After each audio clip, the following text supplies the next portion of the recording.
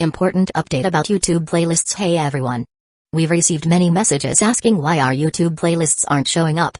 Do we create YouTube playlists? Yes, we absolutely do. So why can't you see them? Honestly, we're not sure. We've been in contact with YouTube support for several months now, but we still haven't received a clear answer or solution. After much discussion, our team has decided to take matters into our own hands. We believe the issue might be related to the number of playlists we've created on a single channel, possibly too many. Our solution? We're launching 2 additional YouTube channels, giving us a total of 3. This way, we can organize our audiobooks better and avoid the playlist visibility issue in the future. This change only affects our YouTube audience. If you're a patron supporter, you can still access all our audiobooks by visiting the collection menu on Patreon. Thanks so much for your time and continued support. Happy listening. Chapter 1. Unlucky Assassin. Isn't it Manager Kai? My god, it has been a while, hasn't it? How are you? Anfi asked, smiling warmly and holding out his hand in front of him. Kai Guangyao started moving his hands away from his belt. In fact, he found himself disliking this man who greeted him in the bathroom. For someone experienced with the way of the business world, the first thing one needed to do was stay calm, keeping their emotions a secret to the world. The man was wearing a friendly smile, and his clothes were finely made. It was in Kai Guangyao's best interest not to offend anyone, especially someone whose background was unclear. Kai Guangyao, realizing this, put on a smile and took the man's hand. Evening. Pardon me, I was a little bit drunk, you know, but you are. Powerful men never remember us little guys, the man said, blinking. I heard Manager Kai's real estate business is going through the roof, of course you would forget someone like me. Nonsense, Kai Guangyao said awkwardly. Before he could finish, something pricked his palm. Instinctively, he yanked his hand back. What was that? He demanded, holding his stinging hand. Me? I didn't do anything, Anfi widened his eyes. Nothing? Kai Guangyao said angrily, looking down at his hand. There was no wound. Oh, I got it, Anfi said, throwing his hands into the air in a moment of sudden realization. He pointed to a ring on his finger. It must have been my ring, he said. You see, it is uncomfortable to wear, but it is a family heirloom, what with my father's recent passing. All right, Kai Guangyao said impatiently. If you don't have anything else to say, would you please leave? I have other people to attend to. At first, he didn't want to offend anyone, but as soon as the pain shot up his hand, Kai Guangyao felt a sudden irritation he hadn't felt before. He didn't know where it came from, since pricking his hand was usually the least of his problems. I am very sorry, Anfi said, defeated. I am very sorry. I will stop bothering you, Manager Kai. He bowed and left the bathroom with a troubled look on his face. Weird, Kai Guangyao said, as he turned around and unbuckled his belt. As soon as he was out of the door, Anfi exchanged his upset look for one of nonchalance. The jade-colored floor glowed softly beneath his feet, weaving together with the golden light of the wall lamps. All around Anfi, the sound of men's coarse laughter and women's soft flirts flooded into the long hallway. All the doors were crafted from exquisite eagle wood, filling the hall with a gentle fragrance. However, none of these could distract Anfi now. To a non-looker, he was walking rather slowly. In reality, his speed was almost 2 times faster than a normal man's, and he did not slow down until he had reached the staircase. Just as he rounded the corner, he saw the elevator door close. He sighed in a moment of defeat. Nothing seemed to go well today. He had rented a Chevrolet to get to the Jingdu Hotel, but somehow the brake had broken halfway, and it took him way longer than he found comfortable to get rid of the police officers nearby. After that he found a Toyota, but had only had it for a few minutes before ramming it into another car. The young man that drove the other car refused to leave him alone unless Anfi agreed to drive the young man to the hospital. It cost Anfi $3,000 to get rid of him. Anfi was a fairly skilled driver and had never been in an accident. What happened today could only be described as strange. When he arrived at the Jingdu Hotel, he was prepared to do his job, but the elevator broke only 10 minutes later. He remained calm and didn't appear too agitated, gesturing to the video camera to hurry the hotel security team. He was rescued after 10 long minutes. Anfi had always been a strict follower of time, and he thought that it was all but certain that he would fail his mission tonight. Luckily, he found a chance to finish what he intended to do at the last minute. Of course, luck was an unreliable thing. Anfi smiled bitterly as he glanced at the number blinking above his head. The elevator next to him was broken, and the other 2 were approximately 100 meters away. Should he walk? He quickly estimated how much time he had left. 3 minutes should be enough. The number 20 flashed above him. Anfi pulled out a stick of gum and began walking towards the other end of the hall. 30 seconds later, Anfi found himself standing in front of an elevator. After another 35, the door slid open. Anfi disguised his anxiety as he stepped into the elevator. There were only 2 young women in there. They shot a glance at him and returned to their whispers. 50 seconds later, he was in the 8th floor bathroom. He glanced around, making sure there were no approaching footsteps. Then he jumped upwards, his left hand grabbing the pipe, and his right hand sticking his gum onto the surveillance camera. Having cameras in bathrooms tended to cause unrest in customers, but the hotel management did so anyways. Of course, to avoid problems, they were kept hidden, and only in the men's bathroom, but it was still an amateur move. It only took him a few seconds to find them the first time he came to the hotel. He let out a sigh of relief. Thank God he was alone in here. If there was anyone else in the bathroom, he would have been in big trouble. The hotel's surveillance room was on the 30th floor, and the security teams were on the 1st, 7th, and 21st. If the surveillance team was doing their job well, then they would have already found the malfunctioning camera on the 8th floor. Still, the nearest security team was on the 7th, and it would take them a minute to arrive. A minute was more than enough time. Envy grabbed onto one of the bathroom doors and jumped up, landing in the stall.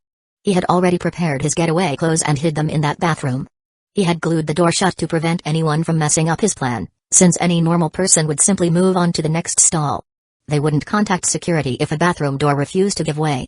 Nowadays, though, weird people were on the rise, and would cause Anfi great trouble should he ever cross paths with one.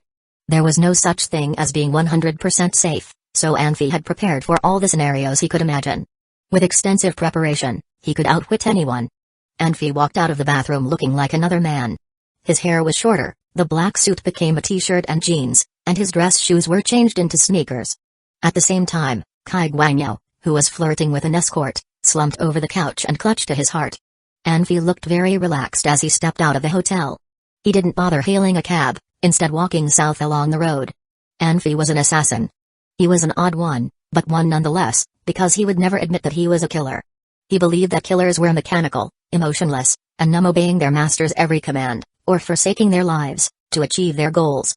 He, however, was noble, free and elegant, and would never place himself in danger. Before he exposed his intentions, he would be a respectable guest, and no one would realize his purpose. Afterwards, there would not be anyone able to reveal his identity. Some jobs he would take, some he would never take, some he would regret taking, all without a care for his reputation. He thought that the world was dark enough, and he didn't want to harm those people with talent and sparks. Although he was exceptionally skilled and could often mask his work as a natural death, he lacked a steady stream of customers. A kebab peddler poked his head out from an alley, made eye contact with Enfi, and nodded. These people didn't have an easy life. In a city this size, they lived in the poorest houses, leaving before the sun rose and returning long after the sun had set. They could only earn enough to feed themselves. A few decades ago, even a street peddler could earn more than a nuclear physicist. Now, after years of government interference, these peddlers' lives sank below the average. Of course, they could fight to raise their living standards, but there were a lot of people who didn't want them to do that. As soon as the police cars appeared, the peddlers scattered in fear of confiscations and beatings. It wasn't anything new that city police beat people to death. Under the teachings of a few skilled men, the general masses had mastered the skills of guerrilla warfare. Running when the enemy appeared and coming back when they left, a man was able to earn a living. Anfi was an easygoing man. He smiled at the kebab peddler. "Busy?" he asked. "I want $10 of lamb." The man glanced around, making sure the coast was clear, and then he smiled. "Of course, sir," he said. "Right away." Anfi glanced towards the hotel, waiting. Not long after, an ambulance howled past, stopping sharply in front of the hotel. A few emergency workers rushed out, carrying stretchers and emergency kits. Anfi sighed. He had the habit of lingering near the scene whenever he finished a job, so that should anything be amiss he could formulate a plan to deal with the problem. For now, the death attracted no suspicion. Kai Guangyao had an extramarital relationship, and the 2 women, each with his child, had always been at each other's throats. Now that he was dead, the 2 women would redirect all their attention to his inheritance. No one would care whether he had a natural or an unnatural death. He would barely be cold underground. Pity. The police should pose no problem either. The officers with more unclosed cases were more likely to be fired. No one wanted to be in charge of a cold case, and no one wanted to be investigating a case like this. If the 2 women were just focusing on his inheritance, of course the case would be dropped. "Hey, want any spices?" the kebab peddler asked. "Not too many," Anfi said, rubbing his hands together, causing a lump of white putty to come off into his hands. His fingertips were covered with a specially made grease that concealed his fingerprints. It dried off when applied. Even if he shook hands with someone, it would leave no residue. The only loophole was his clothes, but he had sprayed them with chemicals. The police canines would suffer a hard blow should they inhale too much. Plus, unless the death was suspected to be foul play, his clothes would never become evidence. If the police didn't interfere, his clothes would simply be left at the hotel's lost and found, waiting for an owner who would never return. "There you go," the peddler said, handing him his kebab. Anfi took it, thanked the man, and stood there, eating it in small bites. He needed to wait a bit to see what the doctor's verdict would be. If it was suspicious, the police would be here in no time. If Kai Guangyao was determined to have died from cardiac arrest, his family would be contacted to take care of the aftermath. For now, the truth about the man's death was an unknown, but Anfi was careful and hoped to get some confirmation. At that moment, a Santana and a small truck drove towards where Anfi was standing. Instinctively, Anfi took a few steps back, trying to figure out the situation within the alley. "That's him. Get him," a fat man called out, sticking his bandage-wrapped head out of the car. Anfi recognized the symbol on the car. It was a car from the city police, and it had nothing to do with him. The peddler looked like a spooked animal. He grabbed his cart and dashed into the valley, right into Anfi. In a moment of panic, the peddler pushed Anfi aside. "Get out of my way," he called. Anfi was well trained. If the man was coming at him with a knife, he would have known exactly how to deal with it. He didn't want to hurt him though, and only took a step back. The peddler slipped, and his hand pushed against Anfi's, triggering a series of reactions that would otherwise only happen in movies. Perhaps it was because the peddler wanted to save money, but the peddler didn't use disposable skewers. He used a sharpened bicycle spoke, to more conveniently pierce the meat chunks. Anfi was eating while the peddler dashed towards him, and since the peddler had no intention of attacking, Anfi wasn't alarmed. In a moment of confusion, the spoke was pushed into his throat. Anfi grunted in pain, and tears welled in his eyes. Not out of pain, but out of natural reflex, wounds to the mouth and throat always triggered tears. The peddler froze and cried out in panic. After seeing someone hurt, he was terrified out of his mind. He ditched his cart and dashed into the alley. Unfortunately, the police car stopped, but the truck did not. It crashed into the cart, which was sent flying into Anfi's face. He was holding onto the spoke, trying to remove it from his throat. His eyes were blurry with tears, and then it went completely dark. When the cart flipped over on the ground, Anfi was slumping as well. The spoke was pushed in so deep it came out under his hairline on the back of his head. To a normal man, such a wound would be fatal. The next day, a headline made it to a newspaper that city police had killed someone, again. Why did they use again? Chapter 2, Not a Nice Person. Light gray clouds moved quickly while the winds blew through them. The ocean lost its beautiful blue hue, and darkness prevailed as the clouds thickened. An isolated island was quietly taking the angry waves slamming onto its shore. The gloomy look lingered around the ocean for miles. There was a decent-sized house at the very center of the island. Jaeger, one of the top 10 archmages in the Pan-continent, stood in the basement working on his self-invented magic array. A long incantation was chanted to start the ritual. Various runes suddenly appeared in the air around him and swirled rapidly along the magic array. A pale-looking young man was trembling and shaking inside of the array. He stared at the runes approaching him as if seeing an approaching demon, his eyes filled with desperation and sadness. Soon, Jaeger finished chanting and tapped the ground with his wand. A cloud of deep darkness materialized, seemingly able to swallow anything close to it, and engulfed the young man. Jaeger took a deep breath, then gathered his power and yelled out the incantation one more time. The light gray clouds had already turned dark. Silver lightning bolts were lashing out with vicious, destructive attacks. Waves rushed towards the shore. However, the waves seemed to get scared of something, backing out even before reaching the sands in front of the house. After a while, the anger from the sky and ocean seemed to fade away, the cloud of darkness gradually disappearing into the array. The young man started to emerge, as if the darkness finally let him go. Jaeger gripped the wand tighter with his right hand, took out a scroll-like amulet, and stared at the young man, unblinking. He would throw out the scroll instantly if anything went wrong. Jaeger, one of the top 10 archmages, didn't hesitate to give up his fame and power to live on this isolated island. He practiced his skills, hoping to break through the bottleneck of his career. Jaeger was over 50 years old, but he was still unwilling to give up the power, wealth and beautiful women. He could only set them aside temporarily because he believed he was nobody without his achievements in magic. He would be the leader in the mages world of the Pan-continent if he could break through this bottleneck. His power would double, and his fame triple. No pain, no gain. Not just the joy he would obtain in the future, even his name would be worshipped well after his death. With this hope, everything including wealth and fame could be temporarily set aside. Jaeger hoped to be able to understand the myth of death, achieving immortality. The array he set up was a path to the evil abyss. When Jaeger saw that the young man wasn't moving, he whispered, Aegea. Aegea definitely wasn't the first one to be used for these kinds of experiments. There were hundreds of young men buried in the backyard, the products of failed experiments. Jaeger's fame could undoubtedly attract some young men with dreams of wanting to learn magic from him. Even if he couldn't get enough young men to come voluntarily, he could still purchase slaves to do the job. For the past 7 years, hundreds of experiments were conducted, but they all failed. However, Jaeger was a man with great willpower, and he understood that there were no true geniuses in the world. The achievements he had now were because of his persistence and hard work. He endured unbearable pain and worked extra hard to gain his fame. Jaeger was initially a fire archmage. He started to learn dark magic only a few years ago, and he also had some understandings of space magic. He learned that there was a limit to the space he lived in. When another alien power entered his space, it would be constrained. But when the alien power was strong enough to break through the space, it would cause the entire space to crash. Therefore, no matter how determined he was to do something, Jaeger could not utilize all of his power, as the scroll in his hand would limit his power in the affected area. Unfortunately, there were only 3 scrolls left.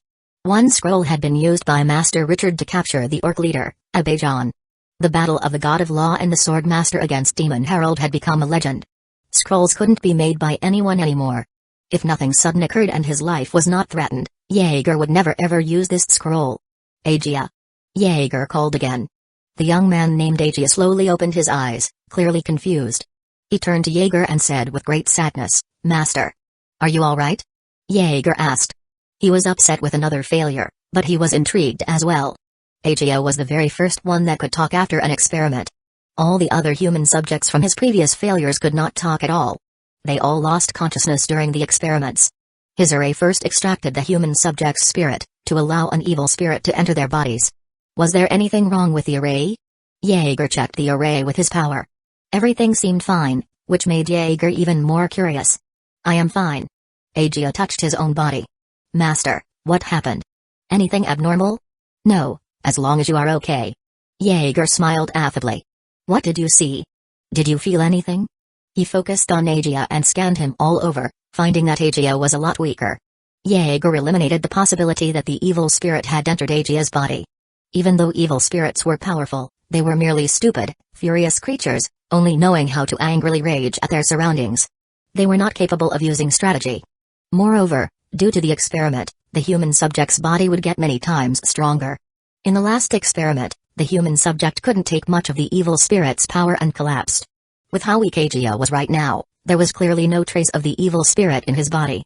I felt I was flying in a dark tunnel, flying. I couldn't see any light. Then I heard you calling me, and then I was awake, Aegea murmured. It seemed something was wrong with the array, Jaeger thought. Master, what time is it now? It should be time to make your dinner, Aegea said, but he could barely stand up. Don't worry about it, it's still early. Go and take a rest. Jaeger was somewhat touched. Among the young men he had used his tricks on to bring to the island, Aegea was the most caring. The leaders in Taman Commercial Union had been alerted because so many young men went missing, and it would take Jaeger a long time to retrieve test subjects from the Maho Empire. Otherwise, Jaeger wouldn't have had Aegea go through these experiments. No, Master, you should go and have a rest, Aegea said firmly. In order to make me become a mage, you are using your power to build this array to rebuild my body, in my mind. How can I be your student if I cannot even take care of you, Master? Rebuild the body was an excuse Jaeger used to make those young men voluntarily undergo experiments. When Jaeger heard what Aegea said, he was not touched, but rather satisfied. He nodded and smiled. Okay, I do feel tired, however. Aegea, you should rest a little bit first and prepare dinner later. Don't forget to take the wine out of the cellar. You can have some wine to relax. Yes, Master. I bowed respectfully. Jaeger smiled at Aegea, then he turned around and walked out of the basement. He did not notice the coldness and hatred in Aegea's eyes. Jaeger believed that the evil spirits were just furious creatures without brains. In fact, Jaeger was one of them. This was a common phenomenon among living creatures, when the powerful ruled the world. They liked to simply use their power to battle. There was a tremendous power difference between Jaeger and the young men undergoing the experiments. Even if all the young men united, Jaeger could easily kill them. Because there was no need for Jaeger to set up any traps, His excuses and attitudes had many flaws. Whether or not the other human subjects could see through Jaeger was unknown, but Aegea could. Otherwise, he would not have been so sad and desperate after seeing the array start. For the past few months, Aegea was trying to escape the island. He wanted to tell the world the truth. He wanted to take revenge on Jaeger for those young men who died in the experiments. But Aegea was a smart kid. He knew that flying over miles of ocean would be nothing to Jaeger, who could easily use his medium-level power to do it. However, it would be very, very difficult for Aegea. Aegea had been waiting for an opportunity to escape, but that opportunity did not come. Instead, the time for the experiment arrived. Aegea understood well that reality did not permit him to fight back, so he bet everything on an evil spirit helping him take revenge on Jaeger. He was willing to pay for the deal with the evil spirit with everything he owned. Of course, what Aegea did not know was that, after the array started, his spirit would be extracted to make room for the agent of the evil abyss. His hope was doomed from the start. Aegea dragged himself back to the room and fell into the bed with great exhaustion. In fact, Jaeger's experiment was already a success, and a huge success at that. To be more accurate, Aegea should not be called Aegea anymore, instead he should be called Anfi. Anfi used to blame God for treating him unfairly. He never ever did anything to hurt anyone. All the people he killed deserved death sentences for the sins they had committed. How come he got killed by a spike and fell into the evil abyss? However, the evil abyss had turned into a promised land for him, after a while. There were several rulers in the evil abyss, and Anfi learned to kiss their asses. He used strategies to make them feel as if he was only loyal to them, despite being a spy to another. Unforeseeably, after he'd grown accustomed to the evil abyss, a strange suction pulled him out and returned him to the earthly world. Was there really a god? Maybe he was afraid of Anfi breaking the messy but organized balance of the evil abyss. Anfi pondered these questions with his eyes closed. The rules of survival in the evil abyss were really simple. The first was self-protection. The second was to become stronger and stronger. Anfi had made it his goal to become stronger than any of the rulers in the evil abyss. It was not impossible to think he could control the whole evil abyss one day, since it was a place where everything would fall into the hands of the most powerful. Never mind. There was no point thinking about matters of the past. For now, he'd better think about himself. Anfi opened his eyes. The coldness and hatred appeared again. He had absorbed a fraction of Aegea's spirit and, through it, learned of this world and Jaeger. Anfi had a strong learning ability. In the evil abyss he was like a sponge, absorbing all the knowledge he'd never had a chance to learn, and thus receiving all kinds of information about different aspects of the world. As the saying goes, take things as they come. First, he had to kill Jaeger, who definitely had some evil plans. Otherwise, it was unknown whether Anfi's spirit would survive sitting in the array again. Jaeger thought Anfi's spirit could be used as an agent to another world with strong power, but this might allow countless evil spirits to come down to Earth. For the people on the Earth, he had to kill Jaeger. Anfi had always been putting himself on a higher moral ground to convince himself that a person deserved to be killed. This was Anfi's thought process before he planned to kill anyone. What was bothering him now was his weak body. He had to be daydreaming if he thought he could kill Jaeger with this weak body. It was much more likely that he would be killed instead. Another matter bothering him was that he was very likely to give the game away, since he had only absorbed fractions of Aegea's spirit, and thus only understood some of Aegea and Jaeger's habits. He had to kill Jaeger fast. It was best done within 3 days. There was a crystal formed at the time he accumulated his power in the evil abyss. It was just like the crystals in the warriors. The difference was that the warriors knew how to use these crystals, but Anfi didn't. The reason he couldn't use it was unclear, but he had no time to ponder this. He needed to kill Jaeger in a very simple fashion. Finding the simplest approach to killing a master archmage with his weak body, and it needed to be done fast. Fuck. He blurted out. To be a master archmage, it meant that one could use his low-level power within 1 to 2 seconds, and medium-level power within 2 to 10 seconds. High-level power was not even something Anfi could comprehend.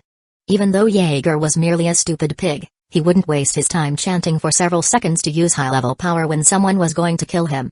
Everyone knew that it would not be a quick battle. As a successful assassin, Anfi liked to systematically plan his time in detail.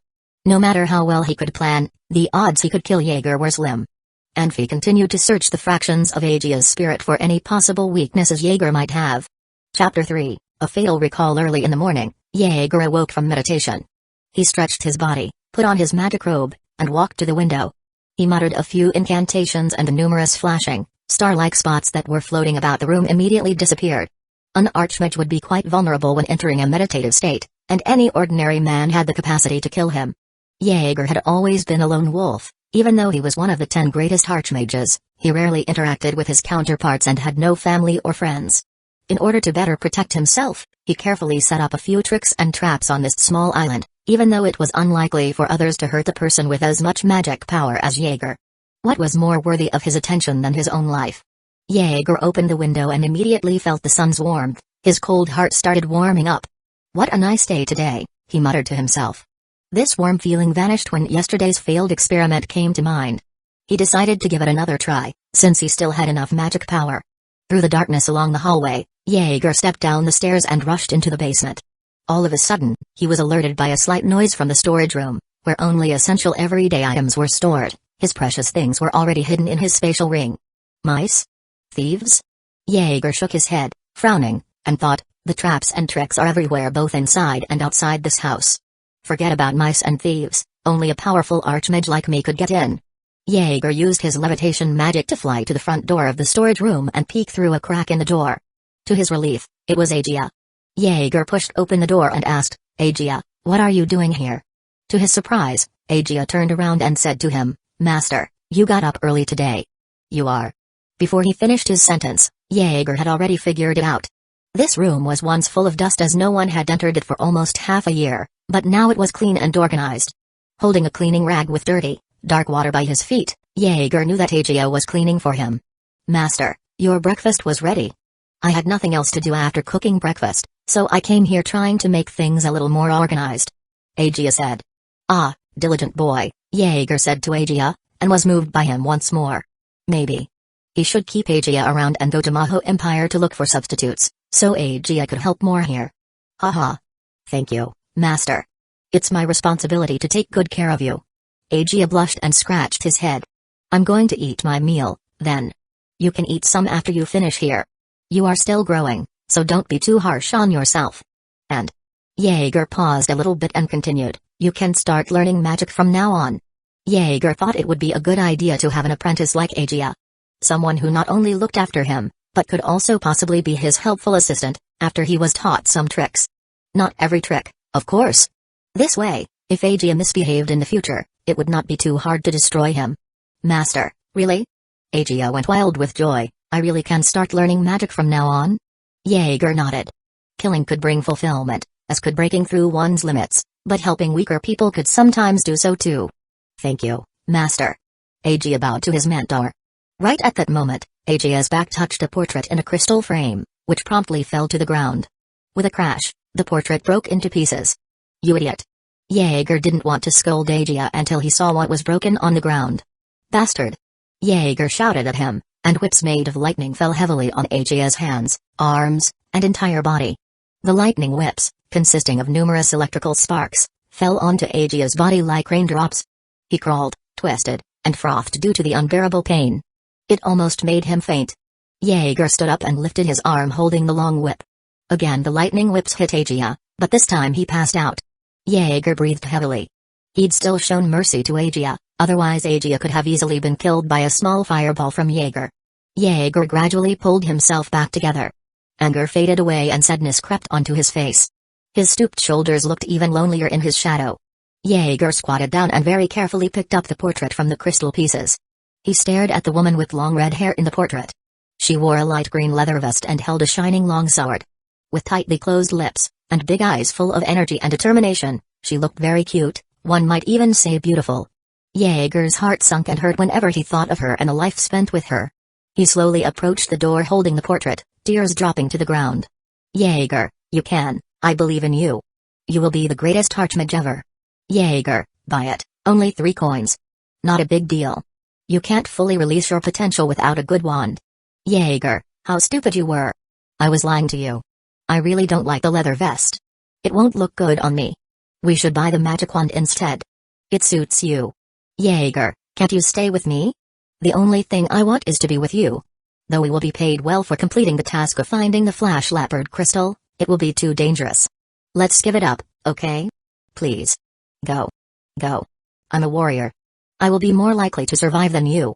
Hurry up. Bam. Jaeger's head hit a pillar. It finally brought him back to reality from those beautiful memories. He covered his face with his hands, but he couldn't stop his tears from pouring out. Although he was a master archmage, he couldn't stop sobbing like a woman. The cherished and precious time spent with this woman always meant a lot to him. One was a genius archmage and the other was a strong warrior. One was always ready to sacrifice for the other. A perfect couple. The man wanted to buy a magic vest for the woman. On the other hand, the woman wanted to buy a magic wand for the man. In the end, the man chose the wand because the special wand could improve both of their powers and unleash more of their potential.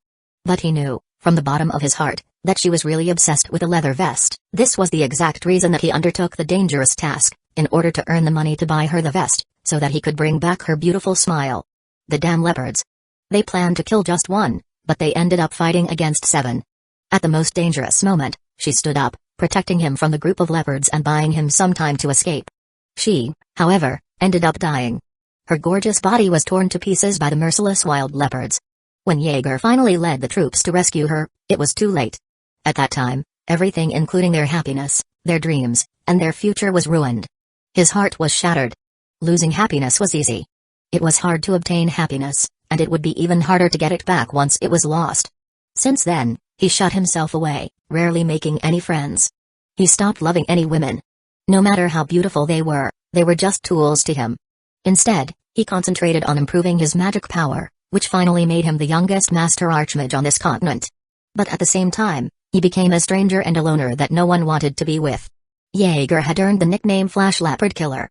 Before he became a master archmage, he liked to go to different places to hunt and kill flash leopards for revenge, but he left the other beasts alone. Other warrior groups learned of his story and his actions. They followed him and collected the crystals after he killed the flash leopards. This continued until recently, when Jaeger got lucky and found a diary from a dark archmage. He finally got back on his feet again. He wanted to learn as much as he could from the dark magic and explore the mystery of death. He was eager to create a new Lisa, his lady, just like God creating the whole world. By watching the portrait drop to the ground and the crystal frame break into pieces, Jaeger was once more brought back to those old memories that made him deeply sad and broken-hearted. His feeling of hatred was so overwhelming, he decided to reset his magic array and use Aegea to test it again. He was glad that he didn't kill Aegea just now. He still needed to use him for the experiment. He had confidence that, sooner or later, he would bring back his Lisa.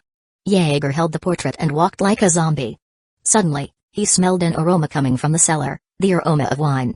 He paused and then turned around, walking towards the wine cellar. He wanted to get a glass of wine, hoping the wine would help him with his anger, sadness, and despair.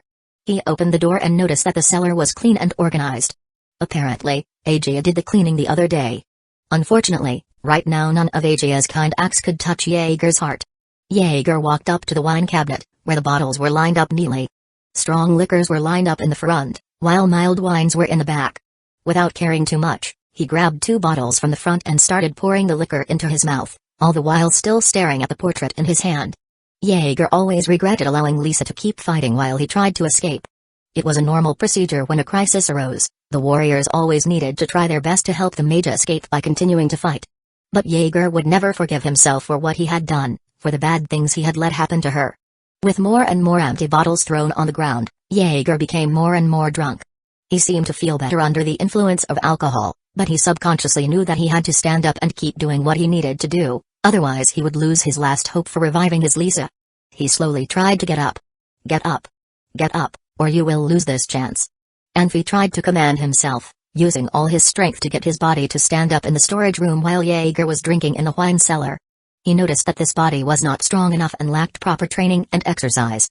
He barely withstood the first round of whips, and the second round of whips made him almost pee in his pants.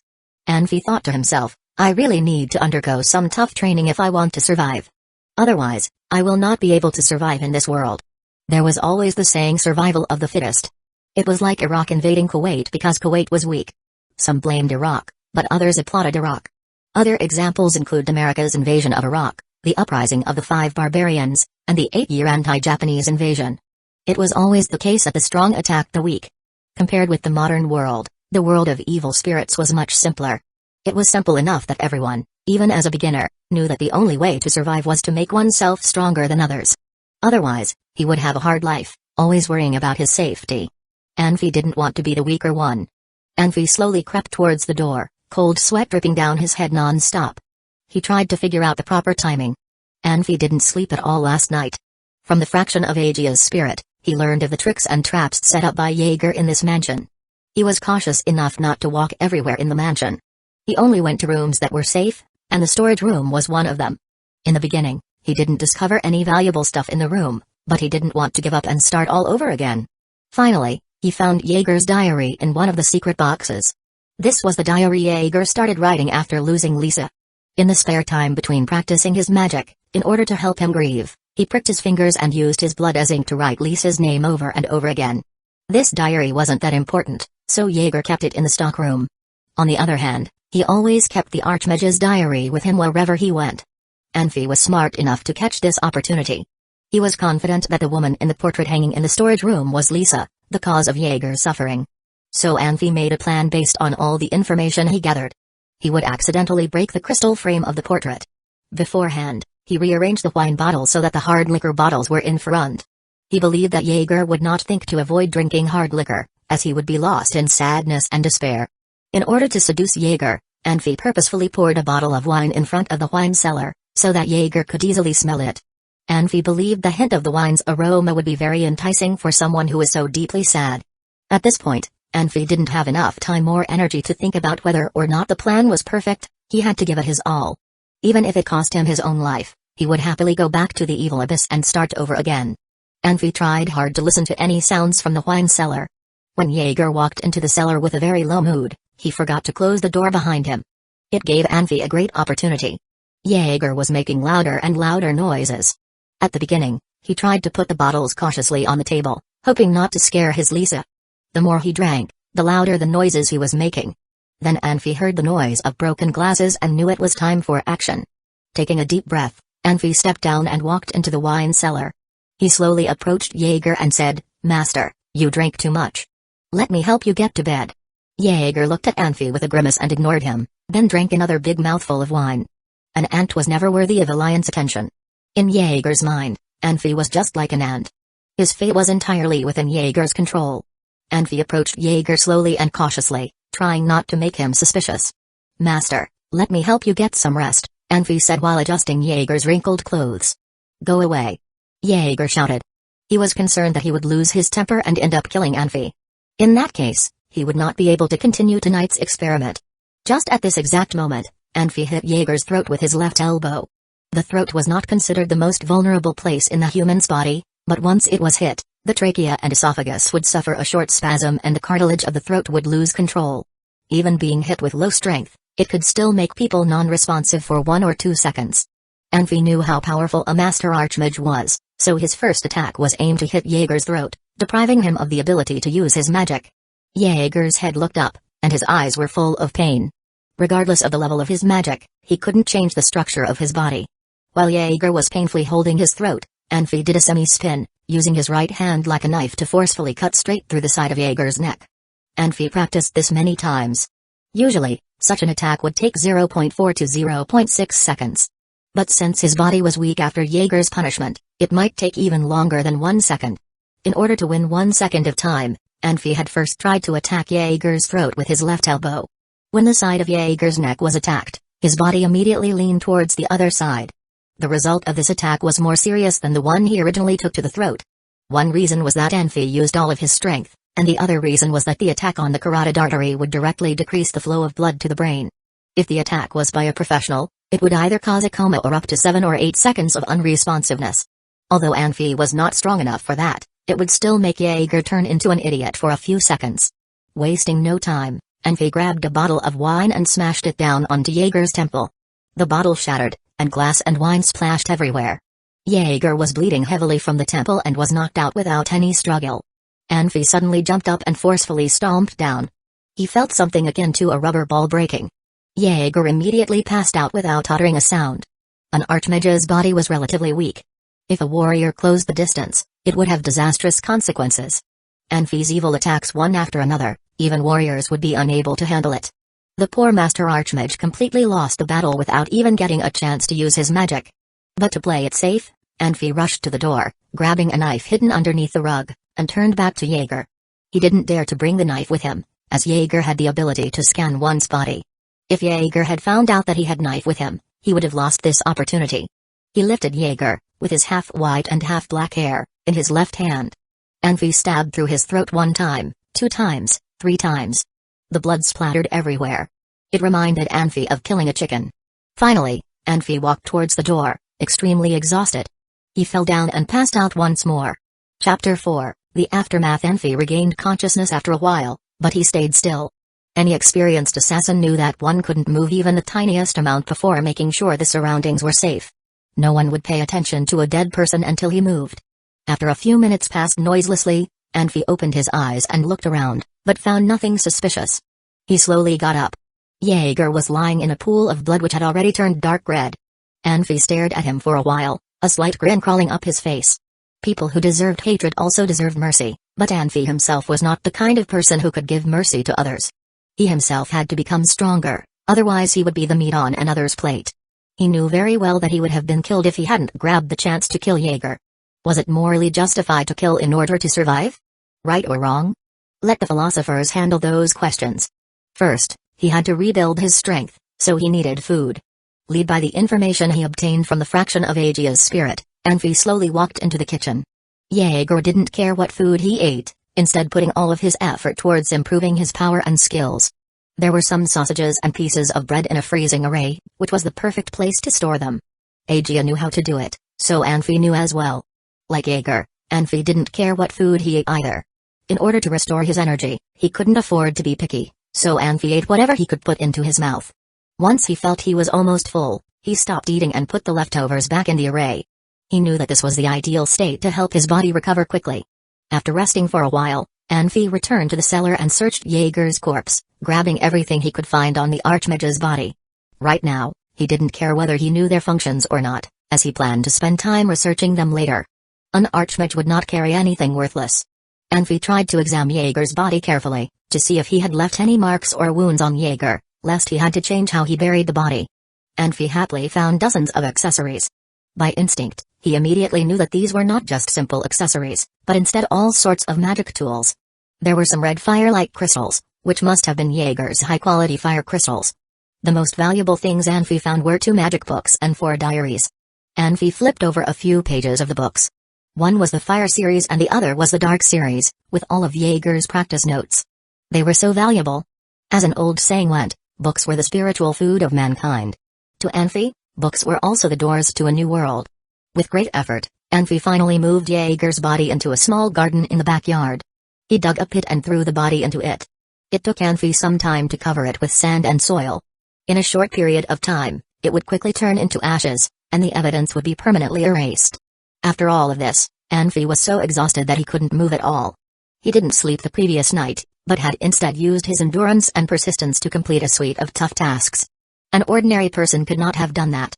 He lay down in Aegea's bed, quickly falling into a deep sleep by way of a special breathing technique. After a night of sleep, Anfi was greeted by bright sunshine through the window. It had been 15 hours since he'd fallen asleep, and all of the pain and tiredness were gone. He took a deep breath and jumped off the bed. Lots of tasks were waiting for him. Anfi stood in the basement, picking up the smallest low-grade fire crystals and throwing them into the array he so despised. In the array, there was a key spot that started it. It could transfer or transport the energy. As Aegea recalled, Jaeger always placed the dark crystal in the same spot, which made the array start automatically. Then he would mutter some spells to complete the whole matrix. If the properties of the array and the crystal didn't match, an explosion was inevitable.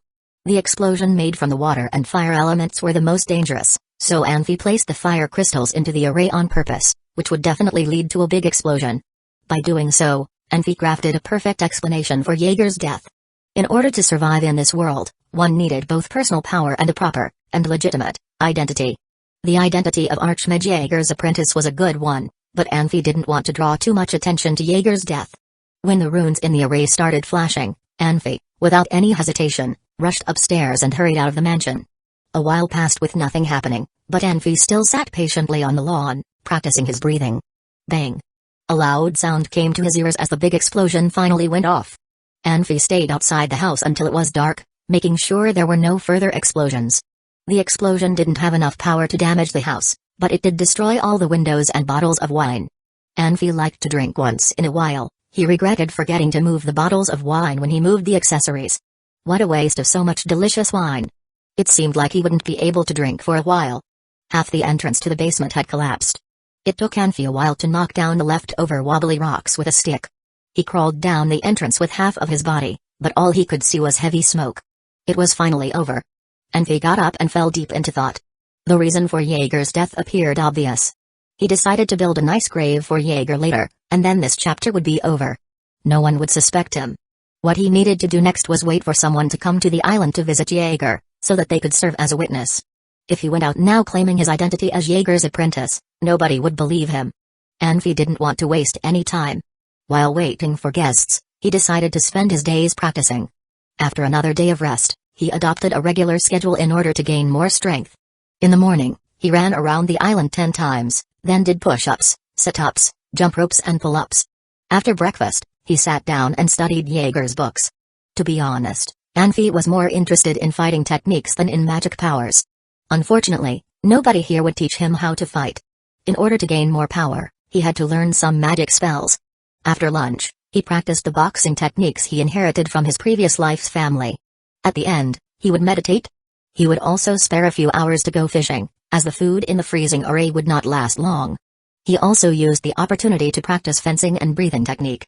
Anfi's family used to practice fencing with long swords, but nowadays fewer and fewer people were interested in practicing. For Anfi, though, fencing was the best way to train his eyes and unleash his potential. Holding his breath was another skill he valued a lot. Scientifically, the respiratory system didn't just refer to the mouth and nose. Humans use the skin to breathe, too. If some golden powder was applied to the skin, one could be choked to death even though one could breathe through their mouth and nose. So, in a sense, holding one's breath was a survival skill. Embryonic breathing was the highest level of breathing practice. Anfi could hold his breath for 10 minutes in the other world, but only 1 minute in this world. He had to start from scratch. After dinner, Anfi started walking around the island and searching for herbal medicine. Martial arts could strengthen the body, but they couldn't fill the body. Anfi's ancestors practiced traditional Chinese medicine, or TCM, for generations. But in his generation, TCM was practiced less and less. He couldn't live a good life working as a TCM practitioner, so he decided to become an assassin instead. Anfi never thought he would find Chinese medicine on this island. Surprisingly, he found some peonies. He didn't think they were peonies at the beginning, because they mostly grew inland, rather than by the ocean. Anfi was pleased to find such herbs on this island, as it meant that he might find other types of Chinese medicine. If necessary for survival, he could start practicing traditional Chinese medicine again. Day after day, Anfi lived his life without knowing what awaited him. Chapter 5, Uninvited Guest. Anfi drew more than 700 lines on the walls of the mansion. His physical capability finally reached its best condition yet. Every line represented one day. There wasn't a clock on the island, so he could only use this most primitive way to record the passing of time. More than 2 years had passed, and Anfi had lost patience several times, trying to cross the strait to find someone to talk to and ease his loneliness. But each time, after swimming about 10 miles, he gave up and returned to the island. The one who was not able to endure loneliness could not win big. Rather than going out now, it was better to continue waiting, because the outside world was unpredictable. Anfi's training method was systematic. Since the original owner of his body was too weak and cowardly, the progress was slow. The first step of combat training was improving his eyes and movement. More accurately, it was to control the instinct to blink. When an object flew towards a person's head, ordinary people would involuntarily blink to avoid their eyes being damaged. This was the main difference between ordinary people and people who had undergone training. When boxing, no matter how heavy the blow was, and no matter what part of the body was hit, the boxers would not blink. Those who didn't train for it couldn't do it. It seemed like eye blinking was irrelevant, but it was actually the most important step. For example, if someone standing 3 meters in front of you was ready to hit you with a brick, it wouldn't take more than 0.5 seconds to reach your body. Blinking would normally take 0.2 to 0.5 seconds. For ordinary people, it could take even longer than a second to blink, such as if they were afraid. If the eyes weren't fully opened after blinking, they would already be hit without any time to react. The boxer would observe the attacker from beginning to end, and 0.5 seconds was enough time for his brain and nerves to respond. Anfi vividly remembered when he first began his training on controlling his blinking. He was hit hard during a snowball fight with his peers. The next day he spent half of the night completing the entire training regimen, followed by more practice to reinforce the results. 3 days later, he had another snowball fight with his peers, but this time he could easily deal with more than a dozen peers. He won the game by using only his natural human reactions to avoid being hit by the snowballs, instead of using his superior physical strength. That day, He was crowned as the Snowball Prince. The fun experience made Anfi more and more interested in combat training. Since that time, he had trained for more than 10 years. In the Evil Abyss, it took Anfi only a few days to complete the eye training. However, due to the weakness of his current body, it took him half a month to finish it here. The other trainings were progressing slowly as well. It took Anfi 2 full years to complete all of his training goals. Although Anfi had Jaeger's diary, the mage's training was also very difficult. The diary could be very valuable to top archmages, as it held a lot of Jaeger's thoughts and experiences, but Anfi felt it was temporarily useless when it came to learning spells. Anfi needed to heavily rely on himself to explore magic. But Anfi was pretty talented. After practicing by himself for 2 years, he could finally release a small fireball, although he didn't know how to do any other spells yet. Normally, it would be shameful for an apprentice to take 2 years to only learn how to release a small fireball, but Anfi was satisfied because it was very handy.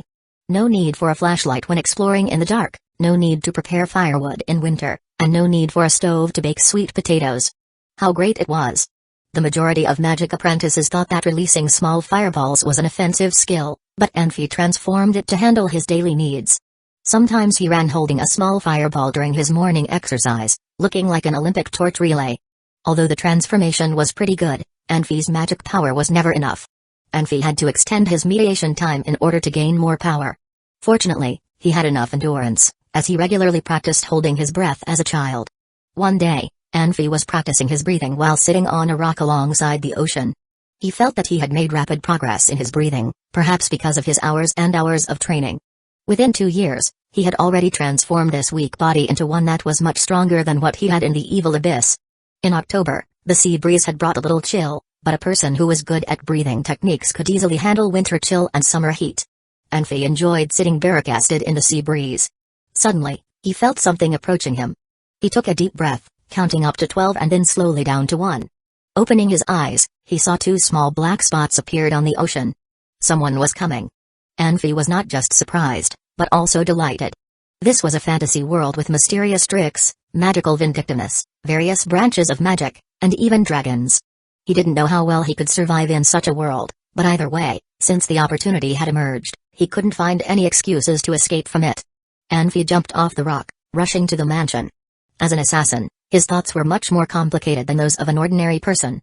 For an ordinary person, he would most likely stay in one place waiting for the vessel, but Anfi thought totally differently. Visitors could be divided into 2 types. One type of person came to visit Jaeger or the island.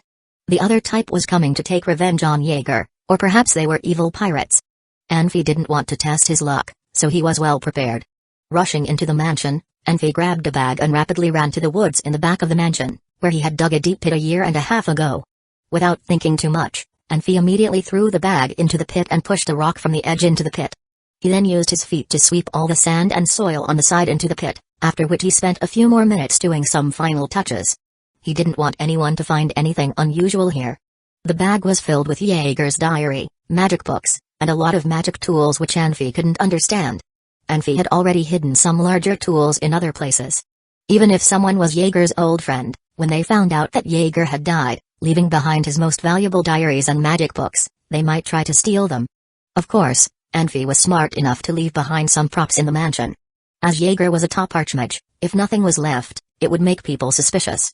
Anfi did not touch the gold and silver artifacts in the mansion, which were prepared for any bad guys. The money was insignificant compared to his life. If the visitor was a robber, he could give out money in order to protect himself. Anfi was willing to surrender all the visible treasures, plus some hidden gold coins. Hopefully the robber was kind enough to let him go. However, if he was unfortunate enough to meet some really cruel guys utterly lacking in humanity, then he would fight without any hesitation. Back at the mansion, Anfi put on his self-made maid robe. He had made some alterations to Jaeger's robe. No matter what level the maid was at, their robes would all follow similar styles, just like a soldier's armor followed a particular style, unless they were made of special materials. The only difference was that the top archmage's robe was inlaid with golden lining, the middle levels was inlaid with silver lining, and the beginner levels was inlaid with silk lining. An apprentice was not even qualified to wear any mage robes. It was rare that someone would fake wearing the wrong level robe. If someone did that in order to draw attention, he could lose his reputation or even be killed by the mage union, if discovered. Anfi removed the golden lining without putting silk lining in the robe, so that others couldn't guess his level. Another purpose for him to deliberately wear the robe was to hide his power to confuse others. When speaking of magic spells, Anfi was only able to release a small fireball, but he had confidence in fighting with his physical strength. If others saw him in the mage's robe and tried to use a mage's way of fighting against him, he would definitely take advantage by using his own strength. Anfi readjusted his robe. He slowly walked out of the mansion and towards the beach.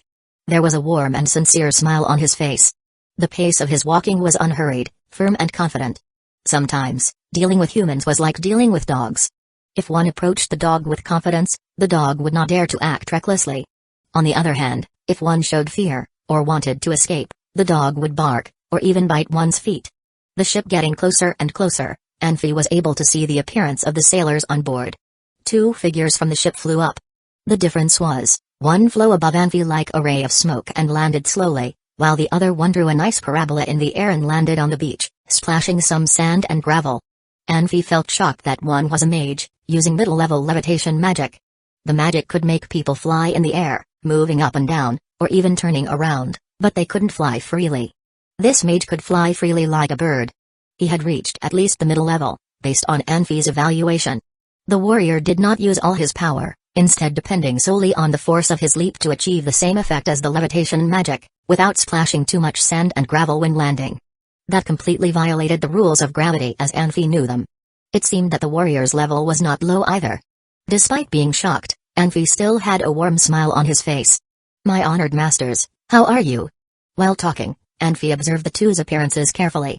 The mage was in his 50s with 2 slightly drooping longevity eyebrows and light blue eyes as deep as the ocean. His high-bridged nose and light blonde hair made him a little bit charming. The warrior was more than 40 years old, looking very ordinary. He was very tall, eyes brown and filled with calmness, as if he didn't care about anything. "My little boy, how are you?" The mage smiled and asked. "Does Archmage Jaeger live here?" "You are." Anfi neither confirmed nor denied the question. "My little boy, please tell Archmage Jaeger, just say." His old friend came to visit him, the warrior continued. "My name is Saul, and his name is Ernest.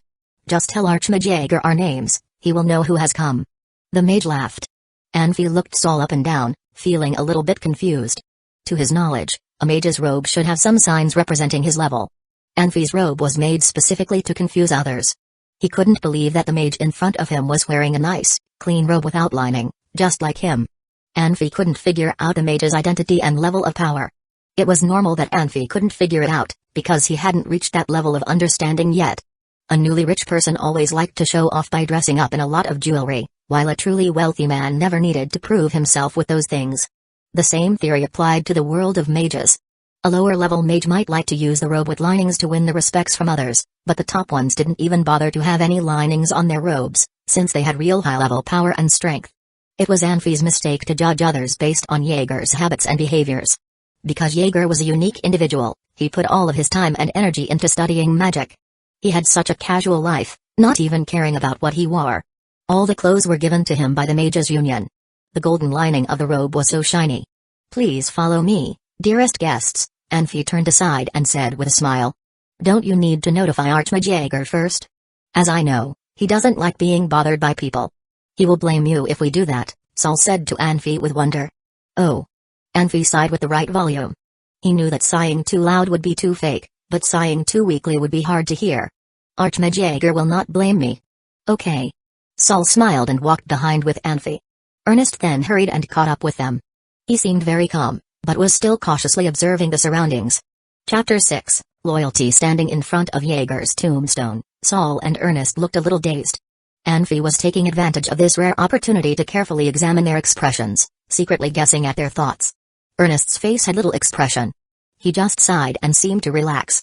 Compared to Ernest, Saul had initially looked surprised, followed by a look of sadness, and finally a look of doubt.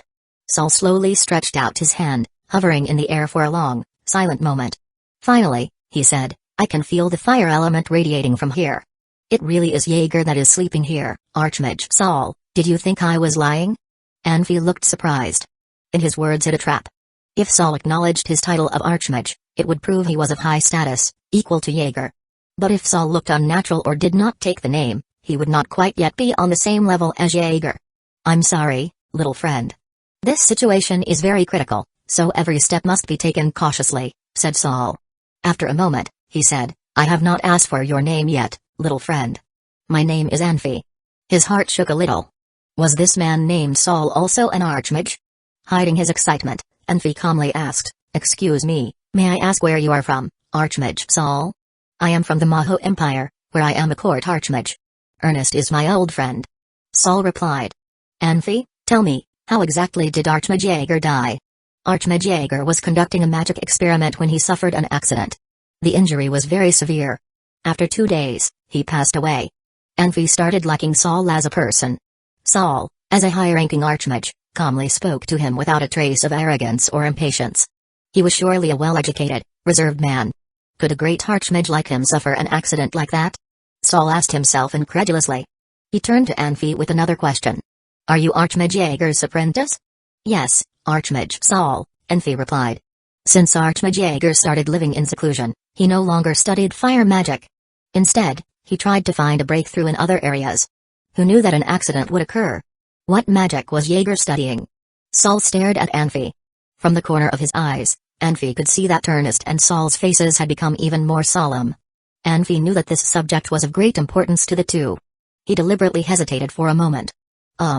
You do not need to tell us if you do not wish to."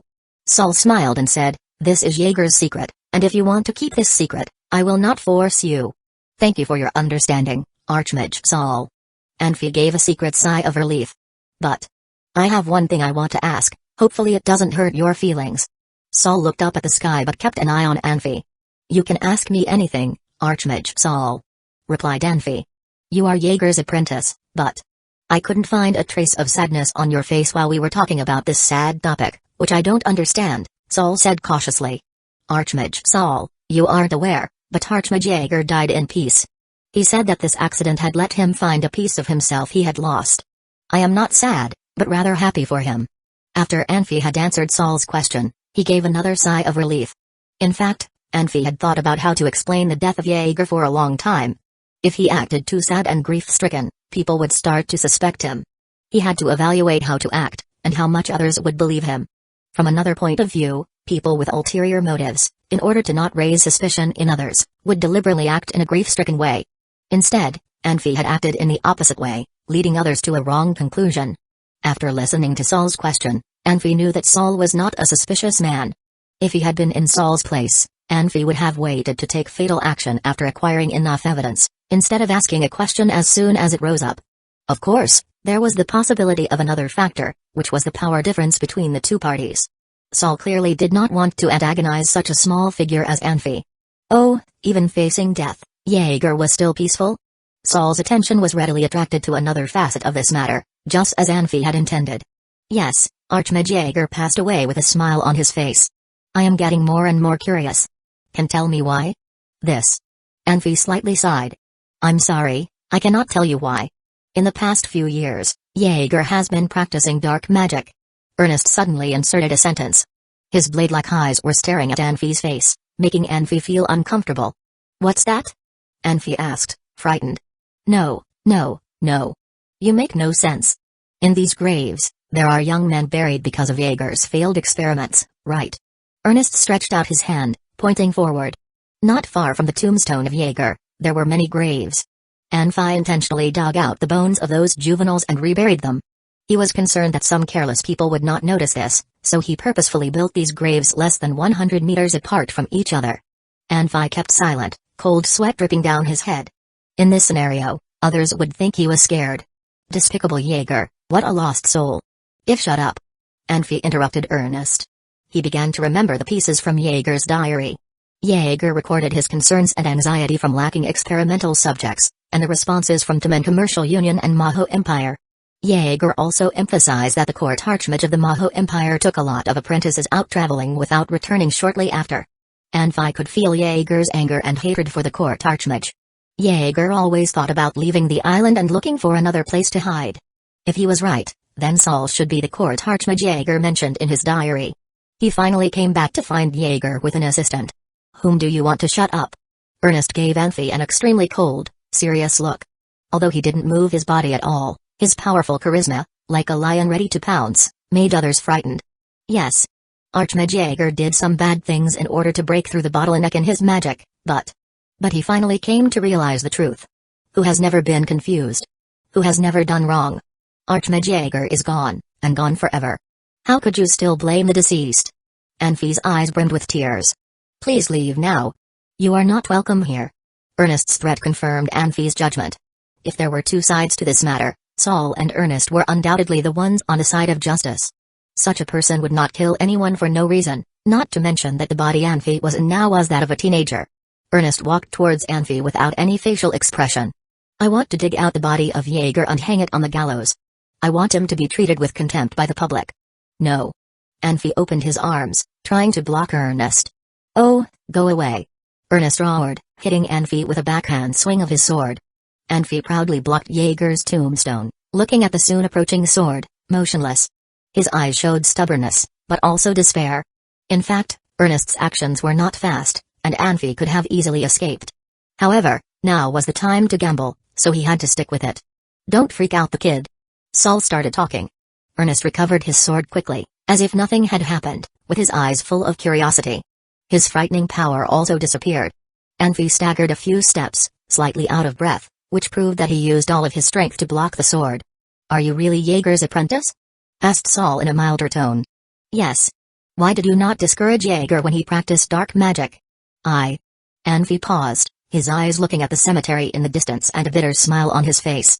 A knowledgeable archmage would not easily believe in what others said to them, but preferred to find their own answers. Anfi used the right body language to lure him into finding the answer. This conclusion would be the most convincing, because people could doubt others, but would not doubt themselves. Were you kidnapped by Jaeger too? Saul laughed. You? How did you know? Anfi looked at Saul with shock. He. When did you become his apprentice? Right before Archmage Jaeger died. Anfi lowered his head. Was it after the accident? Yes. At that time how many people were left on the island? Only Agia and I. Agia went with Archmage Jaeger to do the experiment that day. Agia? If that day Archmage Jaeger took you to do the experiment, it would be Agia talking to me now, right? Saul laughed. Yes. You are a poor but lucky child. Saul sighed. Jaeger is dead, so who taught you magic? I could feel the fire in your body fluctuating. Have you been self-studying? Did Jaeger leave anything to you? In the end, he was the court archmage. He couldn't say 3 sentences without talking about magic. Archmage Jaeger gave me a book, and I have been studying it. Can I take a look at the book? Sure. Anfi took the fire magic book out of his chest naturally, handing it to Saul. But he took it back when Saul reached out to him. Archmage Saul, you. Archmage Jaeger has died. I hope you can forgive him for what he has done, to preserve his reputation and integrity? No worries, we will not go after the deceased. What has passed is in the past, Saul said with a smile. Ah. Anfi nodded his head and sincerely handed over the fire magic book. Although a magic book written by an archmage was priceless, Anfi thought Saul was not into the magic book, but feeling out his temptation. Saul took the magic book, glancing over it for a moment, and gave it back to Anfi. Keep it safe. It's the estate that Jaeger left for you. Don't lose it. I know. Anfi put the fire magic book carefully back into his chest area. Saul looked at Jaeger's tombstone for a long time and sighed. He turned and walked back. Ernest slowly followed Saul by walking at his side, leaving Anfi blankly staring at their backs. Do you want to stay on a deserted island forever? Ernest suddenly turned and said. You want to take me? Anfi asked with surprise and delight. If you want to stay, we will not force you. Saul laughed. Anfi cheered, dancing up and down. Wait a minute, I will go and pick up my stuff. Saul and Ernest looked straight into each other's eyes, spontaneously giving a smile. Who could be more loyal than one that protected the deceased at the expense of his own life? Anfi's stubbornness had successfully won the trust of Saul and Ernest. Chapter 7, A Pathetic Master Swordsman. Is this what you've packed? Saul asked with a dull look in his eyes. Yes. Anfi gave a coy smile. He packed very simply, 2 pieces of worn-out clothes, a few packages of fish jerky, and a stick which looked like a wand but could not perform any magic. There was even a crab freely blowing bubbles on Anfi's shoulder. Jaeger was an archmage, his possessions should not be so few, right? Saul asked, not sure whether he should laugh or cry. Those are my master's possessions, not mine, Anfi responded. But Jaeger is dead, and you are his only apprentice. I believe you have the right to keep his possessions. No, not exactly. Anfi answered. There was stubbornness in his voice. Archmage Jaeger's grave is here, and he will be lonely on this deserted island. Let his collection stay with him. If I am determined and work hard, I believe my future achievements would not be less than Archmage Jaeger's. Unbelievable. Unbelievable. What a decent young man. Saul was touched from the bottom of his heart. He did not know how talented this young man was, but he was for sure one of the best. No, he was the best in terms of morality. Saul was jealous that Jaeger had the luck to have a such wonderful young man as his apprentice before he passed away. Since Jaeger has died, the magic array has stopped working. If others discover these items, do you think they will do the same as you, leaving all the items with Jaeger? Ernest asked dryly. Ah. Anfi hesitated, then showed a look of annoyance. Then. What should we do? What should we do? Don't worry. I do not have magic crystals with me right now, but I will bring the crystals back next time I return. No one can disturb Jaeger's peace once the magic array is set up with crystals, Saul said with a smile. Thank you, Archmage Saul. Anfi said with sincerity. You're welcome, kiddo. Saul saw the crab on Anfi's shoulder. Is that your magic pet? Saul thought the crab was Anfi's magic pet. He ran his eyes over the crab and realized the crab did not give off any sense of magic. It was just a regular crab. Yeah, his name is Liuleu. He has been my company on this island for a couple of years. I can't leave him on the island. Anfi laughed. Jaeger has. How long have you been on this island by yourself? Saul initially wanted to ask how many years since Jaeger died, but he changed the way he asked because he didn't want Anfi to feel sad again. Ah. Anfi fell into thoughts. Almost 3 years. 3 years. Saul felt that 3 years could be the most precious time for any young man, regardless of whether he wanted to learn magic, the sword, or even a trade. 3 years could be enough time to build a good foundation for a bright future.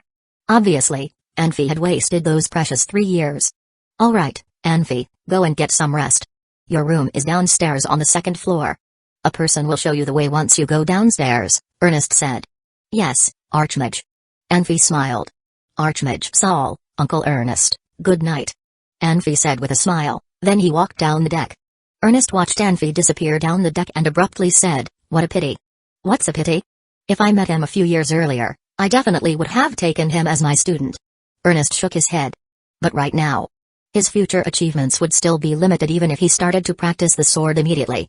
Don't forget, he was an Archmage's apprentice, Jaeger's apprentice. In fact, Saul was also thinking of taking Anfi as his apprentice.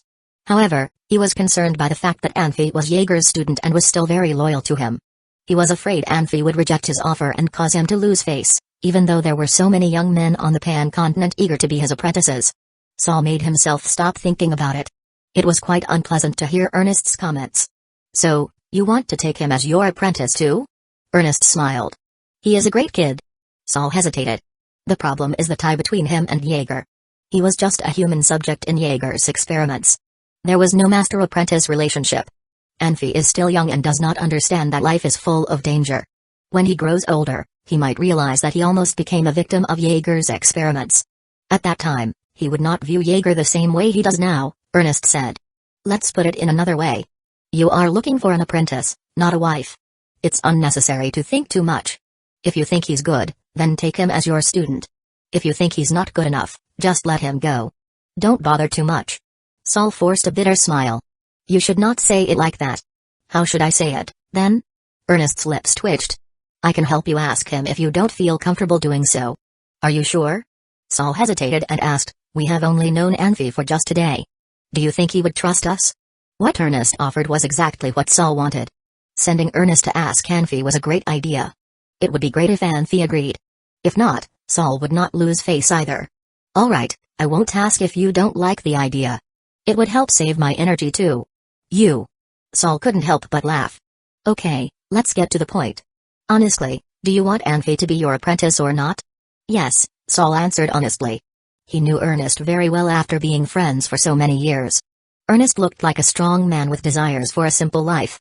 In fact, there was a very naughty side to him, which made his old friends not know whether they should cry or laugh sometimes.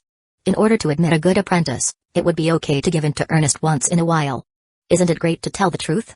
Ernest smiled with satisfaction. Saul, I noticed that you've been thinking way too much as you grow older. You've also grown a lot more timid. I was forced to come all the way here with you just to fight Jaeger. Are you scared of Jaeger that much? I was not scared of Jaeger and Jaeger was not scared of me either. We both did not want to see anything go terribly wrong in the fight. Saul sighed. There are many unexpected occurrences in a battle between archmages. A slight change can cause the balance to shift irreversibly. You are single, but I am not. Saul stopped when he realized he might have touched one of Ernest's sore points. Then why do you need me to be your assistant? Ernest gave a slight smile. Do you think what you have already done was just? I am not a knight, and never wanted to be one. He looked on with a cold smile. Ernest, you said Anfi doesn't know about life's dangers and deceits. How about you? You still believe in justice? Did you forget your experiences? Jaeger was a lone wolf. He preferred to work alone. No one liked to help him, otherwise he would definitely have assistants to fight me. Ernest became silent. The miserable memories started coming back to him. After he had just become a master swordsman, Ernest constantly challenged other swordsmen to look for breakthroughs in his skills. One time, he fell into a trap and was surrounded by a number of people. 2 of them were swordsmen he had defeated before.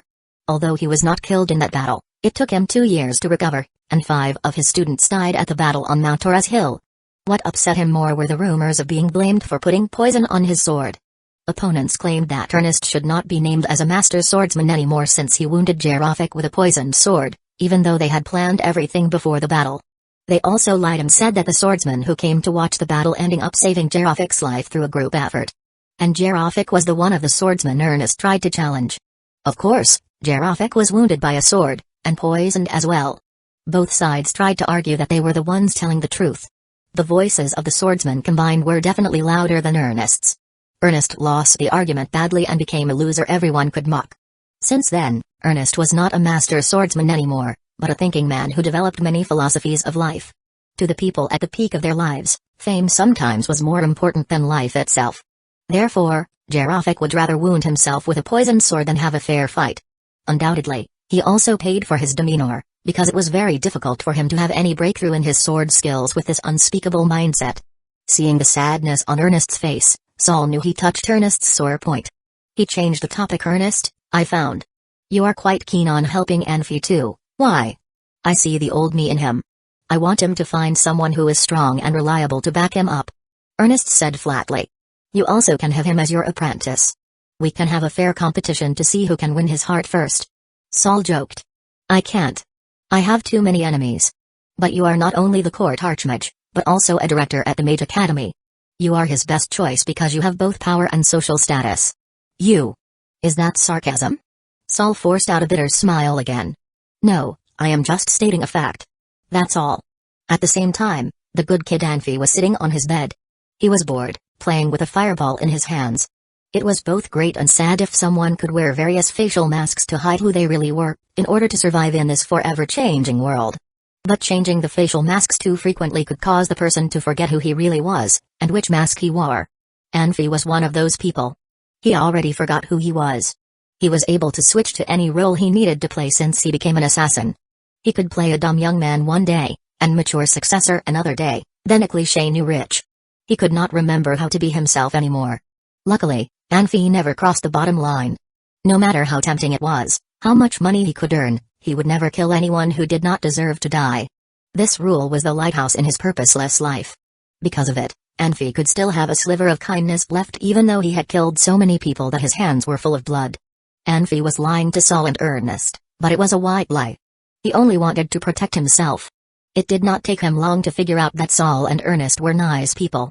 They were not greedy at all when they were talking about Jaeger's possessions. There was sincere concern for him in their eyes as well, unless they were playing their roles better than him. From another point of view, he was simply a poor young man. There was no purpose in taking advantage of him. There was no point for them to play with him, so Anfi trusted his judgment that Saul and Ernest were nice people. Should he continue to play his part to gain more of their affection and have them back him up, or should he explore the world by himself? Anfi wasn't sure what to do. He already felt like he owed Saul and Ernest based on the current situation. He wasn't used to owing people.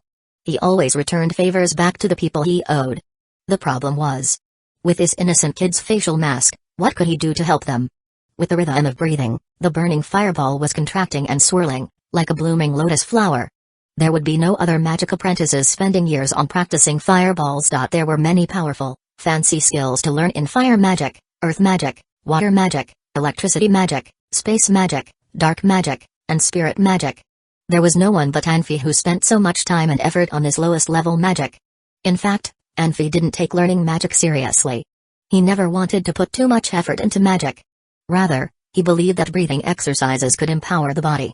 Playing with the fire element was just a game to him. Anfi believed the skills that could save his life were not magic skills. Chapter 8, Go with the flow. This is it. Sol sighed.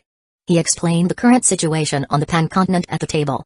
For some reason, Sol's explanation of the situation was a lot more exaggerated than reality. Tamen Commercial Union was a union consisting of many cities. The union developed in a special way because of specific characteristics of its organization. Each city in Tamen Commercial Union was extremely wealthy, and people lived good lives there. Each city took turns leading the union. Since each city held its own interests, when the time for war came, requiring them to band together to fight the invaders, they could not agree on when and how to fight. What usually happened was that some cities fought, while others refused to do so. It had been a mess in terms of battles. To survive, Tamen Commercial Union relied heavily on the Maho Empire. Every time Tamen Commercial Union was under threat, the Maho Empire would send troops to help. Undoubtedly, Tamen had to pay gold coins to the Maho Empire as tribute to keep this relationship going. Kings of every era in the Maho Empire understood that it was not a smart move to kill the goose that laid the golden egg. They provided security for Tamen Commercial Union with everything they had. When Tamen needed help, Maho Empire lent a helping hand. There were hundreds of young men continuously going missing in Tamen, so Maho Empire sent out their best archmage to do the investigation. This was the reason Sol had come to Jaeger's Island. It was very obvious that the Maho Empire took Tamen's issues seriously. There were other powerful empires that did not like the Maho Empire's monopoly on Tamen Commercial Union's tributes, so they picked fights with the Maho Empire a couple of times. The relationships between the Maho Empire and the other empires were getting seriously tense, which forced Maho Empire's troops into defensive mode. Sol exaggerated the tension between empires as being a lot worse than it really was. He also lied about the involvement of the Dark Mage and the Necromancer.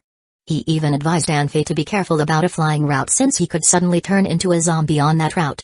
Anfi's face turned pale with Sol's words. He used to watch horror movies. He knew they were just movies so they didn't scare him. However, everything could change in a single second in the magic world. If he turned into a walking dead, he'd rather die. Anfi, which level did you reach with fire magic? Can you use medium level magic yet? Ernest asked. I can only shoot out little fireballs. Only shooting out little fireballs? The look on Ernest's face was quite weird. With the skills you have, you cannot survive in this dangerous world at all. What should I do, then? Anfi asked anxiously. How about going back to the island? It's safe there. Anfi had already read Sol's minds, but he still had to play a simple and kind young man. He couldn't screw it up. Going back? To the island? Ernest laughed.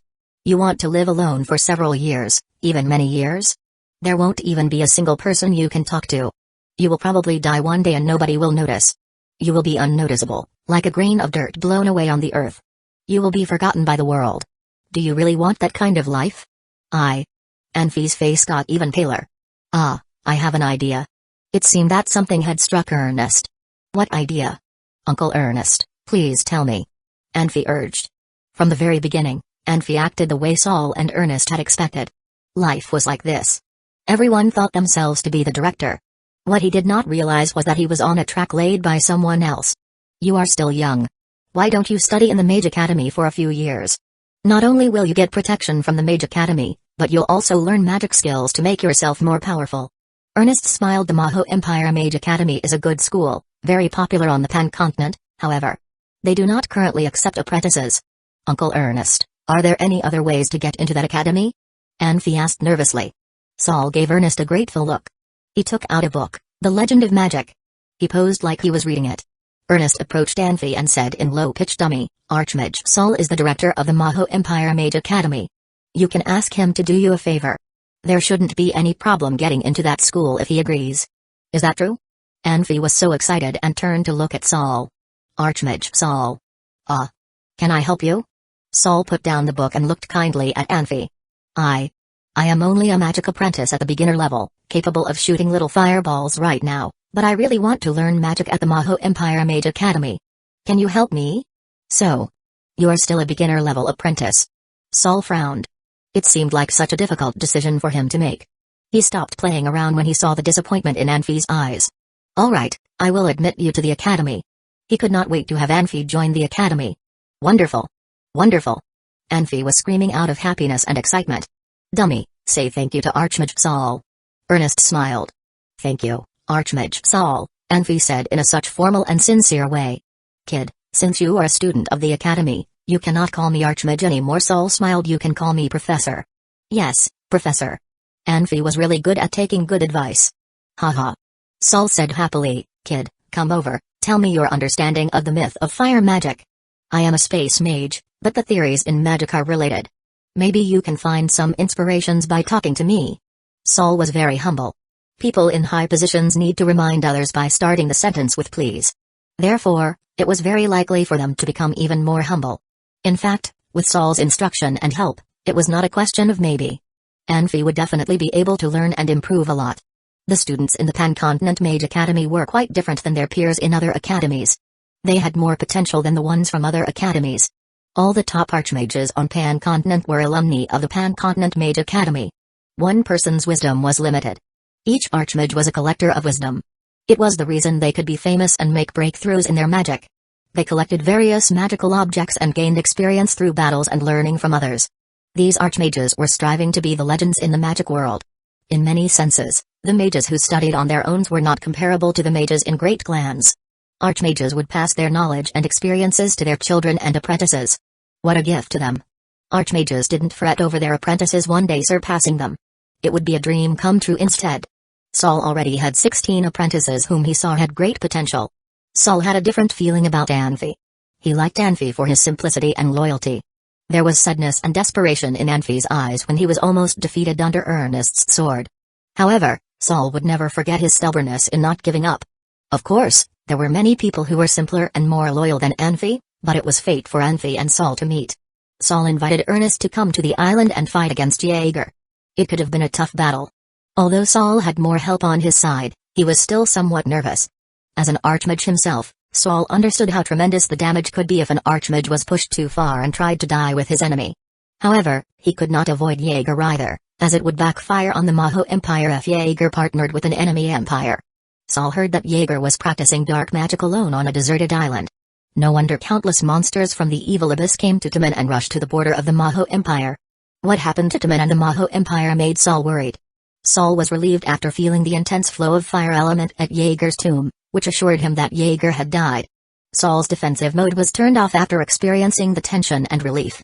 Anfi stubbornly never giving up was magnified a couple of times in Saul's eyes. In another word, Saul was impressed by Anfi's strong willpower. Saul expected his other apprentices to be successful in the future. Every mage had the hope of revisiting the glory of the magic world from thousands of years ago. The reason Saul wanted Anfi to be his apprentice was simply the affection he held towards this kid. Saul would not regret his decision even if Anfi did not have the potential to be a great mage.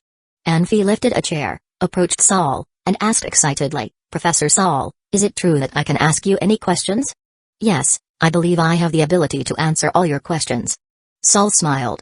Can magic be done without chanting an incantation? This question had bothered Anfi the most for a long time. He hated incantations and felt it was like the symbols burned in his own world. He actually answered this question by himself today. Anfi never chanted any incantation when he practiced fireballs. Today he focused all his energy on responding to the fire element. He successfully shot out his first fireball without an incantation after 1 year of practice. Yes, you can.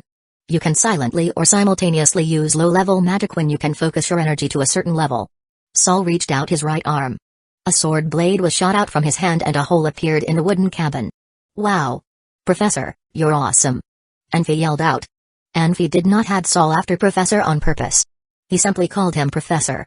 Anfi knew Saul wanted to take Anfi as his apprentice. He just went with the flow and got an archmage to have his back. His life would be a lot easier this way. It wasn't bad to have such an old man as company, since he did like Saul as a person. Haha. Don't worry. As long as you're willing to work hard, you can do it too. Saul smiled. Ernest watched them talking to each other happily and he quietly walked out of the cabin. In fact, Anfi surprised and touched him a lot today. Stars twinkled in the sky and the milky speckles danced along. The light shone from the moon was like the currents moving on the river. Ernest stood on the bow as his eyes moistened. He was remembering his own apprentices who rushed into the fight against the 3 swordsmen and their own apprentices. They risked their lives by joining the battle. Otherwise, Ernest definitely wouldn't have been able to survive the battle on Mount Taurus Hill. The memory of his apprentice Jennison's words still seemed real to Ernest. Master, go, go. They don't want anyone to know what happened today, so they have to kill us. We cannot escape even if we want to. Professor, hurry, go. Get revenge for us someday. Jarofik, wait for me. Just because I am not looking for you now does not mean I have forgotten about revenge. Soon, soon. Wash your neck clean and wait for me. Ernest said quietly to himself. Chapter 9, Friendship. Lower the skiff, we will land elsewhere, Saul said to the captain, glancing at the coastline in the distance. As you say, Archmage Saul, the captain blinked before putting on a smile. But City Chief Bastak has already prepared your welcome feast, my Archmage. There is no time for that. My friends and I have some business to attend to. Plus, I need to get back to the Maho Empire right away. I have no time to linger in Timon. Saul hesitated, then said, please tell the chief that Jaeger was dead. He can sleep soundly tonight. He paused. There is one more thing. I don't want Bastak to flaunt the news around. I will be back in 10 days. Jaeger may be my enemy, but I still wish him peace in death. The captain was a smart man, and of course knew what Saul meant. I understand, my Archmage, he said hurriedly. None of these sailors know your identity or what happened on that island. Only City Chief Bastak and I know. If we keep it a secret, no one would know anything. Good, Saul said with a nod. He glanced at Anfi, who was lingering behind him. Anfi, he said, grinning. Do you want to go see Timon in all its glory? After their long conversation yesterday, Saul found himself liking the scholarly young man more and more by the minute. Should Anfi express his wish to stay in Timon for a few days, Saul would very happily change his original travel plans. No, Professor, Anfi said. Maybe it is because I've spent too much time on that lonely island, but I prefer solitude. I see, Saul said. That is a good trait. Only those undistracted by worldly chaos can really achieve greatness. Keep that in mind. To Saul, Anfi was the embodiment of the traits he most admired.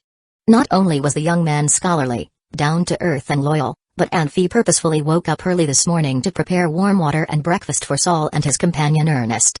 It was a small thing, but Saul found himself admiring the hard-working young man even more than he thought possible. Archmage Saul, the boat is ready, the captain said. Do you need anything else? No, this will do. You stay docked here for a bit, then go into the city, okay? City Chief Bastak was a very welcoming man, especially towards Saul. Saul knew the reason for such hospitality was his position as the court archmage, but it never hurt to have a friend. He had always found it hard to reject Bastak's overwhelming enthusiasm, so slipping away unseen and unheard was the easy solution. Quit wasting time here, Ernest said impatiently. He marched to the small boat and hopped into it. Ernest's movement, although it appeared simple, was a show of self-control and power. His landing point was in the middle of the boat, and the boat took the fall evenly, without tipping over or making a splash. Should he have leaned a hair to the left or right, the landing would not have been so steady. Saul grabbed Anfi, and the two of them fell into the boat gently, mostly thanks to Saul's levitation spell. Anfi sat down and grabbed the oars. There was no sailor in the boat, and he couldn't let Saul or Ernest do the physical work. You know how to paddle? Yes, I do, said Anfi, smiling brightly. There is no need. Sit still, Saul said, pointing to the boat and whispering a spell. A gust of gentle wind answered his call, and the boat lifted out of the water slightly before driving to land at high speed. Anfi lifted his brows. He had only spent a day with Saul, but the man had already changed many of Anfi's prejudices towards magic and its uses. It didn't matter to him if high-level magic was really as powerful as the stories said, its usefulness in daily life had already been made apparent to him. The captain stared after the boat, his eyes filled with resignation. His task, given to him by City Chief Bastak, was to keep Archmage Saul in the city for a few days. Even though he was a top-ranking captain, he did not dare to stop the great Archmage. The only thing left for him to do was figure out how he would report this to the city chief. After a few moments, the boat hit the shore with a soft thud. They landed at a place far from the major port city. The only place in sight was a small fishing village not far ahead. A few tan fishermen fearfully watched the strangers from afar. In villages like this, even seeing an apprentice was rare. A common mage would appear high and mighty to them. Everything, from the people to the small bugs crawling onto the side of the boat before scurrying away, knew what to fear and when to stay away. Saul and Anfi both wore their mage robes, a garment more eye-catching than a king's crown, and the fishermen knew better than to try to speak with them. Saul, Ernest said as he stepped onto the sand. This idiot is going to be your responsibility now. I'm not an idiot, Anfi protested quietly. Ernest, are you leaving again? Saul asked, realizing that Ernest had intentions other than staying. Where are you going? Me? I am used to wandering. I don't need a destination. Go, Go back to the Maho Empire. I'll probably look around in the Tamen Commercial Union before deciding. Ernest, why don't you come with us to the Maho Empire? Saul asked, taking a step forward. You're not worried about me causing trouble? Trouble? Saul frowned. Ernest, if I considered you a troublemaker, I wouldn't even extend this invitation to you. You are my friend, one of the closest. How many times have I asked you? If you and I team up, there is no man that can stop us, not even Jarofik. Ernest, I am begging you. Stop turning me down. Forget that damned justice. I am the court archmage, I know things you couldn't possibly imagine. Have you forgotten how Jarofik treated you? Ernest stared at Saul silently. After the event that stripped Ernest of his innocence, he could distrust anyone or anything, but he would never doubt Saul. Even in his darkest days, when all had betrayed him, turning to that coward Jarofik, it was Saul who had trusted and helped him.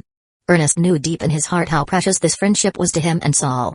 Saul stole a glance at Anfi.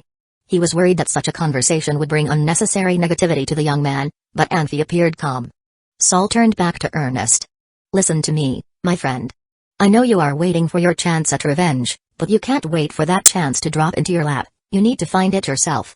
Jarofik is now a high-ranking general of the Aizen Empire's Storm Squadron. He is surrounded by the most powerful men and women in that empire. Jarofik is rising in the ranks, and your chance of vengeance is diminishing. Come with me to the Maho Empire, my friend. The relationship between the Maho Empire and Aizen is tense now. Should war break out, the Storm Squadron would surely be a major player in the field. Then you would surely find your revenge. Listen to me. I have troubles of my own in the Maho Empire, and you would be of great help to me. My friend, Ernest began, his voice shaking, I know. You are the court archmage. You have all this power in your hands, but you keep finding me. I know. You want me to help you now, so you will have an excuse to help me when I go against Jarofik, right? Saul felt a rush of blood to his face. He started, frustrated by his friend's stubbornness. Then why are you still resisting? Just tell me, yes or no? Ernest was right. Saul wanted to show him that he didn't need to be alone. Like how he sought Ernest's help against Jaeger, the end justified the means. How they reached it didn't matter.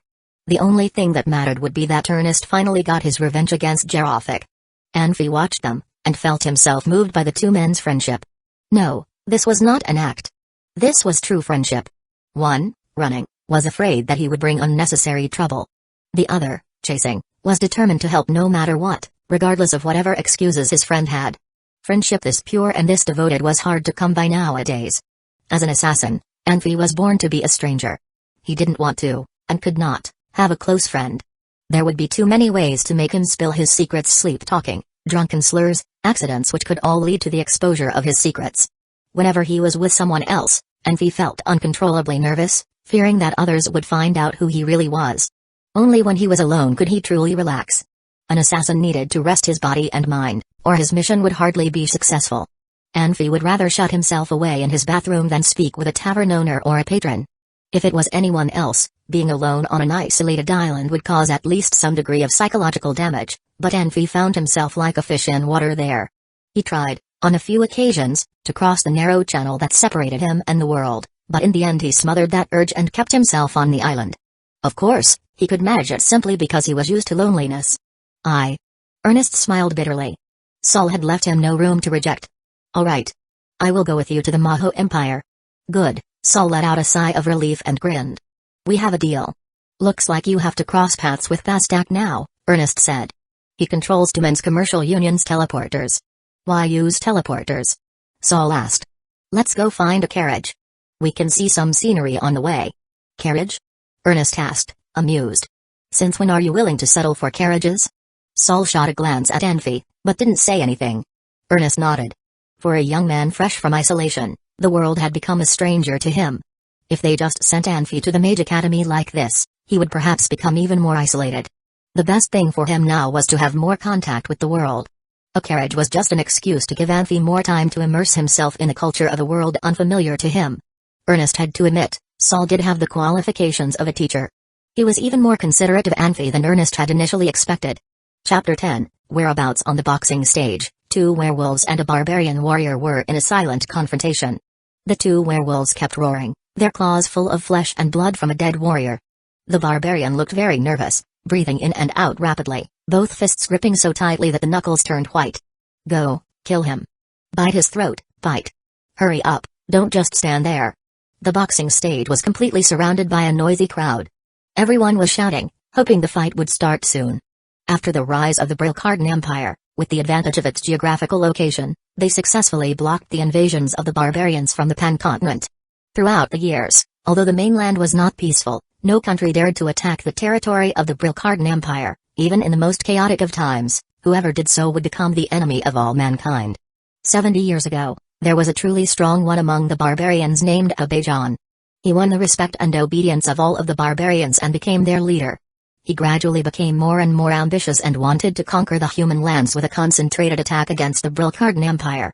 It was a very tough period of time for the Brilcardan Empire, as they lost battle after battle and were pushed to their breaking point. But Archmage Richard stood up and went to visit Aizen as a messenger. They used to be good friends, so Aizen was not vigilant against Richard. Richard carried a vacuum confinement scroll with him. While Aizen was talking to him, Richard suddenly launched the scroll and instantly froze Aizen in the vacuum scroll. But Richard, the Archmage, was also under countless barbarian attacks and died in the Moon Shadow City.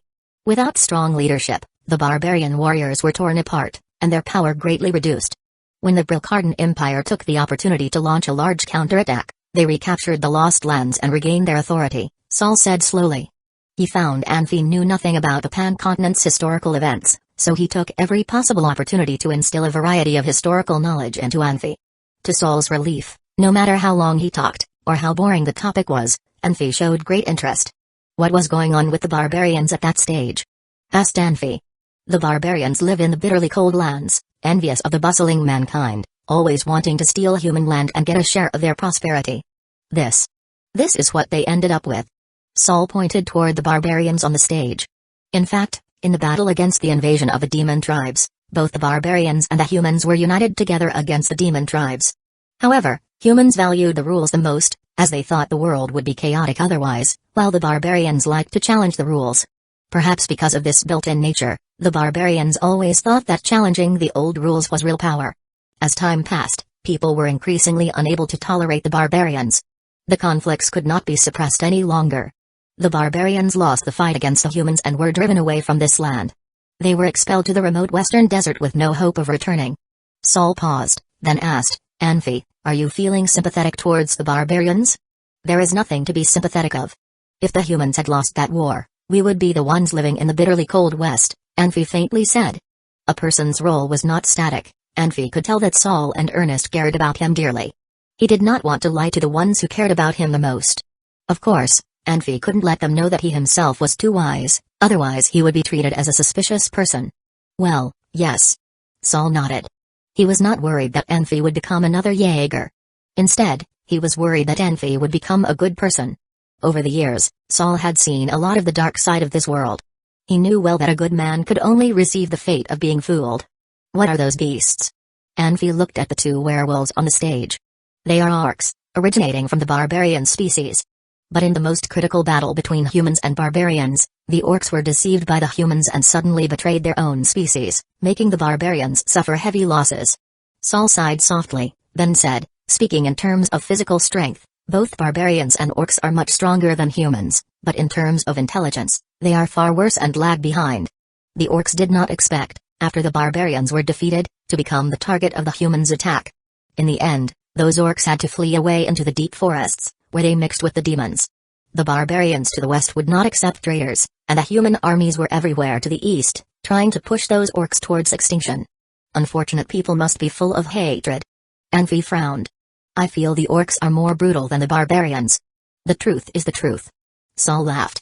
In the countless years of exile thereafter, resentment rooted so deeply in their hearts that their characteristics became more and more extreme. In the eyes of humans, the orcs were nothing more than magic beasts. In the Mage Academy's graduation exam, the students had to kill a certain number of orcs in order to graduate. At this point, the fight on the stage had already begun. The barbarian was obviously a newbie.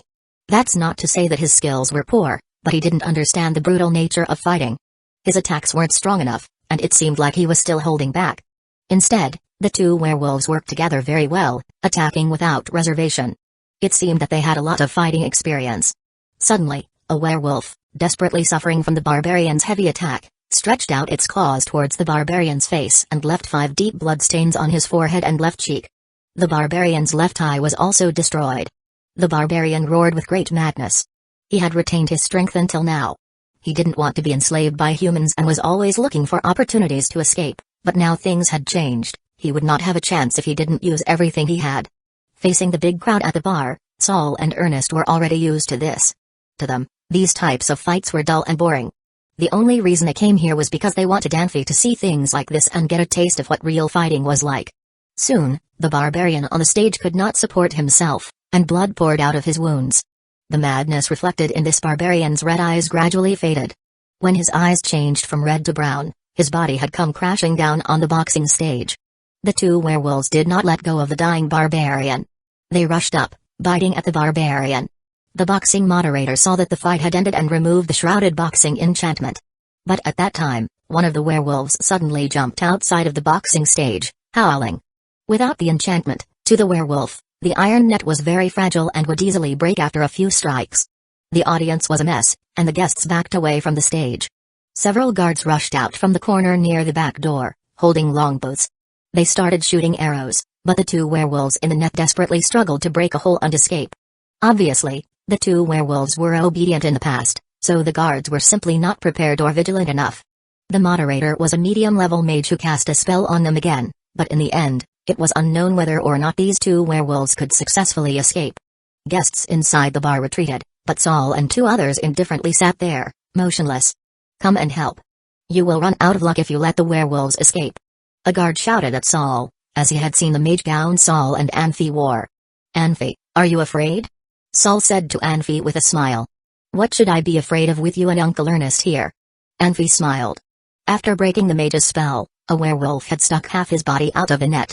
His mouth issued a terrible roar, a pair of blood-red eyes staring at the people around. They were smart in order to reduce the alertness of those around them. They behaved like weak and obedient animals, making the bar guards gradually think they were no longer a threat. Today was a rare opportunity for them. From the morning until now, they only killed 3 opponents who were relatively weak, allowing them to retain enough strength. The boss of the bar also went out with 3 high-level swordsmen. There wouldn't be a better chance than today. Just as a flood was the accumulation of individual drops, so was the werewolves' anger and revenge. Their wild hearts were imprisoned for a long time, inevitably becoming more violent. The werewolves struggled outward from the iron net, staring at the people. Escaping had become a secondary goal. Before he fled, he first wanted to get revenge on all the people around him. A subtle but dazzling electric arc suddenly pierced and hit the iron net. The 2 werewolves screamed miserably. The second werewolf was heavily struck by the electricity and paralyzed on the ground. The bar was suddenly filled with a toasted smell. The bar became extremely silent, and everyone turned to look at Saul, who had silently cast a middle-level spell. Everyone with a little knowledge knew that this old guy was certainly a middle-level, or maybe even a high-level, magician. If people knew that Saul was not an electric spell master, they would be more surprised, because only the top archmages could cast silent and fast spells. "Let's go, the air is too turbid here." Saul took out a few gold coins and threw them on the table. Ernest smiled, standing up and walked towards the exit with Anfi. The silent crowd moved quickly to give way to the 3 mystery men.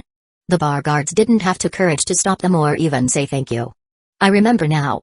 A fat man suddenly shouted, shocking the people around him. "He is Saul, the greatest archmage Saul." Ah! The crowd got even more shocked. The greatest archmage Saul. To them, he was a legendary figure. Hiding in the corner, a blond young man was stunned for a moment, then smiled. "He is Saul. He is here." Chapter 11, An eventful night. Saul did not meet up with Bastak. "It ruined our plan. Luckily, Eddie tracked him down. We still have a chance to make it up." A very thin old man said gloomily. "Very difficult," another old man commented. "Don't forget, Saul is a top archmage and has power we cannot even think of. If it's in the city of Bastak, we might have a slight chance, but right now, probably isn't a good idea." That old man shook his head. It was obvious they could not act without doubt or hesitation, considering it was Saul. "Leighton, you practiced in the Magic Beast Forest for 3 years, but I think your vision and risk-taking skills have not improved at all." The gloomy-looking old man sneered. "Archmage? So what? I used to challenge Master Swordsman when I was only a medium-level swordsman. I did it, didn't I? Levels are not everything, wisdom matters." Leighton's face turned purple with rage. Words lingered infuriatingly on his tongue. Golden light shone on a young man standing at the door. He cleared his throat and said, "Sir, I think Mr. Leighton's concerns are right. If something goes wrong and affects our whole scheme, it would do more harm than good. That young man looked sincere and respectful, but he had no respect for that old man. Of course, the old man did kill a master's swordsman, but not in a fair fight. He killed the whole family of the master's swordsman and disguised himself as a family member lying among the dead bodies. He attacked the master's swordsman by surprise when he was still in shock from seeing the bloody scene. It might gain some respect if it was mentioned only once. It would get very annoying if it was talked about all the time. Eddie, there is no place for you to talk. Get out. The gloomy-looking old man yelled. Yes, sir, Eddie answered in a low pitch, then turned himself away. The moment he stepped outside of the door, a ferocious look appeared on his face. His face returned to normal after he walked out of the room. He continued to walk along the corridor and went downstairs. The gloomy-looking old man said, Danane, you go first. Everybody, relax. My plan will work without a doubt. Alvine, what are you doing here? Anything urgent? Eddie stopped a man in a black jumpsuit who was rushing into the building's entrance. Mr. Eddie, I recognize the middle-aged man standing next to Saul. He is Ernest. Alvine said hastily. Who? Eddie was shocked. It's Ernest. Master Swordsman Ernest. Are you sure? Yes. Alvin breathed heavily as he said, where is my master? I need to report to him immediately. He's in the lab. Okay, I will take you there. Eddie's eyes were moving fast. Thank you, Mr. Eddie. No worries, we are together. Eddie smiled while he was talking to Alvin. He showed the way and Alvin followed him leniently. It's right here. Eddie moved to the side. Alvin, you did a good job, your master will definitely reward you for it. Don't forget about me at that time. Mr. Eddie, you must be joking. Alvin pushed the lab door open with a bright smile on his face. No one was in the lab and only 2 candles flickered. The moment Alvin was shocked by what he saw, his mouth was covered by Eddie. He felt a tremendous pain from his back. Alvin slid down to the ground after a few attempts to struggle. Stupid, go, you will never come back. Eddie said grimly. The gloomy-looking old man had set up the lab upstairs. It's done. There is no chance for Saul if Layton and I are fighting against him together. Saul will be taken off guard if he is in deep sorrow. Do you all understand? Yes, sir.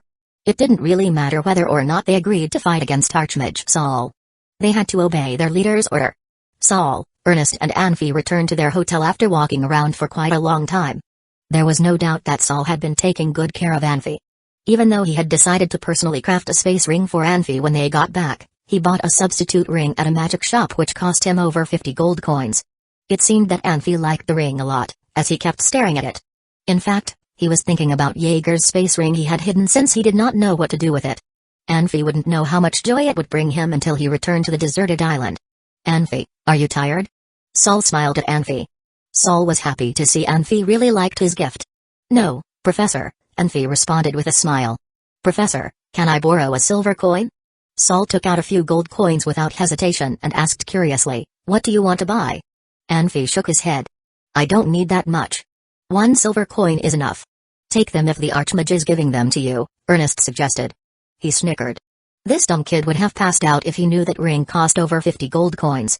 Luckily, Saul sent Anfi to do something else while he was buying the ring, so Anfi did not see how much Saul paid for the ring. Everyone believed themselves to be correct. However, Ernest would be the most shocked by who Anfi really was. Then, I will borrow a gold coin.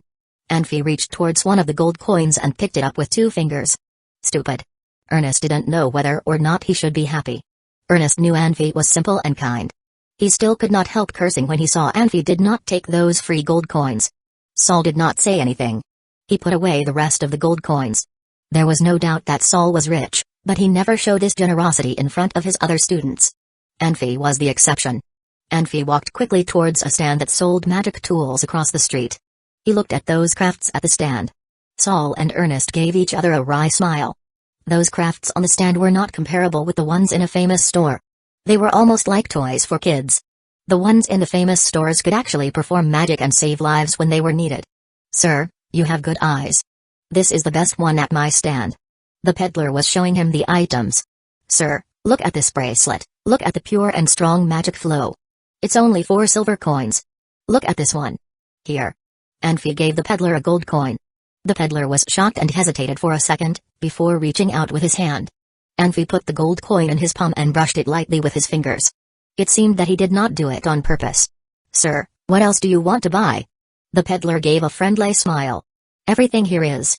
He stopped talking when he noticed Anfi was staring at him. The disdain in Anfi's eyes turned into killing intent. The peddler felt uneasy. Sir, which one would you like to buy? You. Can you say something? You. Anfi stared at the peddler for a while, then smiled. I'm sorry. I thought you were someone else. I was cheated last month by a guy who looked like you. He had an incisor missing, but you do not. I am sorry. No worries. The peddler smiled. Sir, which one do you like? This bracelet. Anfi picked up a bracelet. Sir, you have great taste. This bracelet was passed down through generations of my family. Ah. I wouldn't sell it if I didn't need money urgently. The peddler said with some regret. How much is this bracelet? 10 silver coins. What? Didn't you say 4 silver coins before? No, I didn't, sir. This bracelet is so nice that I would never sell it for just 4 silver coins. The peddler scowled. You must have heard it wrong. It's 10, not 4. Nonsense. I heard 4. Anfi angrily said, Are you bullying me now? Because I am a newcomer? Okay. I will ask my master to come. He can back me up. Don't. That peddler was worried. Sir, you really heard it wrong. Alright, take it. It's just my bad luck, alright? Just joking. Anfi laughed. You can just give me a silver coin back as change. 99 is my lucky number. You. What did you say? The peddler was lost. You can just give me a silver coin back. Didn't you say you need money? I am just helping you out this time, what do you think? Thank you, I really appreciate it.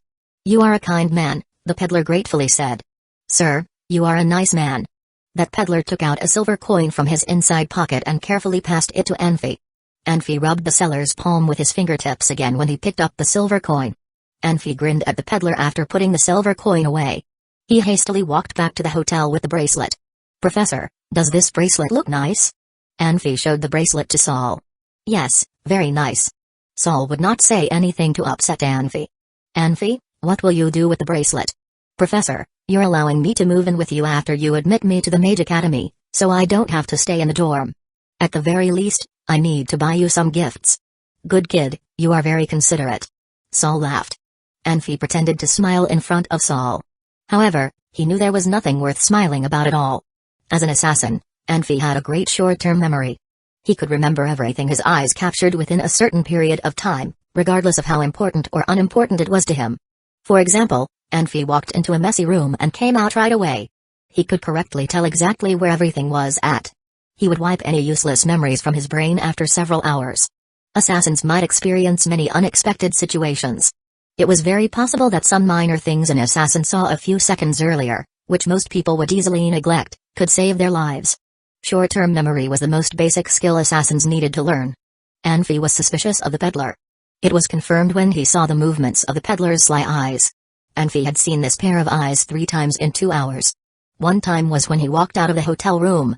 Another time was at the magic store. The last time was across from the hotel. Anfi had a very simple but effective way to test out any suspect. It was to create an opportunity to look at the suspect's eyes. The eyes would tell if the suspect was scheming something. Anfi might be scolded for being a psycho if the suspect was innocent.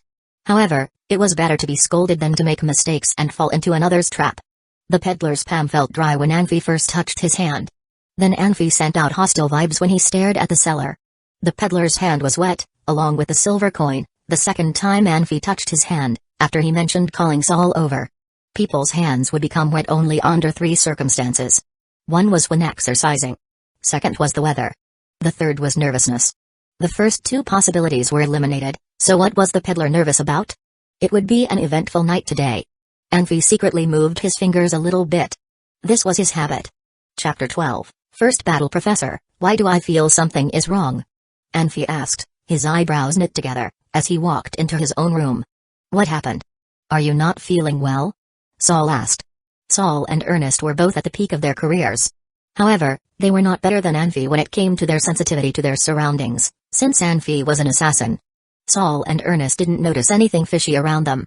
Anfi could not tell them the reason he made that kind of judgment, because he could not contradict the role he was playing. Nothing, Professor, you should get some rest. I might just be too tired. Anfi closed the door slowly. So, it's all on me now. Anfi's eyes were cold, but a confident smile was on his face. Self-esteem was one of the basic qualities an assassin should have.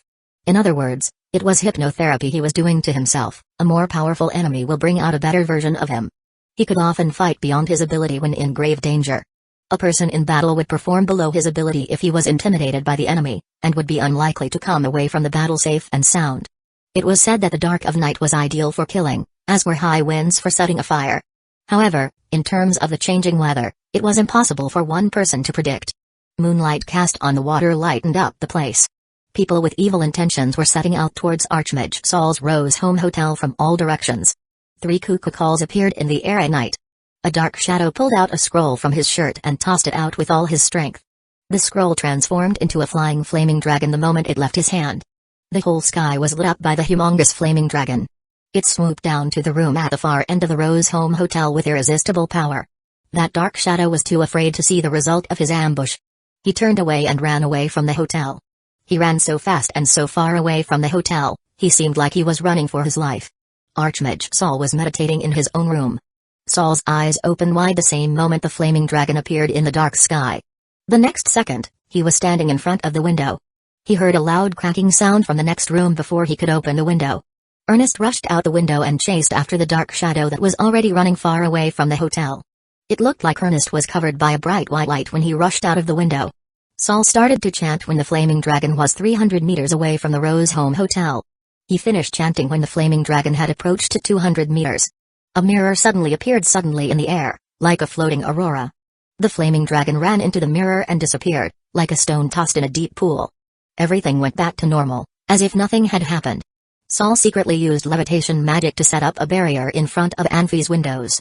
It was not a great defense system, but Saul could sense any intense magic surges or combat power the same time Anfi would. Saul followed Ernest and chased after the dark shadow. He did not know who attacked Rose Home Hotel with the flaming dragon, but he knew it would have burned down the hotel and killed everyone inside of it if he was not there. He had to capture this murderer and interrogate him as to why he was so inhumane and cruel. These 2 old men. Can't one of them stay? Anfi smiled bitterly. He did not sleep. Obviously, he did not dare to fall asleep. The rival obviously did not expect to kill Saul with a flaming dragon spell, so... was this a trick to get Saul and Ernest out of the way, or a diversion to lure them out and kill them? The second possibility could be eliminated because, if they wanted to catch Saul by surprise, it would be better to find a time when he was not on guard. Right now, Saul was awake, which left them no opportunity to kill him. Saul was a space archmage. There was no way they could attack him. Anfi already understood the traits of space magic, having hung out with Saul for the past few days. Saul was not invincible, but he was nearly unkillable. Even falling into a trap and being surrounded, Saul could still escape with his space magic. Saul was not afraid of fighting against anyone unless they wielded dark magic or spirit magic. So the only possibility left is that they're trying to clear Saul and Ernest out of the way. Who was their target? It couldn't be me, could it? Anfi thought. Anfi was in thought for a while, with his brows knit together. He could not find the potential value in himself. It seemed pointless to think about their motive since it had already happened. Adopt measures appropriate to the actual situation. Be careful, I am a tough nut. Anfi spoke aloud to himself. High-ranked swordsman, Mott, strode towards the corridor. He could barely cover the sound of his footsteps. His best friend, Danzō, had already lured Saul away from the hotel. What else should he be afraid of? Danzō was just a low-level mage, but Mott was not concerned about his safety. Danzō was a master when it came to escaping. He had been on the wanted list of both the Mage Union and Mercenary Union for 3 years, but no one had laid a finger on him. Danzō planned on escaping through the sewer at the end of the chase, betting that Saul would not chase after Danzō in the filthy sewer. Saul had too much pride to do so. He would have to reluctantly go back to the Rose Home Hotel without Danzō. The masters seemed to know everything and could predict what would happen. This time was no exception either. Mott pushed Anfi's door open. Although the young man showed neither any magic surges nor combative vibes, Mott still vigilantly scanned the room out of professionalism. The room was decorated simply. A bed was against the wall in the south, a loose made robe on a hanger above the end of the bed. A man was laying on the bed, sound asleep. 2 closets were opposite the bed. There seemed to be nothing abnormal about the room. It was pretty good to be able to see these things in the dark, but what Mott did not see was what was inside a normal-looking closet. 2 bent bamboo sticks were pressed against the closet, but the pressure from the bamboo wasn't enough to push the top of the closet open. The closet door was held tight with clothes stuck in between. There were 2 strings hanging on the closet handle, drooping all the way down the ground and connected underneath the bed. Mott walked to Anfi's bed in big steps, lifting the blanket quickly with his hand.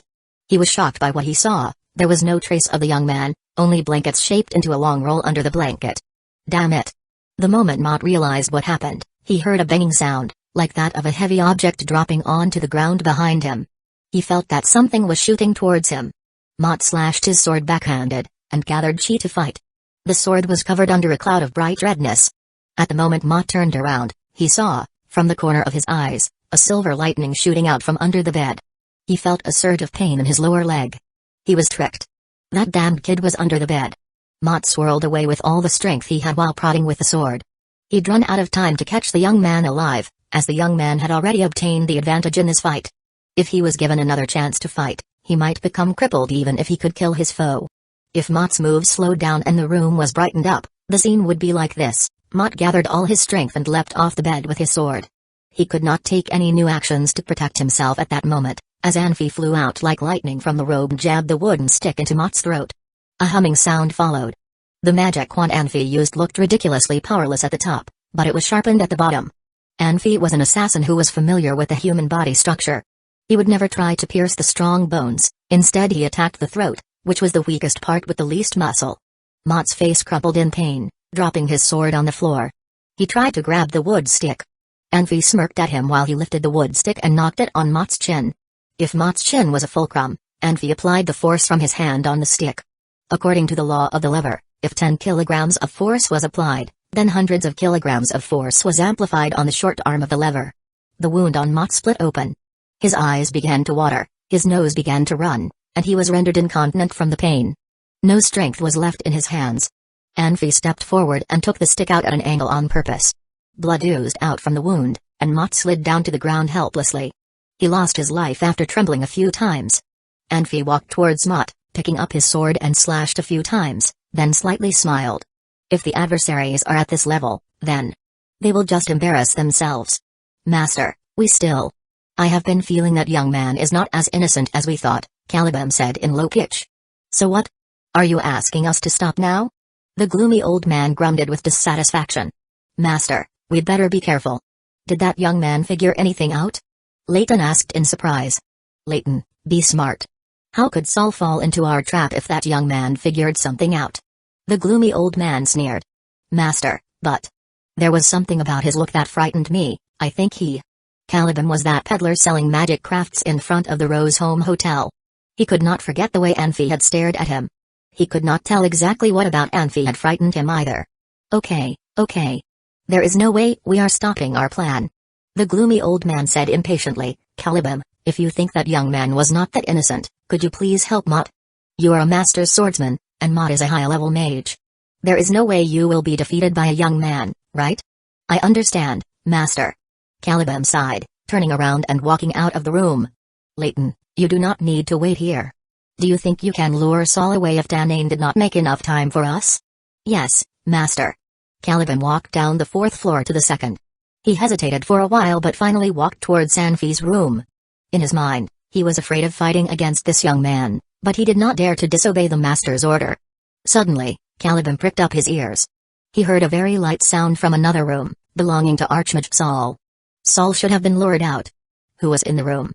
Or was it a hallucination? Caliban held his breath to get a sense of the surroundings. He did not feel any magic surges or combative vibes from the room. He was slightly relieved.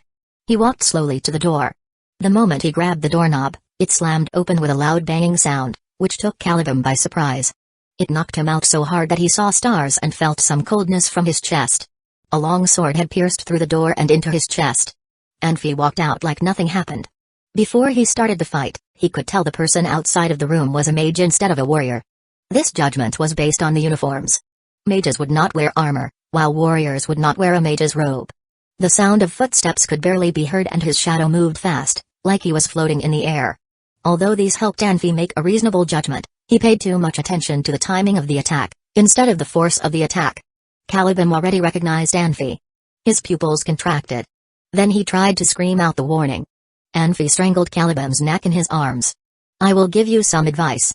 You'd better not walk in a corridor with burning candles. Your shadow sold you out. Anfi told him. He added more force on his arm. Calibum's neck broke.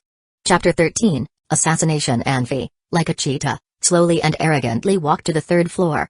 It seemed that he was looking straight forward, but his eyes were not focusing on anything. Things were never perfect. Anyone who gained something would lose other things at the same time. A person would neglect other things easily if he focused too much on one thing. Details were captured only if attention was diverted away from your focus. Anfi was not blindly confident. He was able to quickly analyze and then utilize the advantages and disadvantages of both him and his opponent, no matter where he was or whether or not it was a good time for him to do so. He learned a lot from Saul and Ernest recently. Judging from the current situation, Anfi thought he held the advantage in this battle. When advanced-level people fought, they searched their opponents for magic surges and combative vibes, to identify both surprise attacks and counter-attacks. Anfi did not possess any combative vibes and only had very slight magic surges. In other words, they couldn't find him unless they saw his actions with their bare eyes. However, Anfi could easily locate all of them with his senses. Anfi walked into a room on the third floor and blew out the candle behind him. He waited there for a while before he took a small package, wrapped in a piece of cloth, out from his shirt. He unwrapped it and took out a magnet he'd bought today, but hadn't expected to use so soon. Anfi checked Saul's, Ernest's, and his own room. He found every door in the Rose Home Hotel was locked with a snap bolt. The outside layer on the edge of the door bulged out, which made it very hard to open the door with a card. He hadn't brought a card anyway. It might sound stupid to unlock the door with the magnet, but it could be very effective. In 2 minutes, Anfi was already in the room. There was a bald, middle-aged man sound asleep. Dumb luck. It is fortunate to be a commoner. He can neither feel the surges from the flaming dragon nor notice me walk into his room. Even if the flaming dragon turned the hotel into a flaming hell, he wouldn't notice. He would die without any fear or pain, Anfi thought aloud. Anfi walked quietly toward that middle-aged man and chopped, with the edge of his palm, towards the man's neck. That man was sleeping deeply earlier, but becoming unconscious now. Anfi stood in the middle of the room, pulling out his sword from its sheath in slow motion. He thrust it downwards and stuck it into the ground. Anfi pulled out the sword afterwards and fell into thought while making observations. The gloomy old man was worried. Tannen should have already gotten down to the sewer and escaped from Saul, according to the timeline. It meant that Saul could come back at any minute. However, he didn't understand why there were no messages from Mott or Calibum, or why there weren't any loud fighting noises. Stupid pig. I have to do every little thing myself. The gloomy-looking old man cursed. He couldn't wait anymore, so he stood up and walked outside. Anfi suddenly opened his eyes in the dark. He sprang up and thrust his sword upwards, like a poisonous snake launching a sneak attack. Anfi had done the experiment 3 times in his room and 1 time in the lab on the 3rd floor. The structure of Rose Home Hotel seemed to be all wood. He noticed the floor was only 5 to 6 centimeters thick. To be more exact, he only needed to use 60% of his power to punch through the floor. Therefore, it would be a piece of cake to pierce it with a sword. The gloomy-looking old man never expected the attack to come from beneath the floor. Anfi had already stuck his sword into the man's foot before the man realized something was wrong. The sword pierced his foot all the way up to the lower leg. The old man screamed out loud. Then, there was a huge banging sound. The floor behind the old man was punched through by Anfi. The old man was a medium-level swordsman and his ability was way above that of Mott or Calibum. No wonder he could still stay calm even when in serious pain. The old man slashed the sword backwards instantly. Even though he did not use any combat power, there was still the sound of the blades whipping through the air. Anfi was moving so fast that the old man didn't have time to think before making a move. The old man responded totally out of instinct, causing him to neglect a few things he shouldn't have. Anfi did not pull his sword out from the floor after his first successful strike. The sword was still stuck in the floor. The old man's heels inevitably turned at a certain angle to allow him to slash backwards. The blade was turning and twisting inside his lower leg. What torture! This torture was tearing his tendons and breaking his bones. It was so painful that it went beyond human endurance. The old man screamed out one more time. Anfi punched the ceiling so hard that it almost fell. He jumped to the 4th floor through the hole and landed 3 meters away from the old man. Anfi ran to the old man and stabbed the old man's chest with a pointed candlestick. No wonder the old man was a medium-level swordsman. He was still trying to fight back by slashing his sword all over the place, even after he suffered a few surprise attacks. The old man slashed the candlestick by accident. Anfi was forced to drop it because of the pain in his hands. The candlestick hit the ceiling, fell onto the floor, and rolled a few times before finally stopping. Anfi stepped back to keep some distance between him and the old man, saying with a smile, "Not bad, you are very tough." The old man could barely contain his rage. Usually, he was the one stabbing people from behind, not the other way around. He felt that what had happened this time was really unfair. The old man stared at Anfi with hatred. He put all of his weight on his left leg to keep the right one still. However, the right leg had to bear some weight to keep him balanced. He felt sharp pain from his right leg. The old man tried very hard to focus, gathering his chi. A chi-covered long sword shone with white light. Anfi jumped swiftly on the sill. The window was open, so Anfi grabbed the top edge of the window frame and lifted himself upwards, leaving the room with a fleeting smile. Anfi's climbing skill was not as great as King Gong. It did not allow him to jump up and down freely, but he was able to climb up and down as long as there was a place for his hands to hold. He climbed onto the roof easily, then he took out something from his shirt and tossed it upwards. What he tossed was dried peas he had prepared. They made loud sounds when they rolled down from the roof. The old man could not let his guard down despite seeing Anfi disappear right in front of him. He held the sword and pricked up his ears for any suspicious sounds. What confused him was the continuous sounds made from the peas hitting the roof. He had no idea what Anfi was trying to do. Anfi had already returned to the third floor and was quietly looking at the sword hilt in the ceiling. Looking through the hole on the ceiling, Anfi found the shadow was moving. Anfi was trying to find a perfect spot to attack the old man. Could he create some illusions? Yes, every great mage is a master of creating illusions to distract the audience. Anfi climbed up to the roof and made some sounds on the roof. The purpose was to fool the old man into believing Anfi was still on top of the roof, waiting for the perfect moment to attack him. The old man fully focused on the roof. However, Anfi unexpectedly climbed down to the third floor, right underneath him again. You cannot step into the same river twice. Deceiving a person twice in the same way shared the same idea. If an assassin tried to kill a person twice in the same way, it only showed how impotent he was. Anfi would be the one to suffer if he couldn't deceive the old man in a different way. The old man was in a disadvantage in this fight since he was suffering from severe pain. Moreover, Anfi's unusual tricks frightened him. He subconsciously considered Anfi to be his most dangerous opponent. He did not think Anfi had left. He believed that Anfi had not had a chance to show his finale yet. Anfi was such a formidable opponent that he would not act silly and repeat the same tricks. The sounds on the roof continued. The gloomy-looking old man was covered by a cloud of white light, as was the tip of his sword, as he gathered all his strength onto himself and his sword. He knew he could not move much, so he tried to do a quick attack against Anfi with the chi on his sword. He was trying to turn this fight around even though he knew he had a disadvantage. Anfi was hesitating about whether to kill or just hurt the old man when he found a spot to attack from. Anfi held a candlestick in his hand. If he tactically attacked the old man's crotch with a candlestick, it was unlikely Anfi would kill him in time. If he waited until Saul came back. This was not what Anfi wanted to happen. He did not want to lose the trust Saul and Ernest had given him. Anfi made a quick decision. He raised his arm and jabbed the candlestick upwards into the ceiling. There was huge pain from the old man's left foot while he was still looking upwards at the roof. He screamed and fell onto the floor. It did not matter that he was a medium-level swordsman, even an advanced swordsman would not be able to continue to stand up if both feet were severely hurt. The old man was forced to pull the sword and candlestick out of his feet as he fell. The momentum had almost gone away after the candlestick pierced through the ceiling. The force left on it was not very strong, so it didn't cause too much damage to his right foot. The sword was deep in his leg. It hurt unbearably when it was broken by his body weight. The old man fainted, the pain so bad that his body curled up into a ball. Anfi jumped up and punched a hole through the ceiling with his right fist. The old man sprang up instantly when the ceiling pieces fell and smashed into his chest. Anfi jumped through the ceiling to the fourth floor. He shook his hands and a set of forks and knives slid down his sleeves. They disappeared the moment his fingertips touched the forks and knives. The next second, they were stuck in the throat of the old man. Anfi breathed out lightly. He turned around and rushed downstairs. He needed to take care of a few things before Saul and Ernest came back. In fact, Anfi could have chosen to hide away and waited for Saul and Ernest to return after killing Mott and Calibim. Mott and Calibim were never threats to him. Anfi needed to compare his ability to someone else. He targeted the strongest person he could sense. The reason he needed to judge his own ability was to make sure he would not fail to do things beyond his ability in the future. Chapter 14, Luck. Ernest sprang up like a shooting rocket. The forbidden Saray Saul setup only blinked once, then totally disappeared.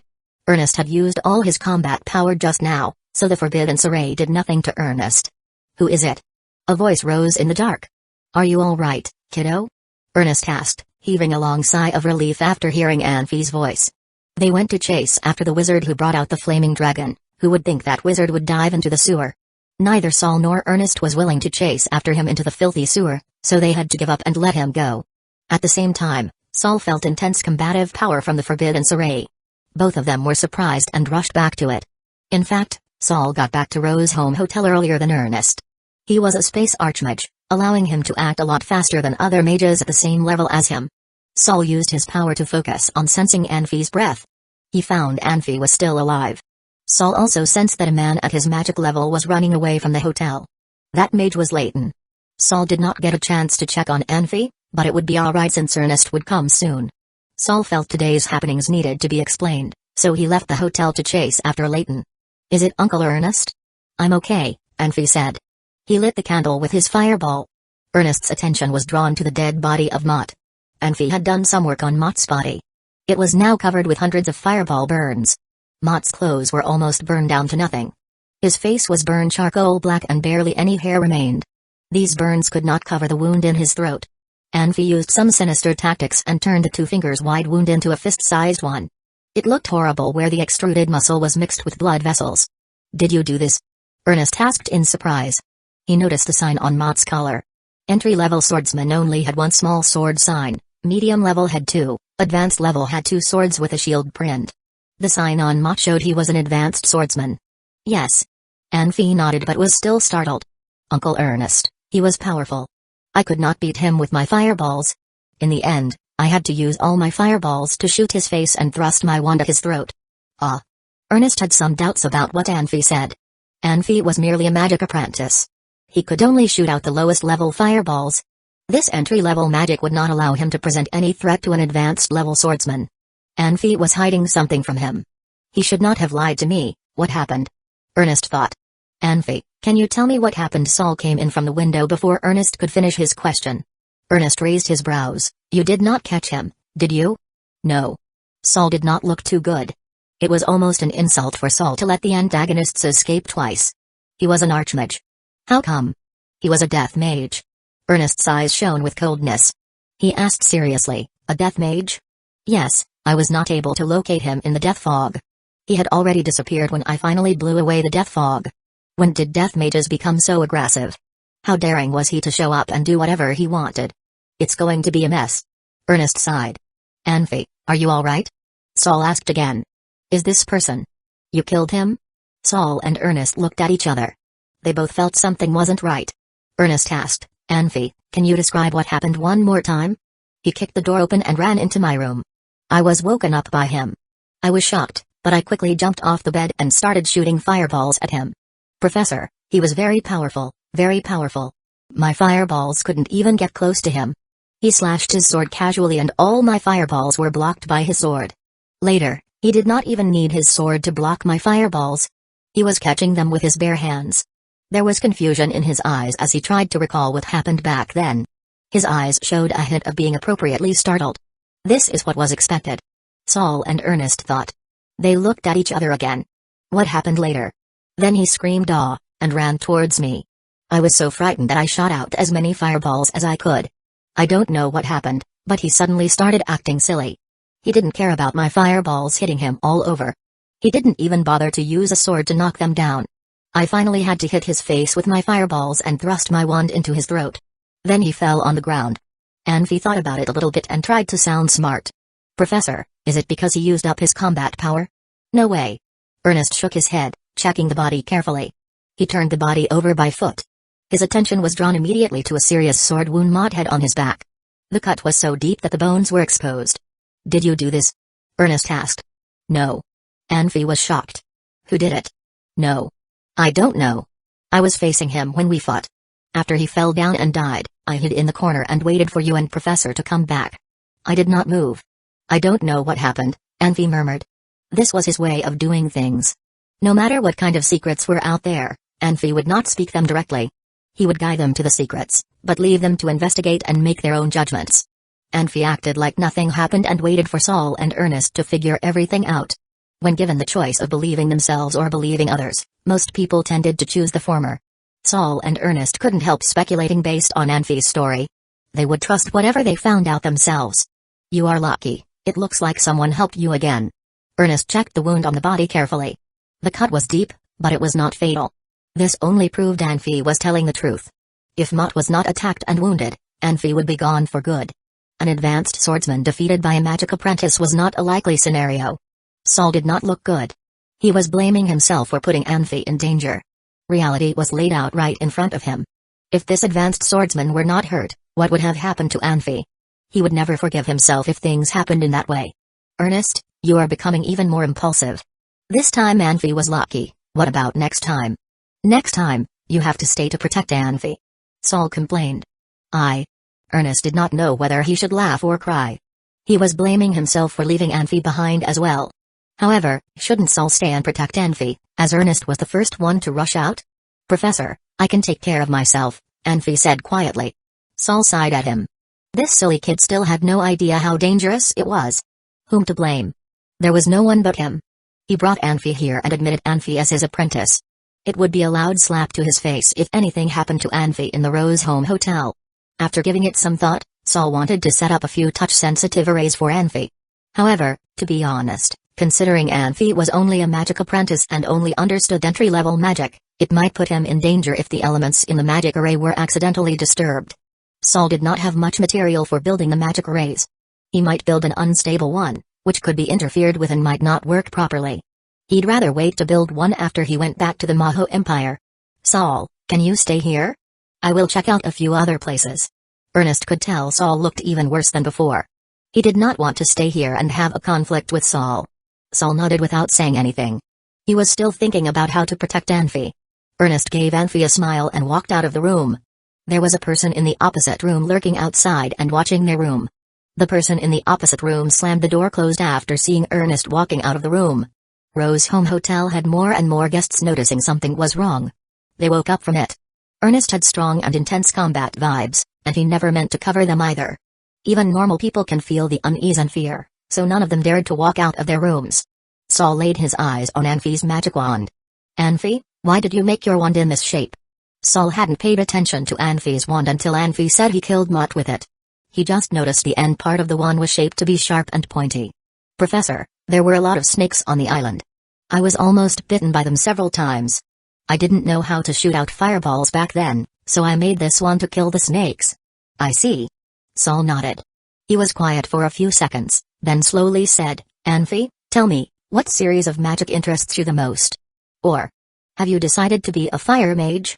Saul did not have the urge to ask before, but he felt it was time for Anfi to make a decision on his future path. Once Anfi made a decision, he could start systematically practicing magic. This way he could have the ability to protect himself, and Saul wouldn't need to worry about him. The odds of Anfi getting so lucky again were very slim. I like space magic. Anfi was telling the truth. Anfi, as an assassin, was facing two problems. One was looking for opportunities to kill his targets, and the other was leaving the murder scene as fast as possible. If he couldn't kill the target in one strike, he would be able to escape quickly with space magic. There would always be a second chance if he could escape and survive. A dead body could do nothing. Are you serious? Saul was shocked by Anfi's answer. Yes. Anfi nodded sincerely. Great. Great. Saul was so happy that he wore a bright smile on his face. Anfi choosing space magic over fire magic showed that Saul had more influence on him than Ernest did. Now Anfi was literally his apprentice. Do you know about a black wraith? Ernest appeared at the window. He jumped off the window and landed lightly on the floor. Black wraith? Isn't he the killer? That wretch. I know him. Saul's brows twitched. I heard he successfully killed a master swordsman. Is it true? Yes, that guy has a gloomy personality and is hard to track down. He never ever trusts anyone. He doesn't have any family, so he spent all his life killing people for money, Ernest said slowly. I also heard that he joined a secret organization and works for them now. Does what happened today have anything to do with them? Ernest, you are also a master swordsman, so be careful. You are an archmage. You should be even more careful. Ernest smiled. But he isn't a threat anymore, because he has already been killed. Who was able to kill him? Saul asked in surprise. He should be the most dangerous killer on the Pan continent. Who has the ability to kill him?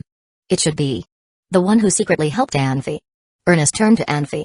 Anfi kept his face peaceful, but he was laughing inside. What is the definition of the most dangerous killer? The real killers always come and go on their own, making them hard to track down.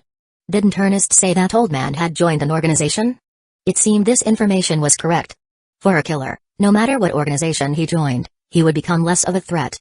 Even if he was powerful and had an advanced ability level, he would only be an official in the organization. Killers without mystery have nothing to do with danger. Chapter 15, Gifts. Anfi was finally able to lay down and rest a little at night, but Saul and Ernest were not. Ernest checked Black Wraith's body. Saul went to check on the body few times as well. They could not agree on things that mattered. Ernest didn't find any wounds on the body, which revealed there wasn't a physical fight.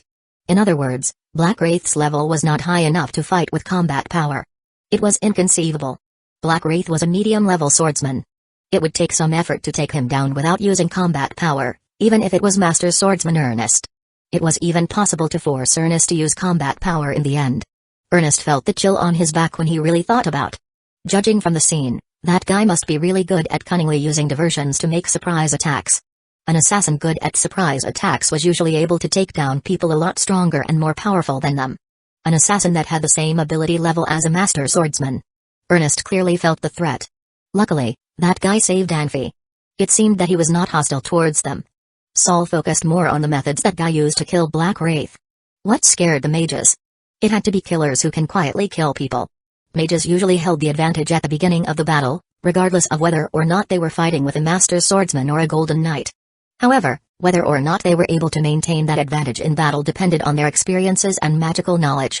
Only assassins who could kill quietly were able to force mages into a passive stance at the very beginning of the battle. Without their magic, mages were no different from ordinary people. The odds were very high that the killer could defeat a mage with a single strike. It wouldn't be wrong to call assassins the natural enemy of mages. Saul was concerned about that killer because he had the ability to hide his combat surges. Saul was so worried, he had no appetite or desire to fall asleep.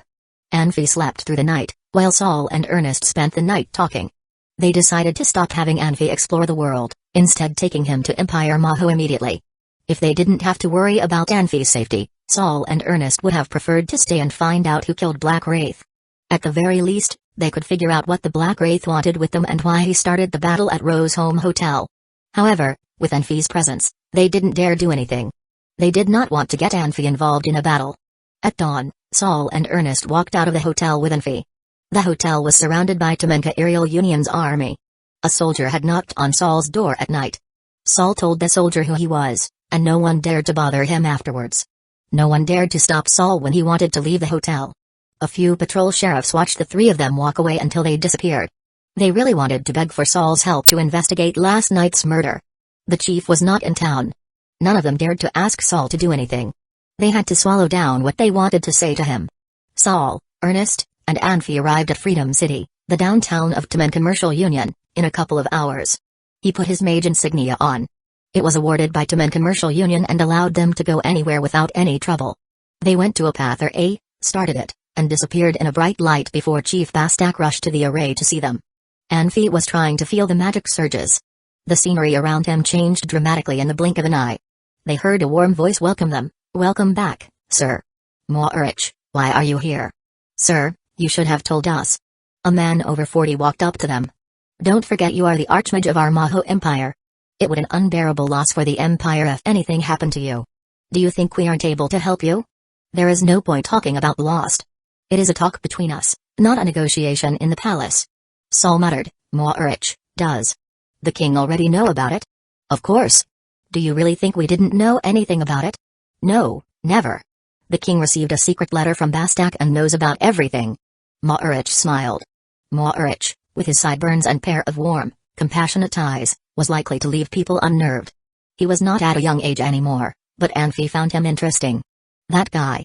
Dare to betray me? Saul was enraged. In fact, Saul underestimated Bastak's political power as a chief. Bastak had his own way of dealing with things. Bastak did not send out the secret letter until Saul safely returned to Temen Commercial Union. If anything happened to Saul, Bastak would never admit they had any contact. Then, the fight between Saul and Jaeger would simply be Saul acting on his own. It would have nothing to do with Bastak. This was the only way that the king of the Mahou Empire would not be mad at Bastak for losing his best helper.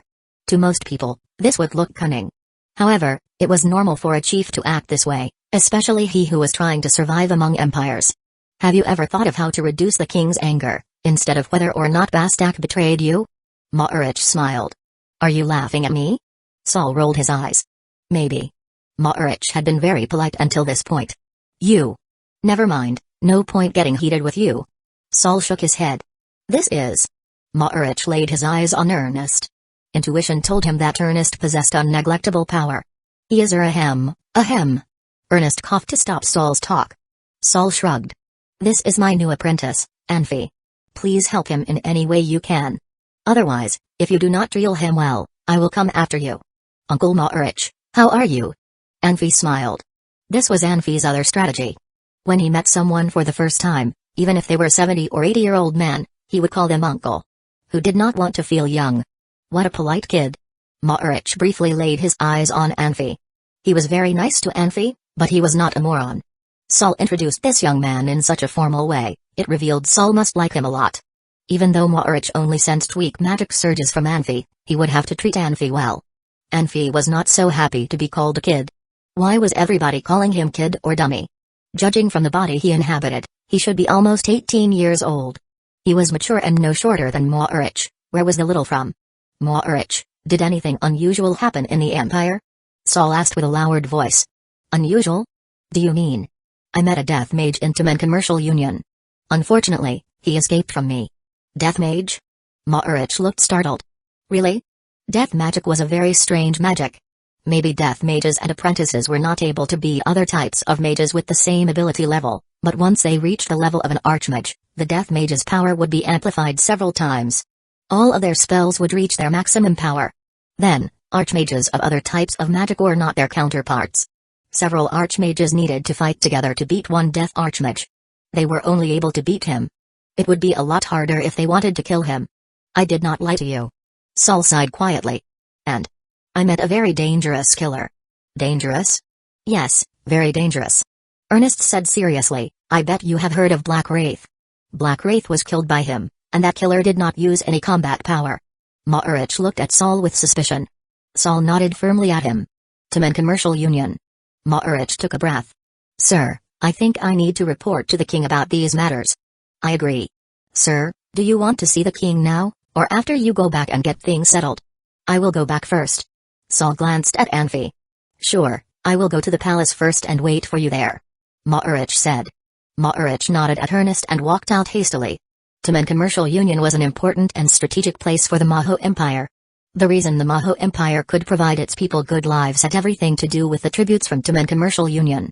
If there was any change in Tamen Commercial Union, the economy in the empire would suffer a huge loss. They could not afford to let that happen. Let's go, Anfi. I will take you home. Saul smiled.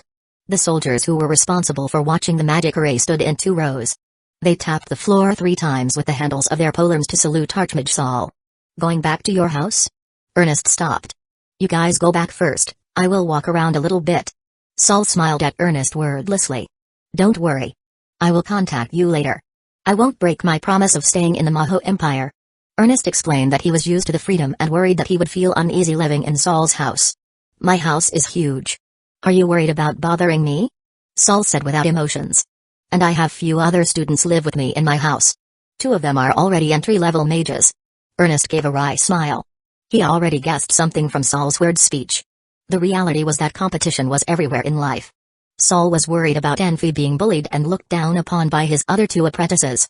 Those 2 apprentices seemed to have their own pride. Saul was their professor, so he couldn't show any favoritism towards a student. If Ernest lived in Saul's house, Anfi could go to him. Okay, I will go with you. Ernest said. Professor, should I buy some gifts for your family? Anfi asked. I heard you have a daughter. I only got a present for her. Anfi took out that toy-like magic bracelet as he spoke. Don't worry about it. You can wait until you get to know everybody. Saul smiled. Chapter 16, A Talkative Girl. Saul's house was like a mix between a castle and a garden on a large plot of land. Across the street from his house was the Maho Empire's Mage Union. The Mage Union was at the foot of Mount St. Brunswick. The palace was built on top of the mountain. Mount St. Brunswick was named after a human leader, Brunswick. Brunswick was leading 30,000 troops to fight a tribe of magic beasts. They fought hard for almost a whole month. All of them died at the battlefield. No one surrendered, nobody ran away. Anfi looked up at Mount St. Brunswick. He'd heard the project of building a palace on top of Mount St. Brunswick started with the establishment of the Maho Empire. They dug so deep into the mountain that the mountain was almost hollow. The palace had thousands of rooms of different sizes.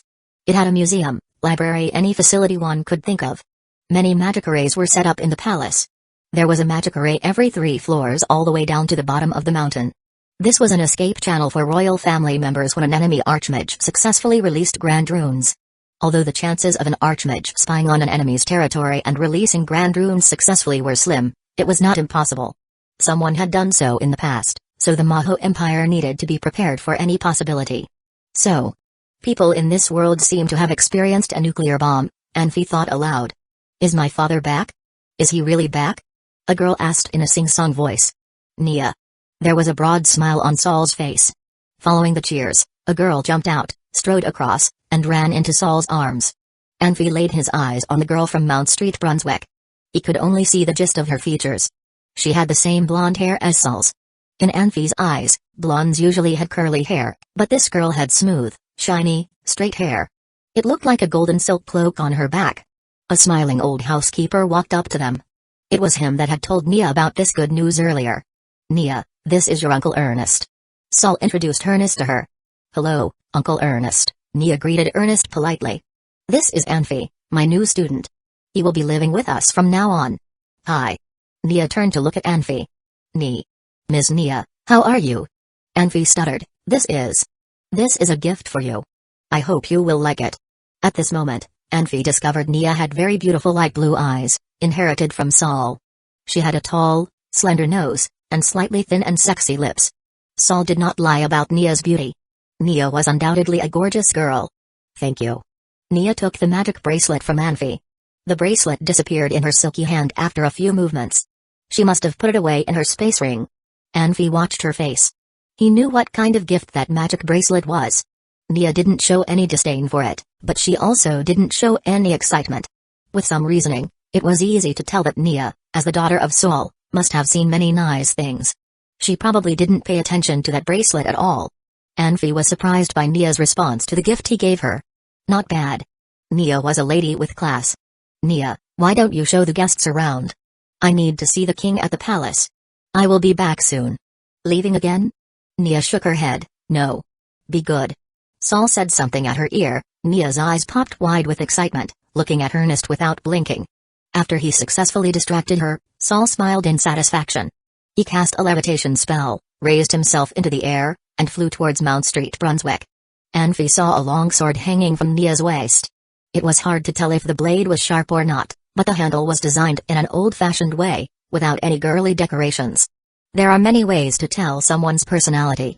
One could look at their eyes, living spaces, habits, or even the jewelry they wore. All of them could provide information about the person. Nia didn't seem to be a girl flirting around if she liked to wear this kind of sword. Hold on. Long sword? Was Nia a swordswoman? No wonder Saul complained no one would be able to inherit his magic skills. His daughter was a swordswoman.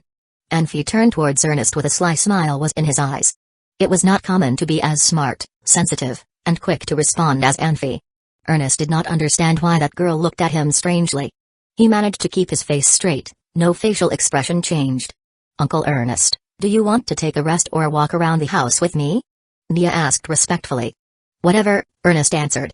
It got to Nia. So whatever meant what? She had to turn to Anfi. Hi, Anfi. Anfi helped in case she forgot his name. Anfi, do you want to take a rest or walk around the house with me? Whatever. You. Nia could not help giving him a dirty look. She did not dare to be rude to her father's guest. However, it was a different story when Anfi was a student of her father. Anfi was a kid with barely any magic surges. Even the 2 students, who were already entry-level mages, had to behave well in front of her.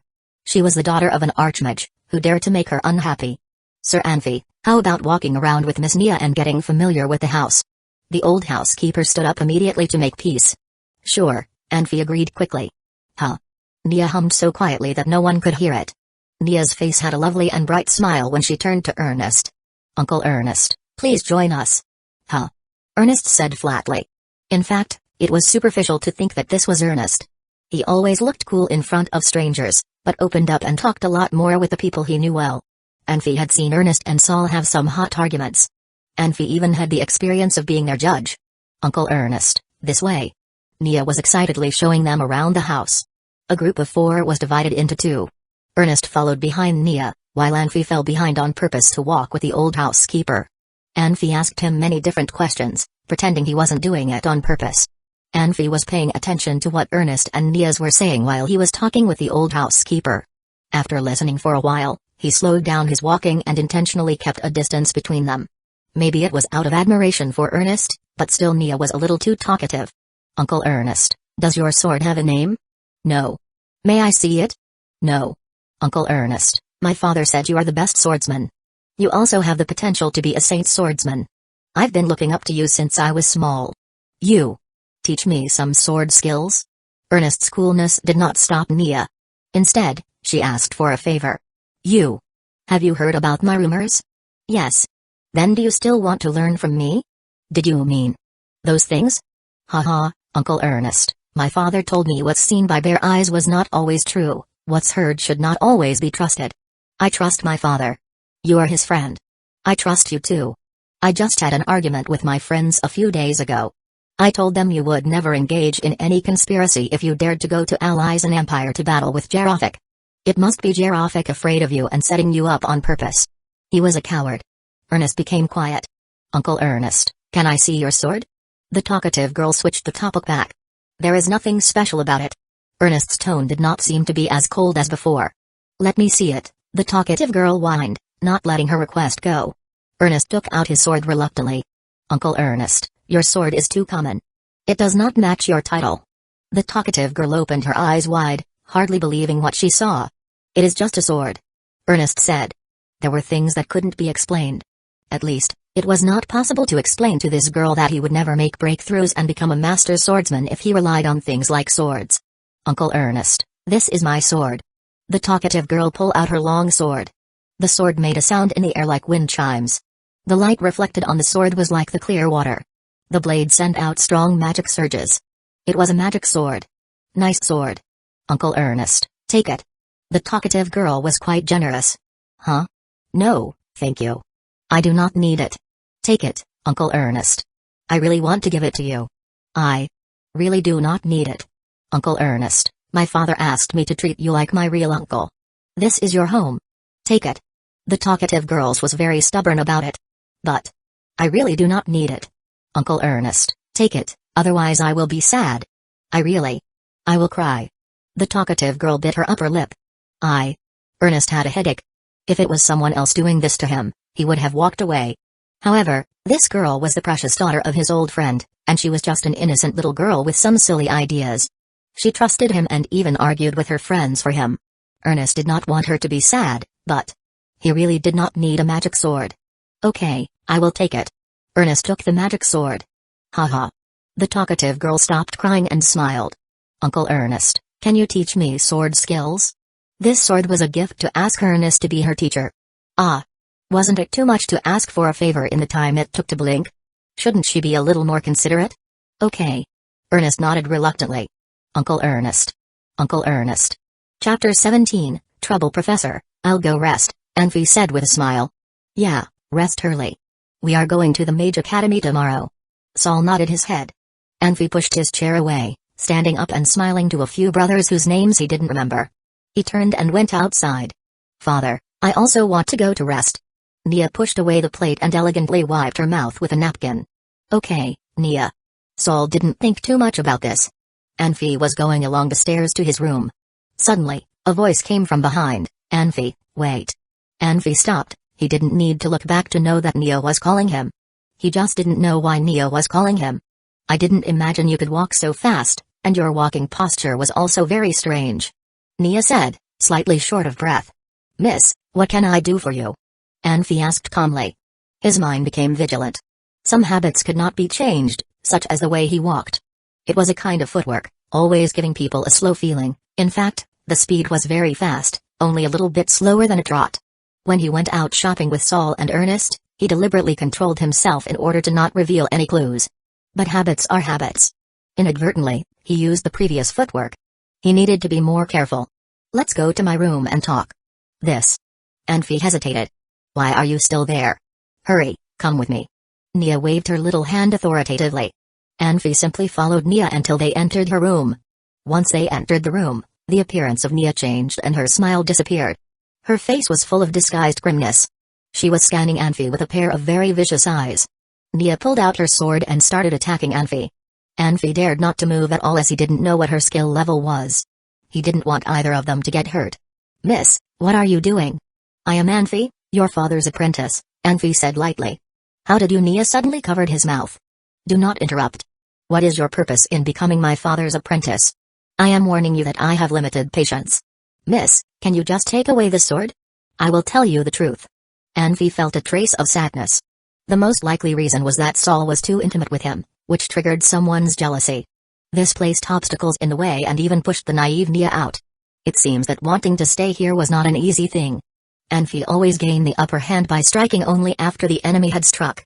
This did not mean that he was afraid, or that he wasn't strong enough, it was just his personality. Some people were naturally arrogant and despotic, so they fought over things that they liked. If they could not get it, they destroyed it so that nobody else could get it. Some people liked to be quiet, avoiding fights, and they took a step back to defuse the situation. And for the latter, there were some special types. They did not stir up trouble, but when things happened to them, their counterattacks were much more intense than others. This so-called tit-for-tat was fair play, and Anfi was one of those special people. "Well, you'd better be honest. Do not waste the opportunity I've given you." Nia tried to look majestic. "Miss, where should I start?" "I have to start from the beginning." Anfi sighed. "My life is full of danger, the threat of death always looming over me. When I watch the sunset in the evening, I pray that I live to see the sun rise in the morning." "Where did you live? In the world of magic beasts?" asked Nia, surprised. "No, I lived with a great archmage and a group of young kids," Anfi said lightly.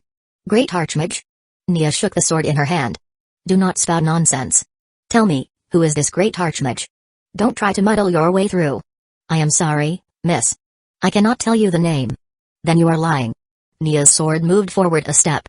"Noble Ms. Nia, you can doubt me." Anfi did not change his expression. "Living under the protection of Archmage Saul, everyone is trying to please you.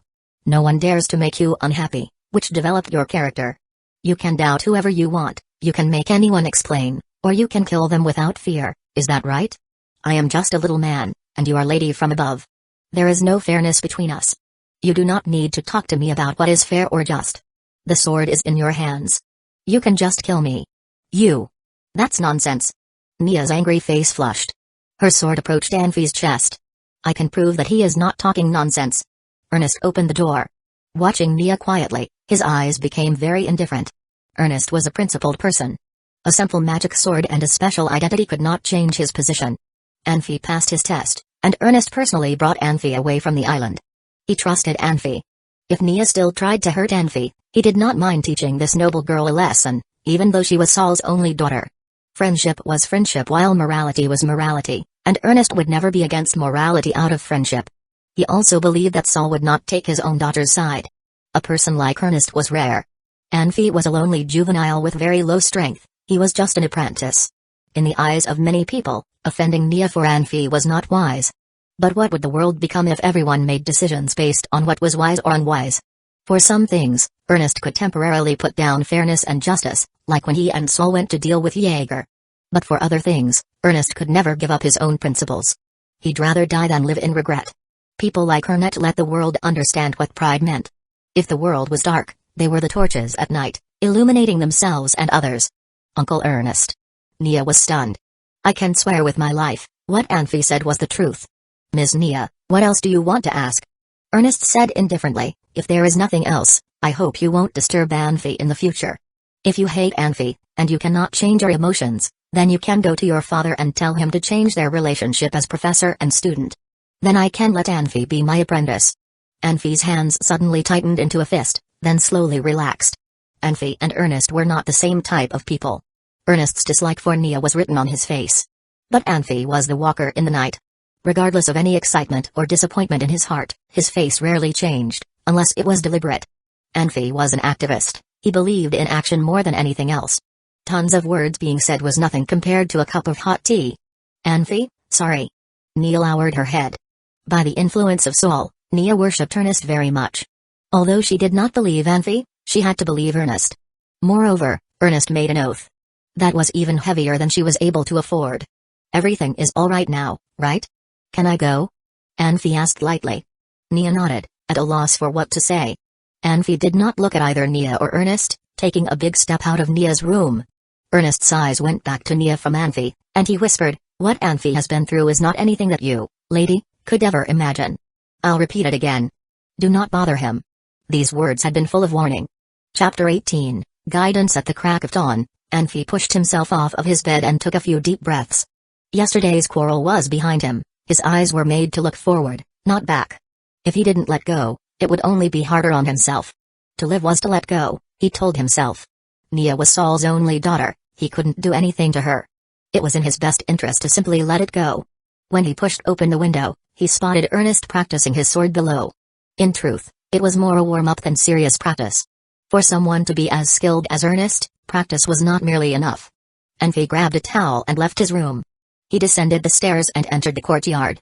"Ernest, sir," he called as he threw the towel to the man. "Please take a break." "Anfi, morning," Ernest said as he walked over with the towel, wiping his neck.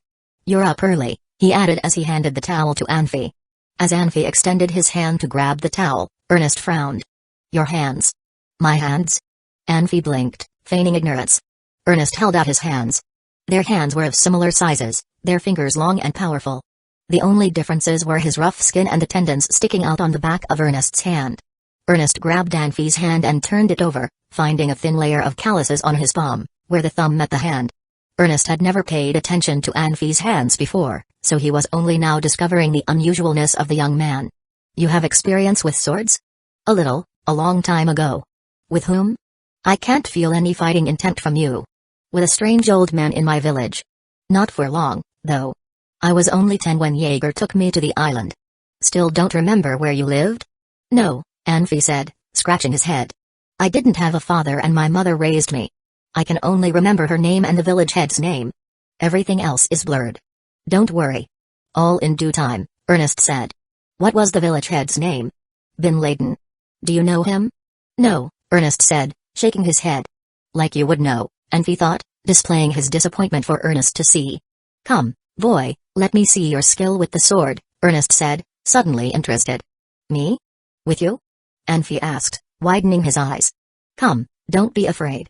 "I will not harm you," Ernest said, smiling, as he handed Anfi the magic sword from yesterday. Anfi took the sword reluctantly, clearly regretting his decision of ever leaving his room. "Watch out," Ernest said as he drove his sword forwards. He didn't intend to actually fight Anfi, so although the sword was fast he didn't use much strength. Anfi blocked the sword, pushing Ernest away from himself. Then he flicked his wrist, brushing Ernest's wrist with the tip of his sword. Ernest blocked Anfi's attack, shocked. Like the way mages focused on the strength of their magic and their senses, the sword masters of this world focused on their chi. Their actual skills with the swords were in fact very easily learned. In Jin Yong's world, there was the conflict between the Qi Zong and the Jian Zong. In this world, all the warriors belonged in the Qi Zong. Their skill level was determined by Qi as well. Even though Anfi only used the simplest form of Taikai sword, Ernest could still tell just how effective it was. What was even more shocking was that Anfi was taken away by Jaeger at 10, meaning his skills were simple and crude at best. But even so, his skills with the sword were mesmerizing. Just how skillful was that old man from his village? "Anfi, what was the name of the man that taught you this sword art?" "I don't know. He was a strange man, and no one wanted anything to do with him." "Can you remember what he looked like?" "Of course. He had white hair and beard. He wasn't tall, and always wore loose-fitting clothes." "Oh, on his clothes there was an embroidery." "What?" Ernest thought he was onto something, and his expression became somber. "A circle, half white, half black. In the white half there was a black dot, and in the black half there was a white dot," Anfi said, drawing a yin-yang symbol on the ground with his sword. "Do you not know what this is?" "No," Ernest said. "Come, let's spar another round." "As you wish." The two men set up again, facing each other. Anfi was using very little strength, weak enough that if Ernest used any more power Anfi's sword would have flown out of his fingers. However, Ernest's frown was only deepening. Anfi had a strange way of using his sword. He barely moved his upper arms, relying solely on his wrist to control the movement of the blade. Despite that, his movements were persistent and precise. Ernest could feel that Anfi had at least the skill of a mid to upper level sword master, enough to be a threat to him. After a few moments, Ernest stopped his hands. He gripped his sword and stared at the sky, reveling in his thoughts. Anfi placed his sword down quietly. Yes, he did what he just did on purpose. Ernest carried hatred in his heart, waiting for an opportunity. All the while, the object of his hatred had become the general of a powerful army. Saul had said Jarofik was surrounded by the strongest and the best, and that Ernest's chance of revenge was getting slimmer. Ernest did not fear death, but that did not mean he was actively placing himself in situations that could lead to his death. If Ernest appeared in front of Jarofik, he would surely be attacked by those best of the best, leaving him no chance for his revenge. Anfi had purposefully shown him a few of his moves, hoping to give Ernest a hint or two. "Mr. Ernest? Breakfast is ready," Nia's voice said. Of course, these things could be left to the servants, but Nia knew she had angered Ernest yesterday. She was hoping that her actions could make up for her mistakes since she still wanted Ernest's instruction on her sword skills. Ernest, as if awoken from a dream, looked at Anfi. "I'll pass on breakfast," he said. "Go right ahead, Anfi. You are going to the academy today, so do be careful. If anything happens, try sticking through it. But remember to tell me when you get back." "It's okay, Mr. Ernest," Anfi said, smiling. "Who's going to do anything?" Ernest glanced at Nia and snorted, but did not say anything. "Then I'll be off to breakfast," Anfi said. "I don't want to leave a bad impression by being late on the first day." Ernest nodded. "Go right ahead." Nia, seeing that Ernest didn't want breakfast, wanted to say something more. But, ultimately, she silenced herself and led Anfi towards the dining hall. Inside the hall, Saul was already at the tableside, and the food was ready. He had not touched it, as if he was waiting for something. Seeing Anfi entering the hall, he smiled. "Morning, Anfi. How was your night?" "I was very comfortable, Master," Anfi said. "I could hardly remember where I was when I woke up." Saul, of course, did not know what happened yesterday. Nia was in the wrong and did not dare tell her father about it. Anfi wasn't one for snitching. Ever since he was a child, he had never told anyone when he suffered an injustice. Ernest was used to freedom. When he encountered problems, he was used to dealing with them alone. He would almost never talk to Saul about his problems. So, to Saul, everyone was still friendly with each other. The youngsters sitting around the table glanced at each other without saying a word. Even the youngest of them had followed Saul for a few years now, but Saul cared only for their magical abilities, not their personal lives. Only Nia could make Saul worry about her personal life. Now there was one more person that could make Saul worry: Anfi. "Morning, everyone," Anfi said, smiling as he sat down. Only 2 people returned the courtesy, the rest treated him as if he didn't exist. Anfi let out a sigh of relief. It seemed like it was only a minor problem. Yesterday, Nia was talked into starting trouble with him, and he thought that they were a group of sly people. Judging by their reaction today, he had overestimated them. Of course, all of this was because of the unusually good treatment by Saul. It caused hostility among his colleagues, but those feelings could be eliminated over time. He could earn their respect by proving himself useful. If it didn't come to that, Anfi didn't want to make enemies with any of these people. As far as Anfi cared, friendships were much more useful to a man than enmity. It was better to be friends with these people than to fight and conspire against each other right under Saul's nose. It was obvious the first path was easier for him and his future. He had always considered himself to be easygoing, never holding grudges where grudges weren't needed. "Nia," Saul said. "Take Anfi to the academy later. Tell Steger that he is my student and should be offered the best care." "Of course, father," Nia said, smiling sweetly. Chapter 19, Work. Saul could not be blamed for letting Nia take Anfi to the Mage Academy. In fact, the academy was behind the Mage Union, and it wasn't far from Saul's home. Nia was too lazy to take a carriage, so she directly broke into the Mage Union. Yes, she broke into the Mage Union.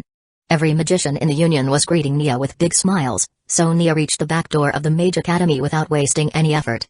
Anfi never thought he'd go back to school again. He was laughing in his heart while curiously looking at the students coming and going.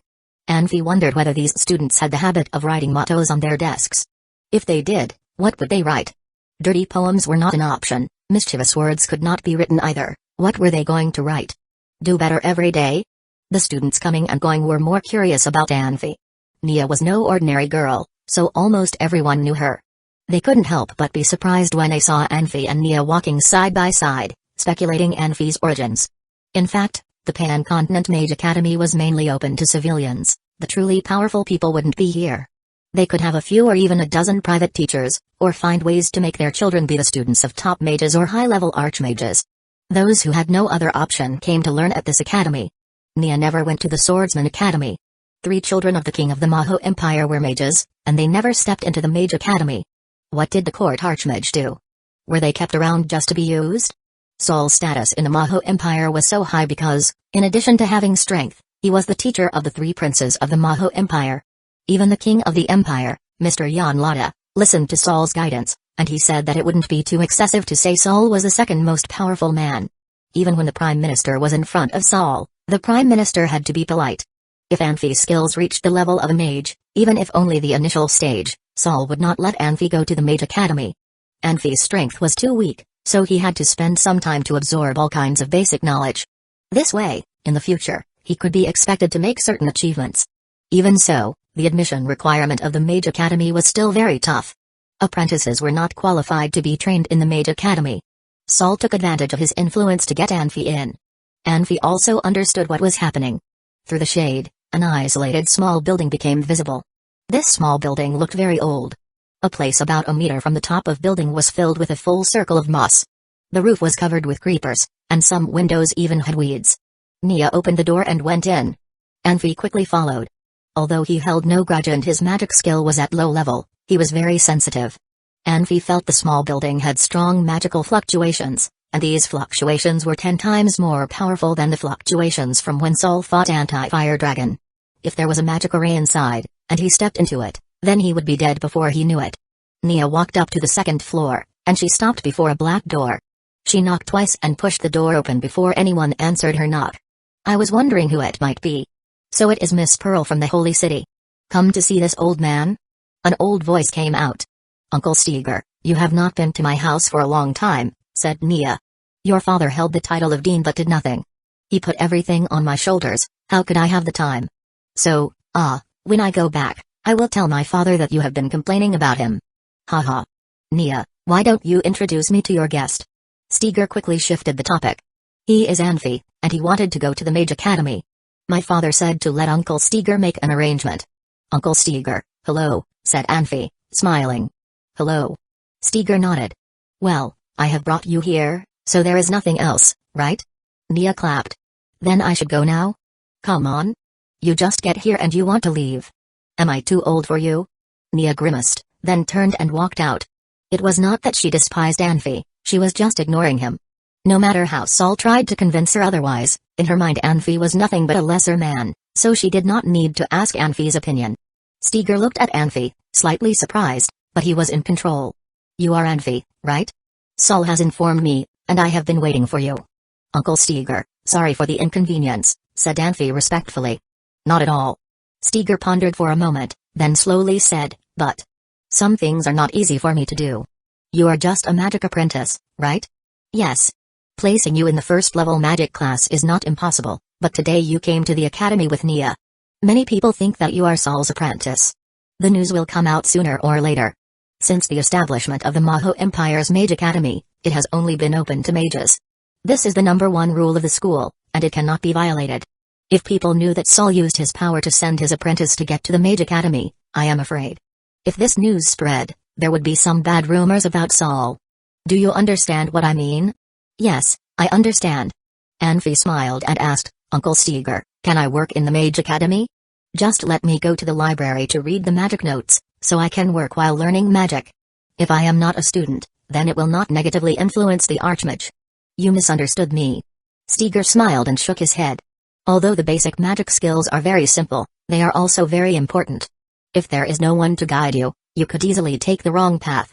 If learning through the magic notes was sufficient, then it wouldn't be necessary for Saul to send you here. You could just learn at Saul's house. Haha.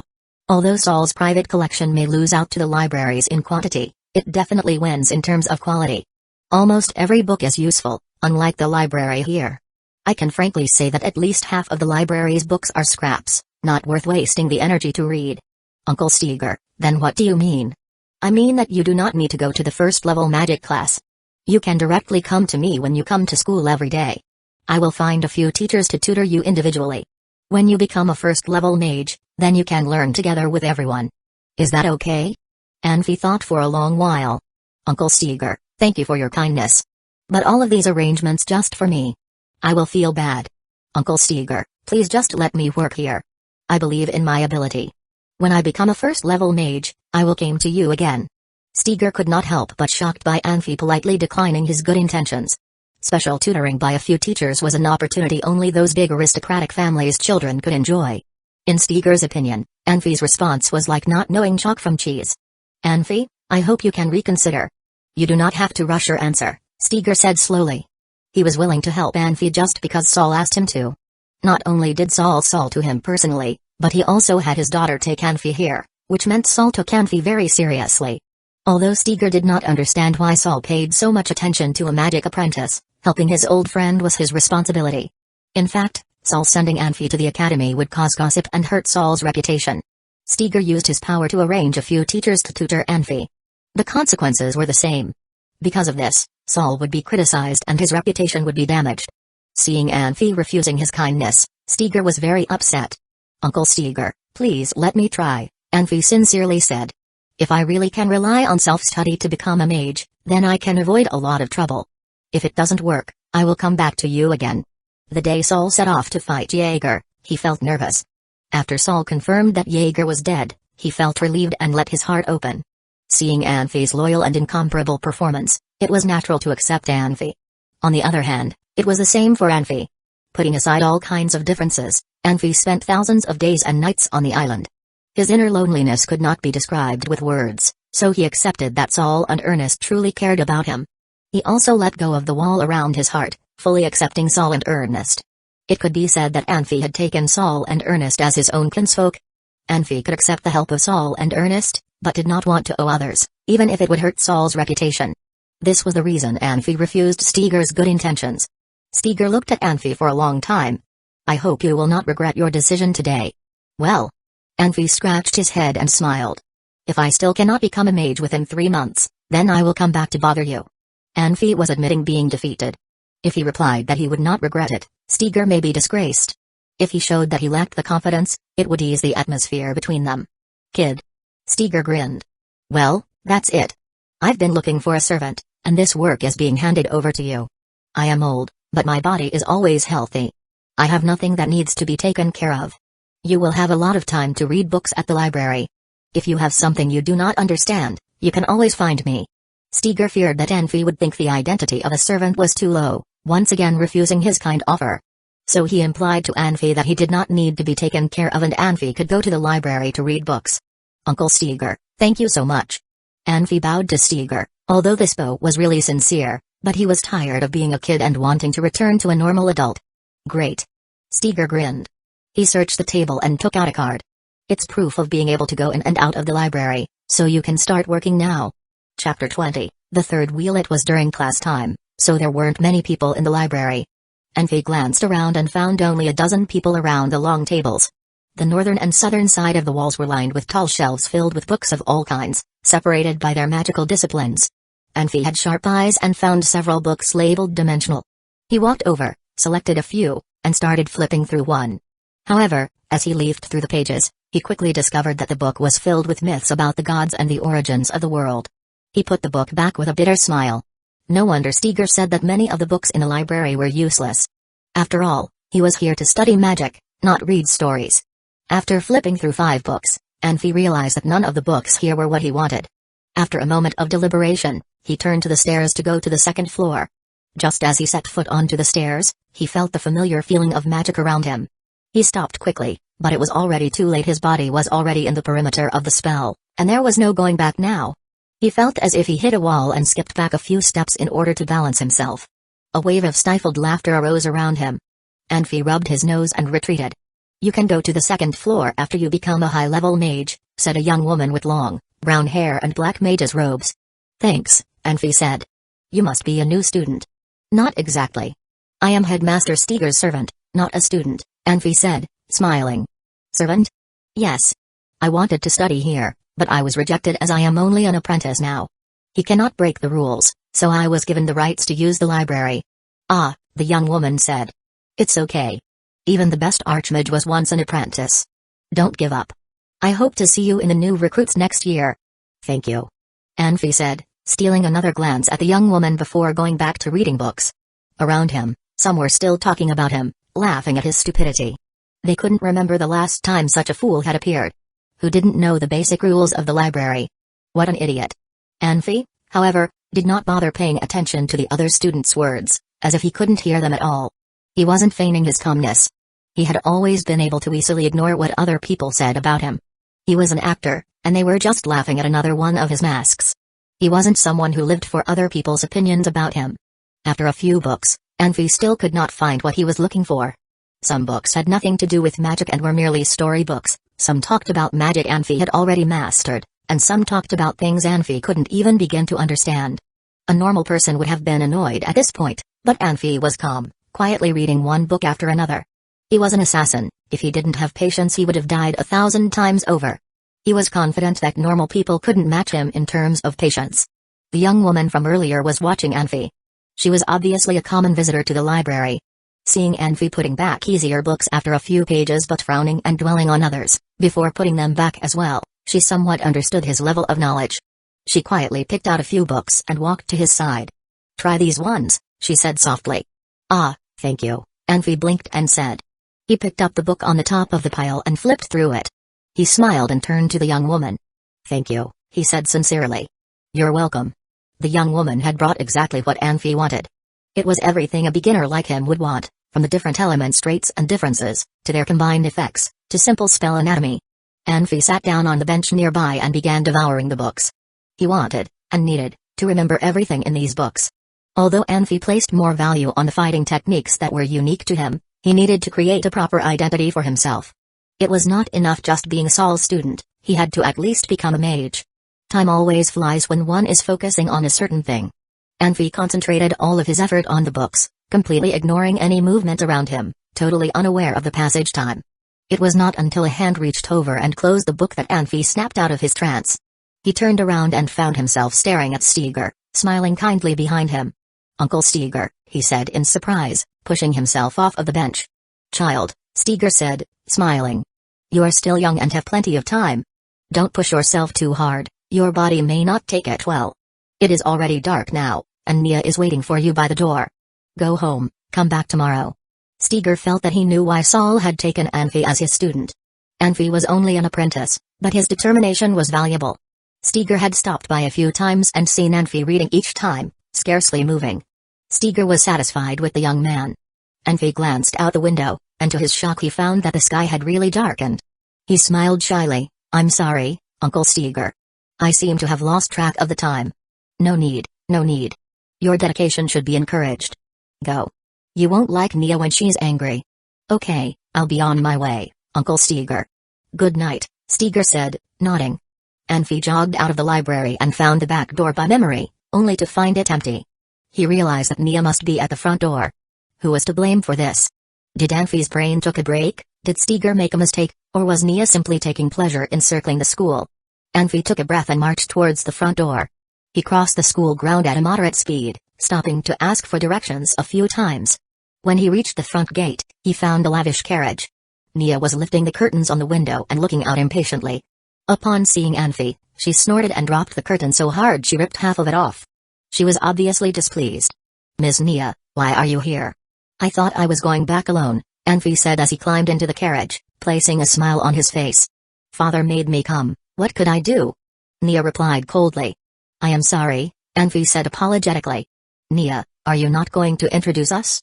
The young man next to Nia asked gleefully. "Do it yourselves if you want to," Nia snapped. "Don't bother me." The young man shrugged and smiled at Anfi. "All right, guess we have to introduce ourselves. My name's Grandin." The young man noticed Anfi's magical surge and changed his words. "I'm a mage as well." "Greetings," Anfi said. "Anfi, apprentice." "Ah, Anfi," Grandin said. "I hope you don't take this personally. As you'll find out, Nia is always like this. Plus there was something unpleasant today, so—" No, it is quite all right," Anfi said, shaking his head. "What, are you tired of me now?" Nia snapped, glaring at Grandin. "No, of course not. I would never," Grandin said, frowning. "Obviously." "Nia," Grandin said, "I don't want to fight with you right now, and there are things you shouldn't say in front of other people. Can't you be silent for a bit? Say what you want." Nia screamed at Grandin. "Go ahead." Anfi sighed. It seemed like Nia and Grandin were more than just friends. They were probably a couple. Obviously he was a third wheel. He looked at them awkwardly, not knowing what to do. He took a breath and said, "Guys, calm down, take it easy." "Shut it," Nia turned and snapped, turning her rage sharply onto Anfi. You know who he is? He is second in line for the throne of the Maho Empire. We are talking, who are you to interrupt? Anfi blinked, unable to find words to retaliate. Of course, he had no right to interrupt. Nia. Grandin said, clearly enraged as well. You can yell at me all you want, but you shouldn't yell at someone innocent. Apologize right now. No. Anfi smiled bitterly. Great, now the attention was on him, and it didn't matter if Nia apologized or not. His relationship with her was not improving. In that moment, a sudden gallop of horses interrupted them. Someone screamed, out of the way, out of the way. Military emergency. Out of the way. The driver swerved the carriage aside, and silence fell inside. War. Grandin muttered, his eyes filled with anxiety. War is starting. Nia whispered. Her eyes, however, were sparkling with excitement. Nia, Grandin said. I cannot linger anymore. I must return. Wait, Grandin. Nia said hurriedly. Did you consider what I said? Don't worry, if you say yes, my knights will gather on a moment's notice, and we can go together to the front line. Nia. This is war, not child's play. Come on, Grandin, Nia said, pouting, and grabbed Grandin's sleeve. Anfi sat there watching quietly. They say a lover's quarrels rarely lasts, of course. Him intervening was an unnecessary move, and brought only trouble. He grunted to himself. Chapter 21, A Legend. Anfi, this was your first time going to the Mage Academy.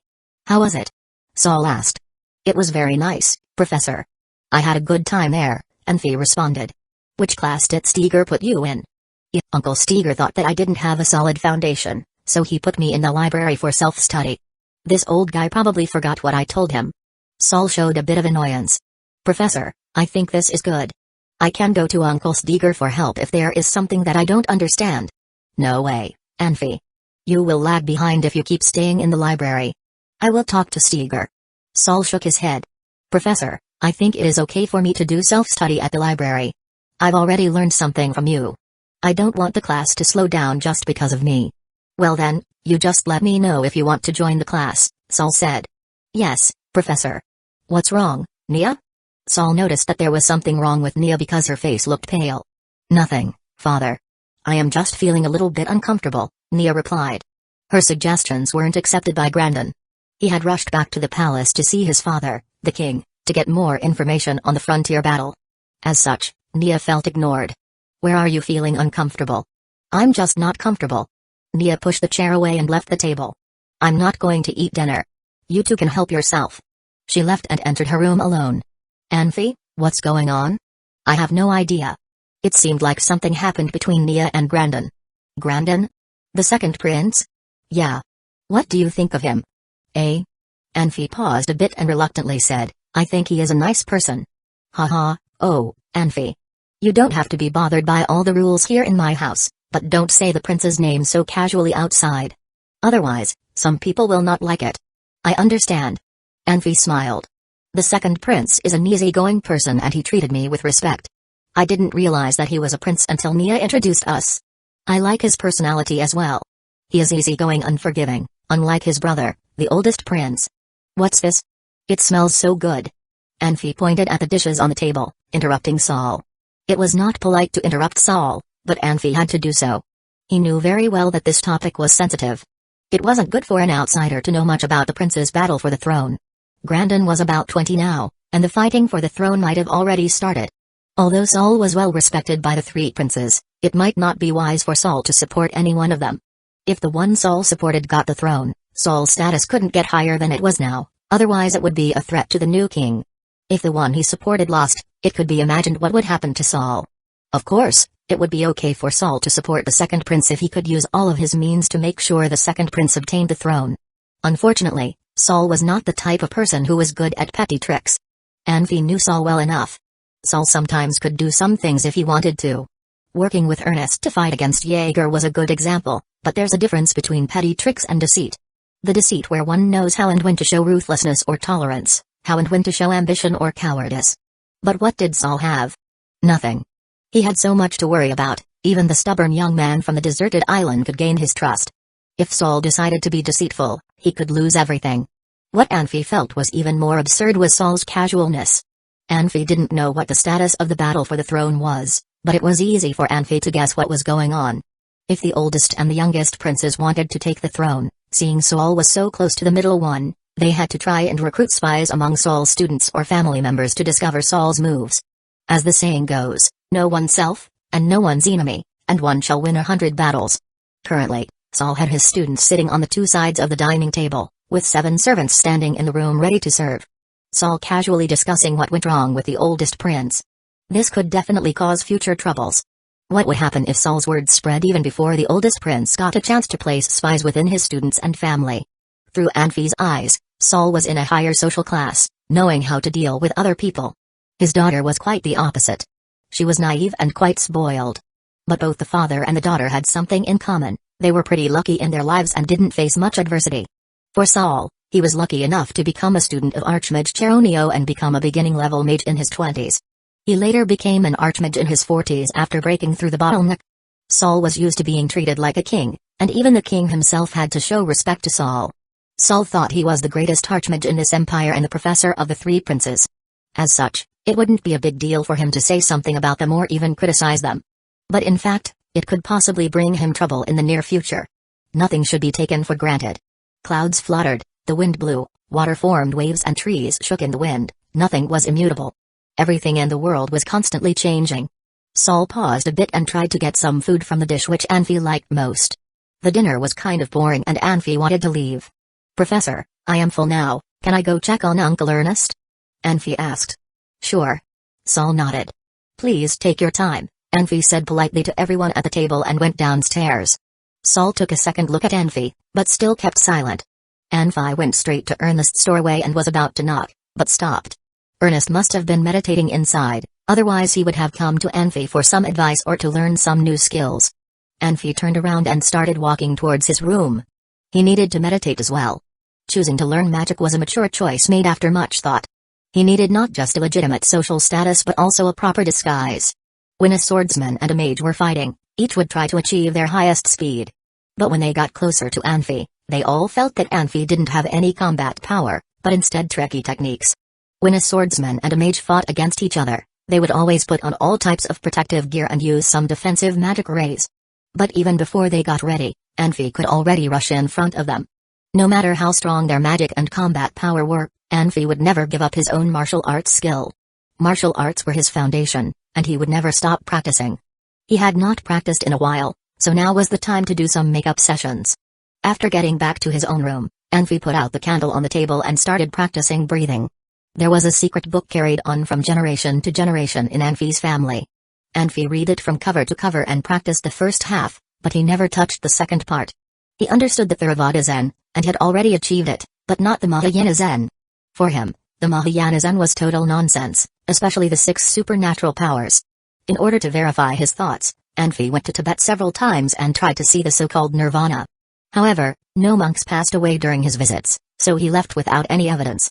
But now, with more and more experience and strange feelings inside his body from the increase in his magic power, he started questioning his original thoughts about the Mahayana Zen. In this world, the spirit was much heavier than in his old world. After practicing for 2 years, he had made big improvements in circulating his small circle of vital energy, and was close to the big circle of vital energy. Maybe he should try his luck to break the big circle and see what would happen afterwards. It was for this reason that Anfi never wanted to learn magic skills or combat power. He never wanted to become a real mage or swordsman, even though he had the 2 best teachers. It was dark outside. A dark shadow flashed into the corridor and creeping towards Anfi's room. Chapter 22, Being Framed. Anfi opened his eyes slowly. Under a Zen state, a person's senses were unusually strong. Anfi had known someone was there as soon as the stranger approached his door. The door slid open silently, and Anfi quietly moved over and laid down on his bed, pretending to sleep. The shadow stopped a few steps from his bed. It felt around the bed before turning and leaving through the door. As the shadow pulled the door behind him, Anfi pushed himself off of the bed. He stalked across the room and leaned against the door, listening for any movement outside. Whoever just came into his room was obviously not used to doing this.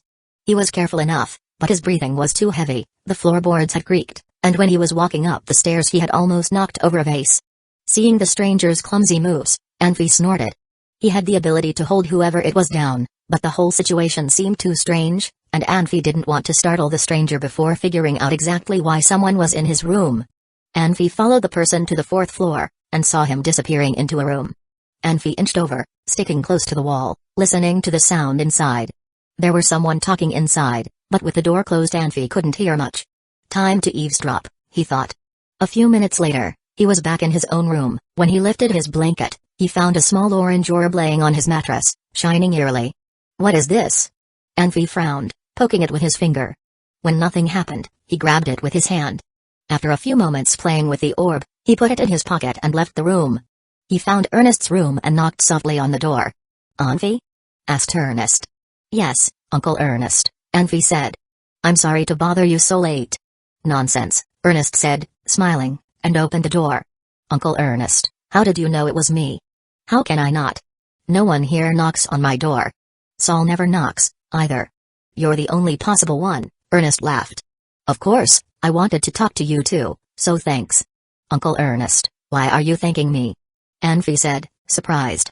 Your sword skills gave me inspiration, Ernest said slowly. You showed me a path. I believe my skills can grow significantly after some practice. Perhaps then I'll get my revenge. I don't know any sword arts, Anfi said shyly. It's something that old man taught me for fun. No. I can feel it. That old man you speak of was a powerful man, Ernest said slowly. A sword master at least, maybe even more. Anfi, you have to find him again if you get the chance. Uncle Ernest, are you going to spar with him? Me? No, I am no match for him, Ernest said bitterly. If the man's chi matched his, then he could never win. Even Anfi, a child, could shock him, so how powerful would the man be?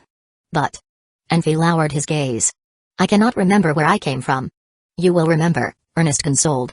By the way, Anfi, what did you want to talk to me about? Ah, yes, Anfi said. What is this? This. Ernest stared and frowned, taking the orb. Anfi, where did you get this? Someone gave it to me, Anfi said. What is it? Someone gave it to you? Ernest repeated. Impossible. This is a chasm dragon crystal. Chasm dragon? Is it rare? Not just rare, Ernest said. This is the only one, ever. Tell me everything. Anfi told Ernest everything that had happened, including him following whoever it was that went into his room, hiding nothing. Ernest contemplated a bit, then looked up and said, Anfi, what do you think? Ernest had already had an idea of what the person who placed this on Anfi's bed wanted to do, but he wanted to train Anfi to think for himself, to recognize the vileness in people. Uncle Ernest, you mean? This belongs to Master Saul? Yes, Ernest said. Chasm dragons are horrible creatures. Dark, skilled with dimensional magic. In my knowledge, they're perhaps the most powerful dark creatures out there, with the ability to rip through time and space without any help. This crystal is very important to Saul. He treasures it. Ah, Anfi said. I know what's going on. Tell me. Someone stole this crystal and planted it in my room. When Master Saul discovers it is missing, they'll find it in my room. Then I will become the thief. Is that so? Ernest said, surprised. Do you know why they would do this? Because Master Saul is too good to me, Anfi said. Uncle Ernest, you saw how Miss Nia treated me yesterday. There are things you do not know. She was a victim too, talked into questioning me. What do you want to do? Master Saul is so careless. Treasures like this should be kept in secret. How could people steal it? On that point, you're wrong. Ernest laughed. Saul would never be careless. You cannot feel it, but Saul had already placed a spell on the crystal, and placed the same spell in the storage room. If the two spells are separated by more than 100 meters, the spell would activate, and no one can leave with it. It's alive coordination. Do you think anyone can leave alive with alive coordination, with one of the greatest archmage on their heels? Ah, Anfi said. Anfi, say, what do you want to do? Ernest asked. My idea. Well, it's slightly embarrassing. Anfi said, scratching his head. Nonsense. Tell me. If we return the crystal right now, whoever was setting me up would realize something was wrong and change their mind, then it would be more difficult to track them, Anfi said slowly. Uncle Ernest, if this person can steal this, surely he is close to Master Saul? Ernest nodded. So we have to keep quiet, like nothing had happened, Anfi said, smiling. Let them say what they want. They may think they're cornering me, but in truth they're just back themselves into a corner. And then I can step in as a witness? Ernest asked. Smart. No, Uncle Ernest, Anfi said. Evidence is stronger proof than spoken words. I think whoever did this will try to make Master Saul angry, make him lose control, leaving me no chance to explain myself. Uncle Ernest, if you step up then, Master Saul will think you're covering for me, and we won't have a chance to defend ourselves. Anfi kept referring to him and Ernest as us, hoping to hint that they are on the same side. You're confusing me, Ernest said. Anfi, you think that when I present the crystal, Saul would trust them and not me? I cannot predict anything, Anfi said. But it is possible. We can't risk it. What do you want to do then? Ernest asked. Easy. When they come for me with Master Saul, place the crystal in a room on the 4th floor. Anfi smiled. Uncle Ernest, you have to hide it well, not letting Master realize where it is. Can you manage it? Short term, maybe. Long term is practically impossible, Ernest said, closing his hand around the orb. But trust me. You know, kid, you aren't that dumb after all. You know, Uncle Ernest, there are things I've never told you, Anfi said slowly. Can you tell me now? Ernest asked, interested. Of course, I won't press you if you don't want to say. You shouldn't blame me, you never asked. You should have noticed some of it, Anfi said slowly. Jaeger kept using us for experiments. We weren't lined up according to age or height, Jaeger tended to pick randomly, and whoever was picked never came back. After a while, we all got scared, so things happened. Keep going. No one wanted to go with Jaeger, but none of us could fight him, so we started playing games with each other. We aggravated each other, making Jaeger mad at other people. We hated each other, and these are things I would rather not think about. Uncle Ernest, do you know why I'm grateful to Jaeger? Why? Because ever since I was young, I've been framed time after time. I don't know why, but Jaeger always spared my life, even giving me a room at the end, letting me tend to his everyday life. If it wasn't for him, I would have been long dead.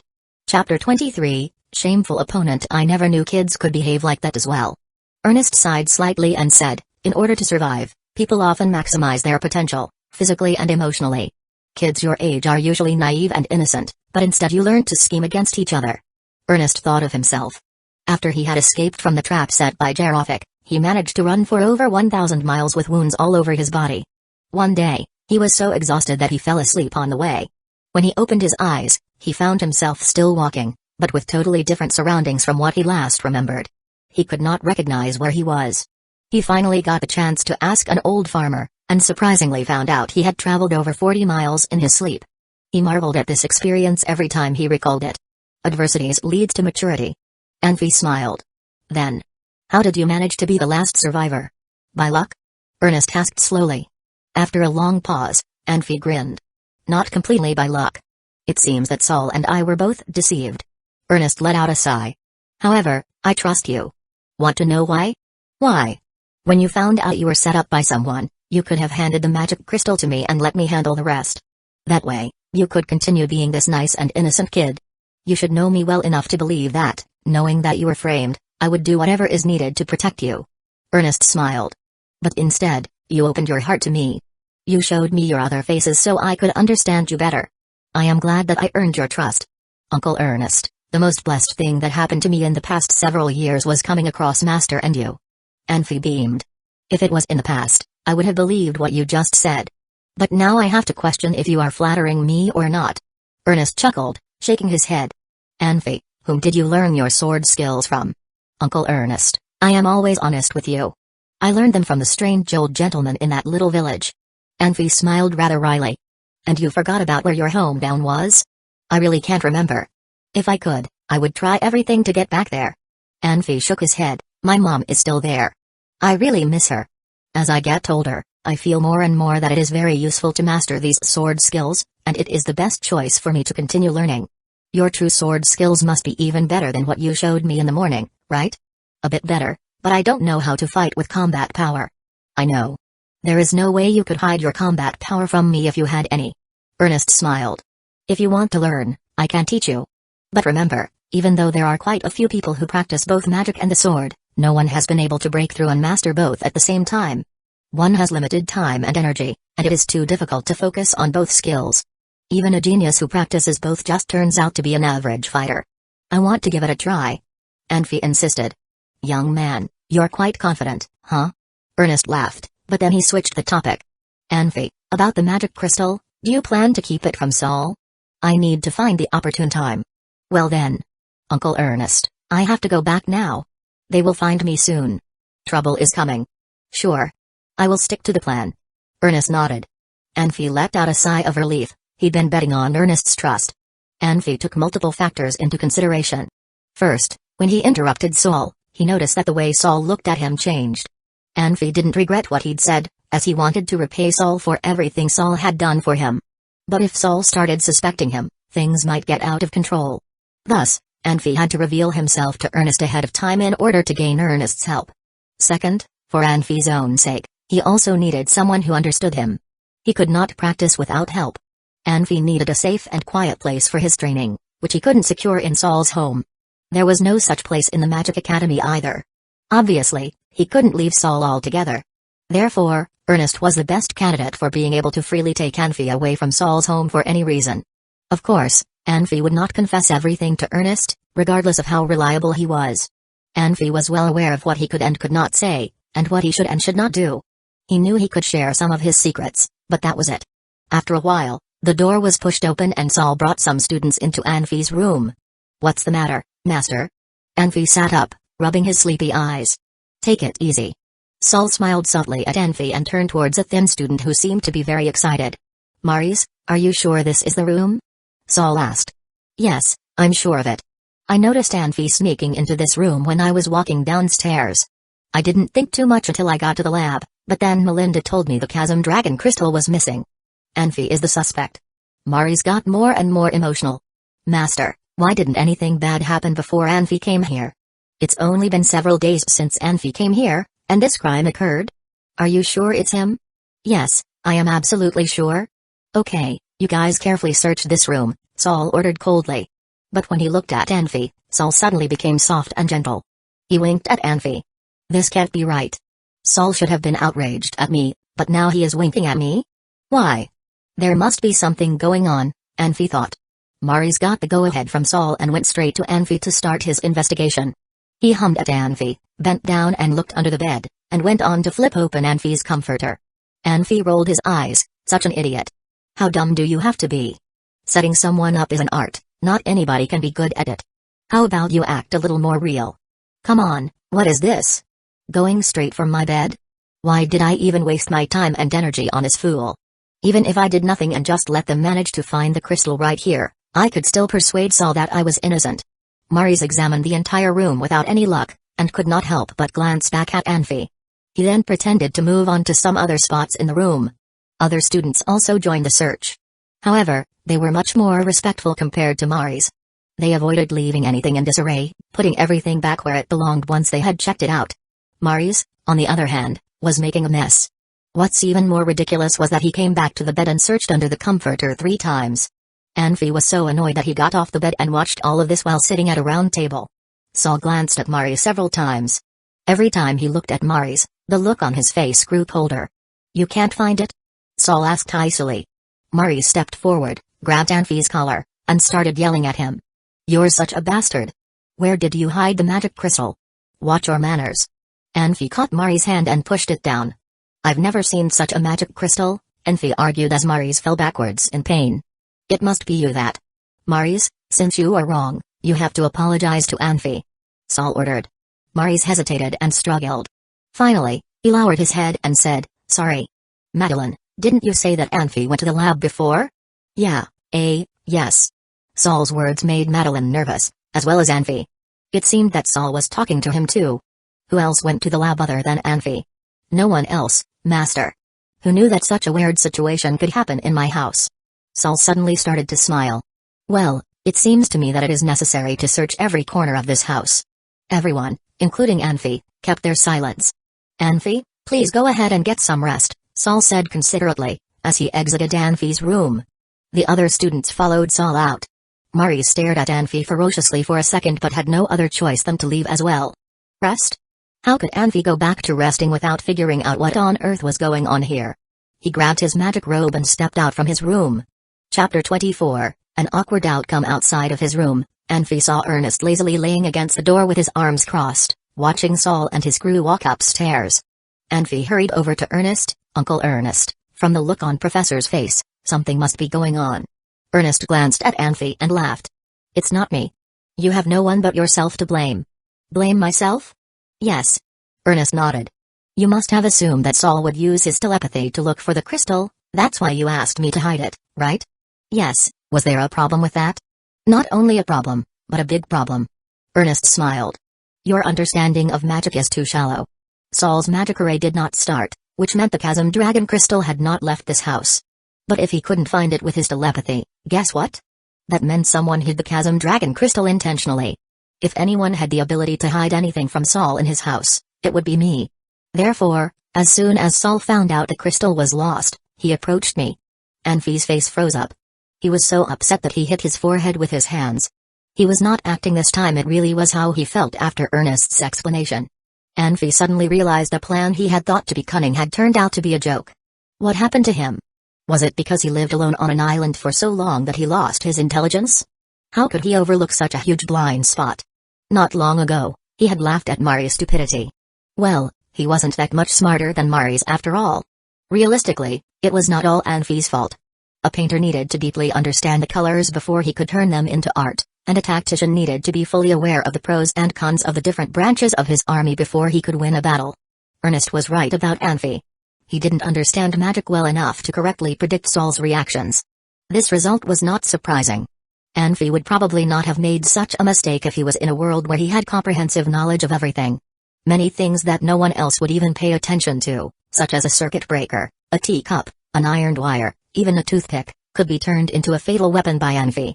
However, this world was still too foreign to him. Uncle Ernest, did you tell the professor about me? Anfi asked Ernest with a bitter smile. He chose Ernest over Saul because Ernest was a straightforward person, while he had some reservations about Saul. No, it's your problem. You should tell Saul the truth yourself, Ernest responded mildly. So, what did you tell him? Anfi asked with a sigh of relief. He still wanted to be fully informed of what Ernest spoke to Saul about. It was necessary to know, otherwise his lies could give him away.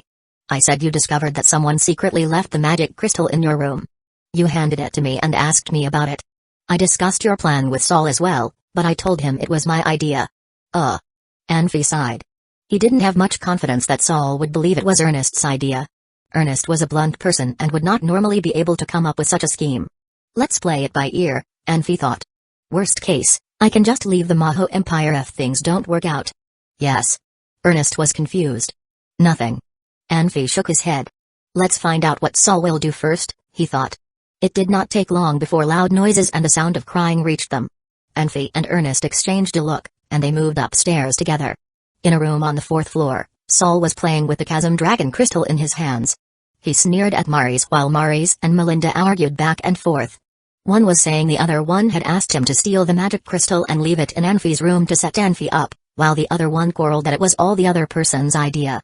They blamed each other and tried to defend themselves. Anfi could not tell who started this argument.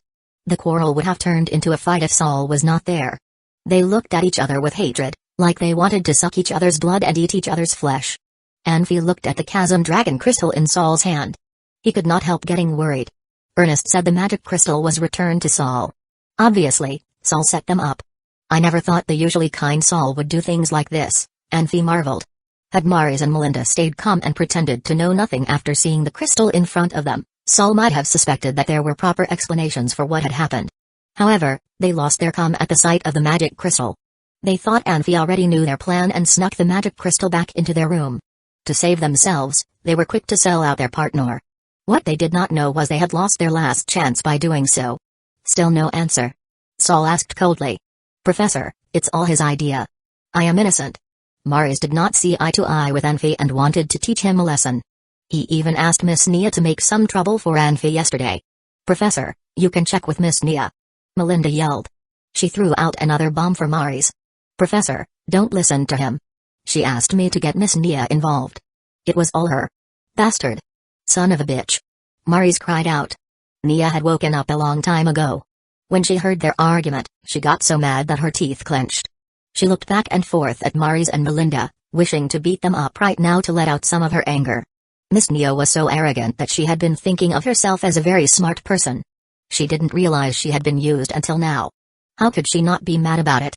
Yesterday, she had stopped suspecting Anfi after Ernest offered to be his witness.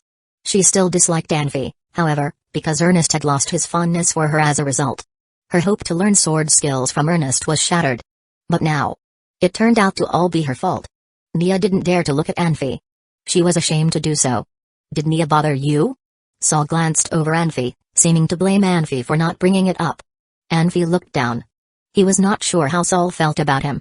If Saul had already sensed something, it would be too risky to play dumb, as it would very likely cause Saul to dislike him. Better to just let it go. Just then, Saul and Ernest both frowned. Anfi also subsequently felt a strong combat power approaching Saul's house. Be quiet, guests are here, Saul said coldly. Maurice and Melinda already had a dry mouth after their bickering, so they shut up immediately at Saul's words.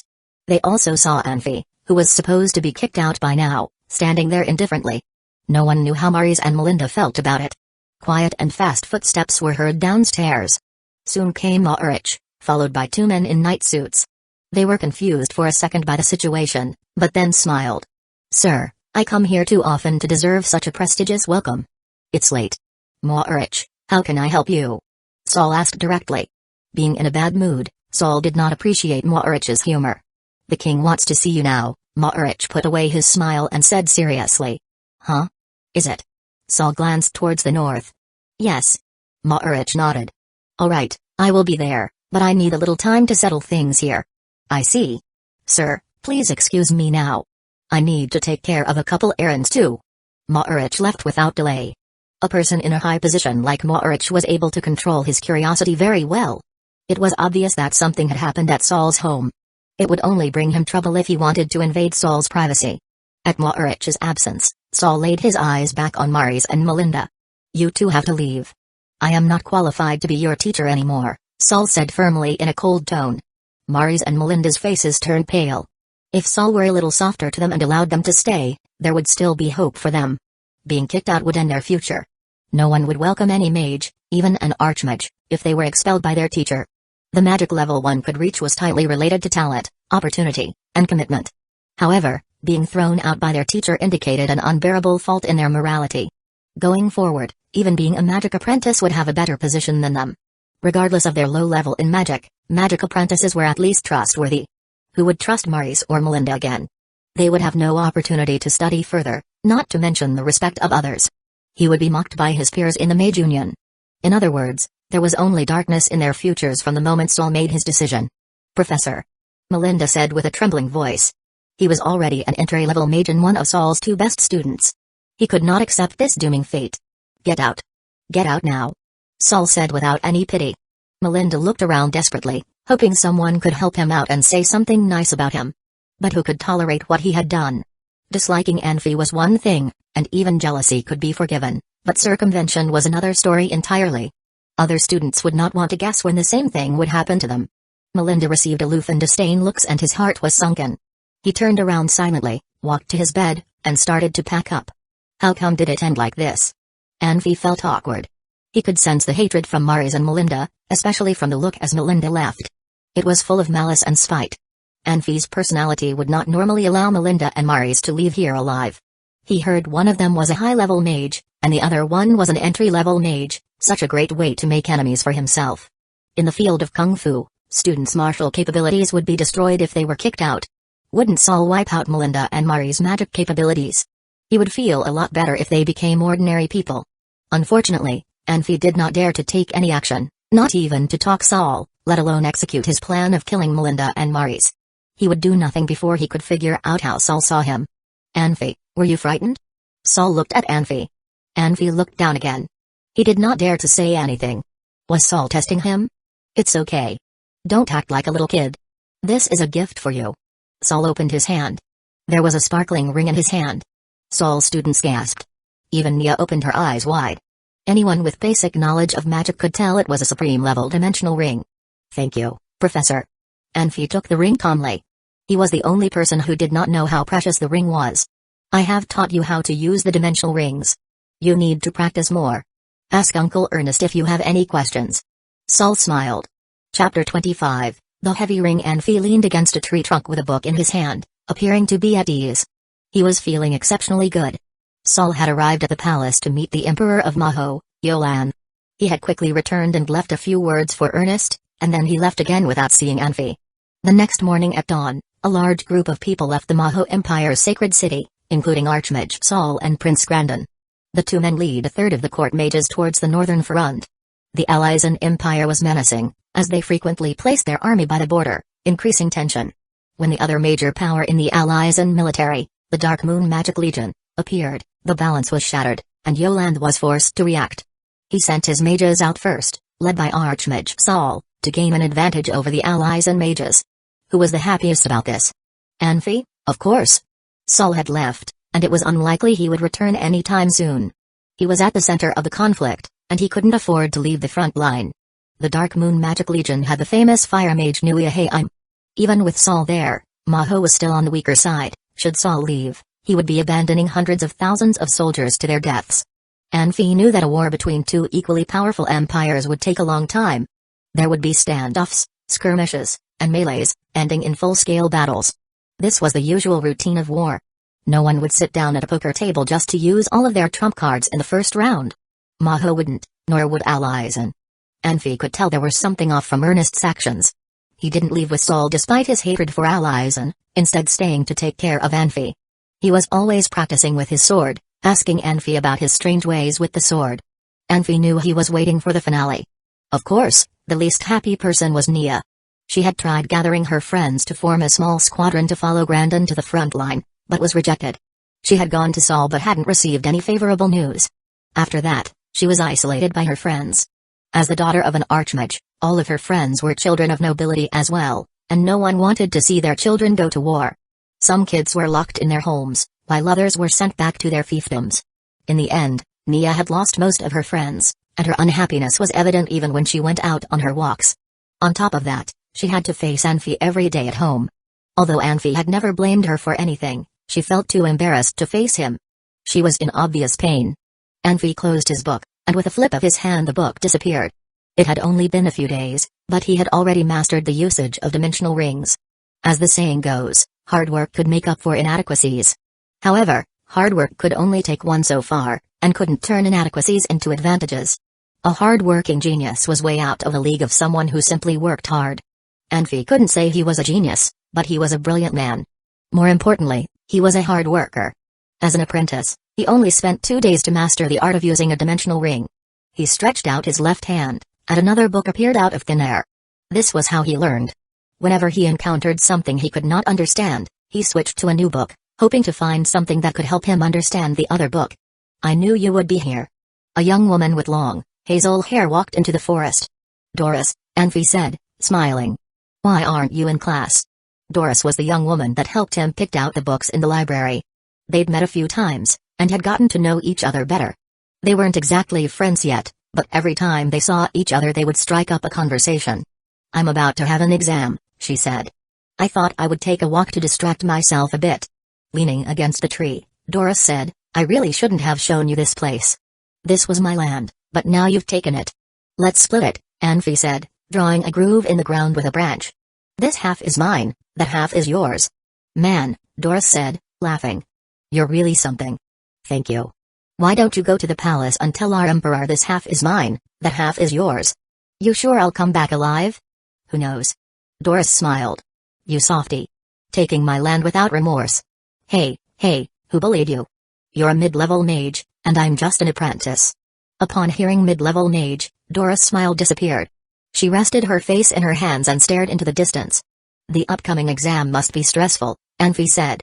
Of course it is, Doris replied. My entire life is on the line here. You want to talk about it? No, it's okay. You wouldn't understand. Doris shook her head. Anfi didn't say anything more. He wasn't that familiar with Doris. If he pressed on, he would only make the situation more awkward. When can I be as carefree as you? Doris sighed and asked. Me? Carefree? Anfi asked, almost laughing. He was merely good at hiding his own emotions and stress. Ever since arriving in this world, he had been building his knowledge and power. He was far from carefree. Yes, you. Anfi didn't say anything else. He put the book back into his ring, straightened himself, and was planning to ask where Doris got the idea that he was carefree. That's your ring? Doris asked, stunned, having noticed his ring for the first time. Yes, why? Didn't you say? You're just Headmaster Steger's servant. I am, why? Anfi asked, confused. Steger's ring might not be as good as yours, Doris said, frowning. Tell me, who are you? What? Anfi stared at the ring absently. I really am just his servant. You're still lying, Doris said, angered. I'm Archmage Saul's apprentice, Anfi said. This information was already widespread in the school, so Doris would find out sooner or later. Saul? Archmage Saul? Doris gasped. Yes. Then. Are you Headmaster Steger's servant? Because I was supposed to study here, but I'm just an apprentice. If I really became a student I could unnecessarily hurt Archmage Saul's reputation, so I'm just studying with Headmaster Steger for now. I'll start studying magic in the academy after I become a real mage. Interesting, Doris said, her eyes filled with envy. You're lucky. Anfi grinned but didn't say anything. Even so, you should not show off so much, Doris suddenly said. I didn't. Don't you understand how valuable that is? Doris asked, agitated. She held out her hand. This is mine. You know how many things mine can hold? It can only hold up to 5 books that size. 5? Anfi frowned. That few? Few? This cost me 5 years of my savings. Go around the school, at least a third of the students don't even have rings. Anfi lowered his gaze and looked at the ring, feeling it grow heavy on his finger. Even the ring Saul bought for him at Timon was 10 times better than Doris, so how much did this one cost? How much trouble did Saul go through to acquire this? They know you're Archmage Saul's apprentice, and they won't do much to you, but there are people who don't know. Seeing an apprentice like you wearing a ring like that, what would they do? You're looking for trouble. Anfi nodded. He knew what Doris meant when she pointed out how expensive his ring was. Sometimes things would be this interesting. Saul wouldn't brag about how much his gifts were worth, as he didn't like that. Ernest thought Saul was right, and Ernest had forgotten to warn Anfi. The other students were too busy being jealous, so no one told him. So there Anfi was, walking around with a gift some people could never afford. The authors of the books would never brag about how much their rings would hold, either. Anfi had thought that the rings were like cell phones in this world. He thought that, even though some people had better models, everyone had one. There, for you, Anfi found the ring he got in Timon and handed it to Doris. I can't have this. Take it, Anfi said. For some reason this one stopped working after I got the new one. There's no use keeping it. Of course, Doris scolded. You can only use one ring at a time. If you could use multiple rings at the same time, your ring wouldn't be so precious. Good. Take it. No, Doris said, her face suddenly became serious. Anfi, if you still want to be my friend, don't make me take this. All right, Anfi said, shaking his head. He could tell Doris genuinely didn't want to take the ring. Maybe it was Doris' personal moral code, maybe it was not, but either way he didn't want to put Doris in a bad place. Chapter 26, Disappointment and Protection. General Ma'urich, is my father inside? A handsome young man stepped out of the transport portal. Next to him was another man, just as young and handsome. Judging by his robes, he was already a high-level mage. My lord, his grace is already waiting for you. Ma'urich dipped his head. And this is? This is my friend, Brufet. Ah, the friend you've mentioned in your letter. The one that saved your life. Yes. Ma'urich hesitated, then moved out of the way. This way, my lord. The oldest prince of the Maho Empire, Wester, smiled, nodded, and walked into the Great Hall. Ma'urich followed the two silently. He was the leader of the king's guards and had to be on guard at all times. The prince was not an object of concern, but the young man Brufet was. They had only met once, and Ma'urich did not know who he really was. The emperor of Maho, Yolan, appeared to be a young man. If it wasn't for the wrinkles around his eyes and his slightly bloated physique, he could have passed for a 30-year-old. Seeing Wester, he dropped his scepter and hurried over with his arms wide open. Son. It's good to see you back here. I heard you ran into some trouble on the road. Father. Wester hurried over and embraced his father. It was because of my carelessness.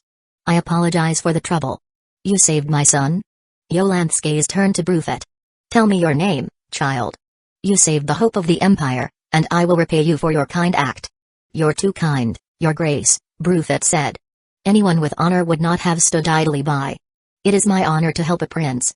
Well said. Yolan laughed as he sat down on the throne. On our lives. Wester, you've taken care of your business? No, father. I heard Aizen Empire's Dark Moon Legion arrived at the front line, and we were facing immense threats. I was worried and thought my business could wait. Really? Yolan looked around. This kind of confidential military information could not be kept secret forever, but Wester shouldn't have known about it so fast. The only explanation was that there was someone who had leaked information. After 20 years on the throne, there was no way Yolan didn't understand this. Wester had already began gathering his own informants. Father, I only have one request, Wester said, kneeling down in front of Yolan. Speak, Yolanth said, looking at his son, smiling. Our empire is facing an incredible threat. As the eldest son, I cannot sit idly by. Father, I request to go to the front line immediately, so that I may help Grandin with the threats from the allies and empire. Yolanth didn't say anything. Wester was his oldest son, and he had watched Wester grow up. Wester had just started on his road to power, and his plans couldn't evade Yolanth's eyes. Wester claimed that he wanted to help Grandin, but he really wanted to limit Grandin's power. His request was impressive, but Yolanth could not agree. Grandin was a supervisor. With 2 supervisors, the front line would be filled with quarrels and infighting. To Yolanth, Wester was amazing. He was smart, cunning, and knew how to talk his way into things.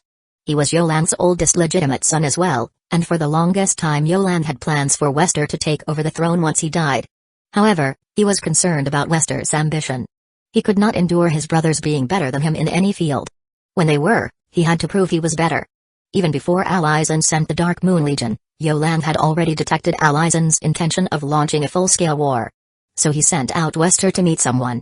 Yolanth knew Wester had never experienced a truly harsh situation, and he was worried Wester would make mistakes, so he had told his entire plan to the man Wester was going to meet. Yolanth told him to strike a marriage between Wester and the Shanxia Empire. This would relieve tension and draw the army from the Eastern Front to face allies and empire. He never thought that Wester would turn back halfway, overturning his entire plan.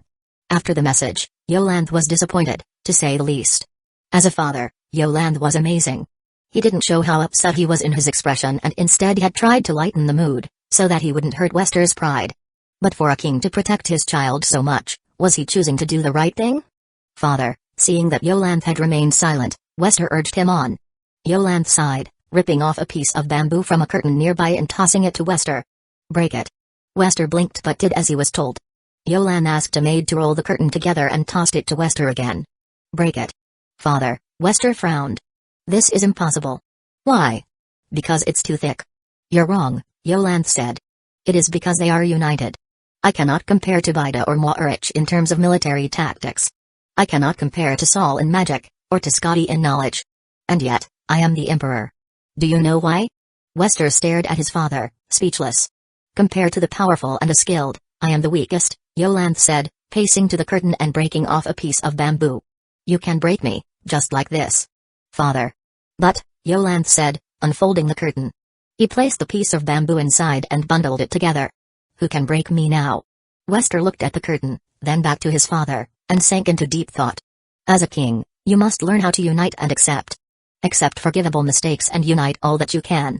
That is the only way to become the most powerful man. Yolanth didn't want to give up on Wester, and wanted to help him understand the situation with his words.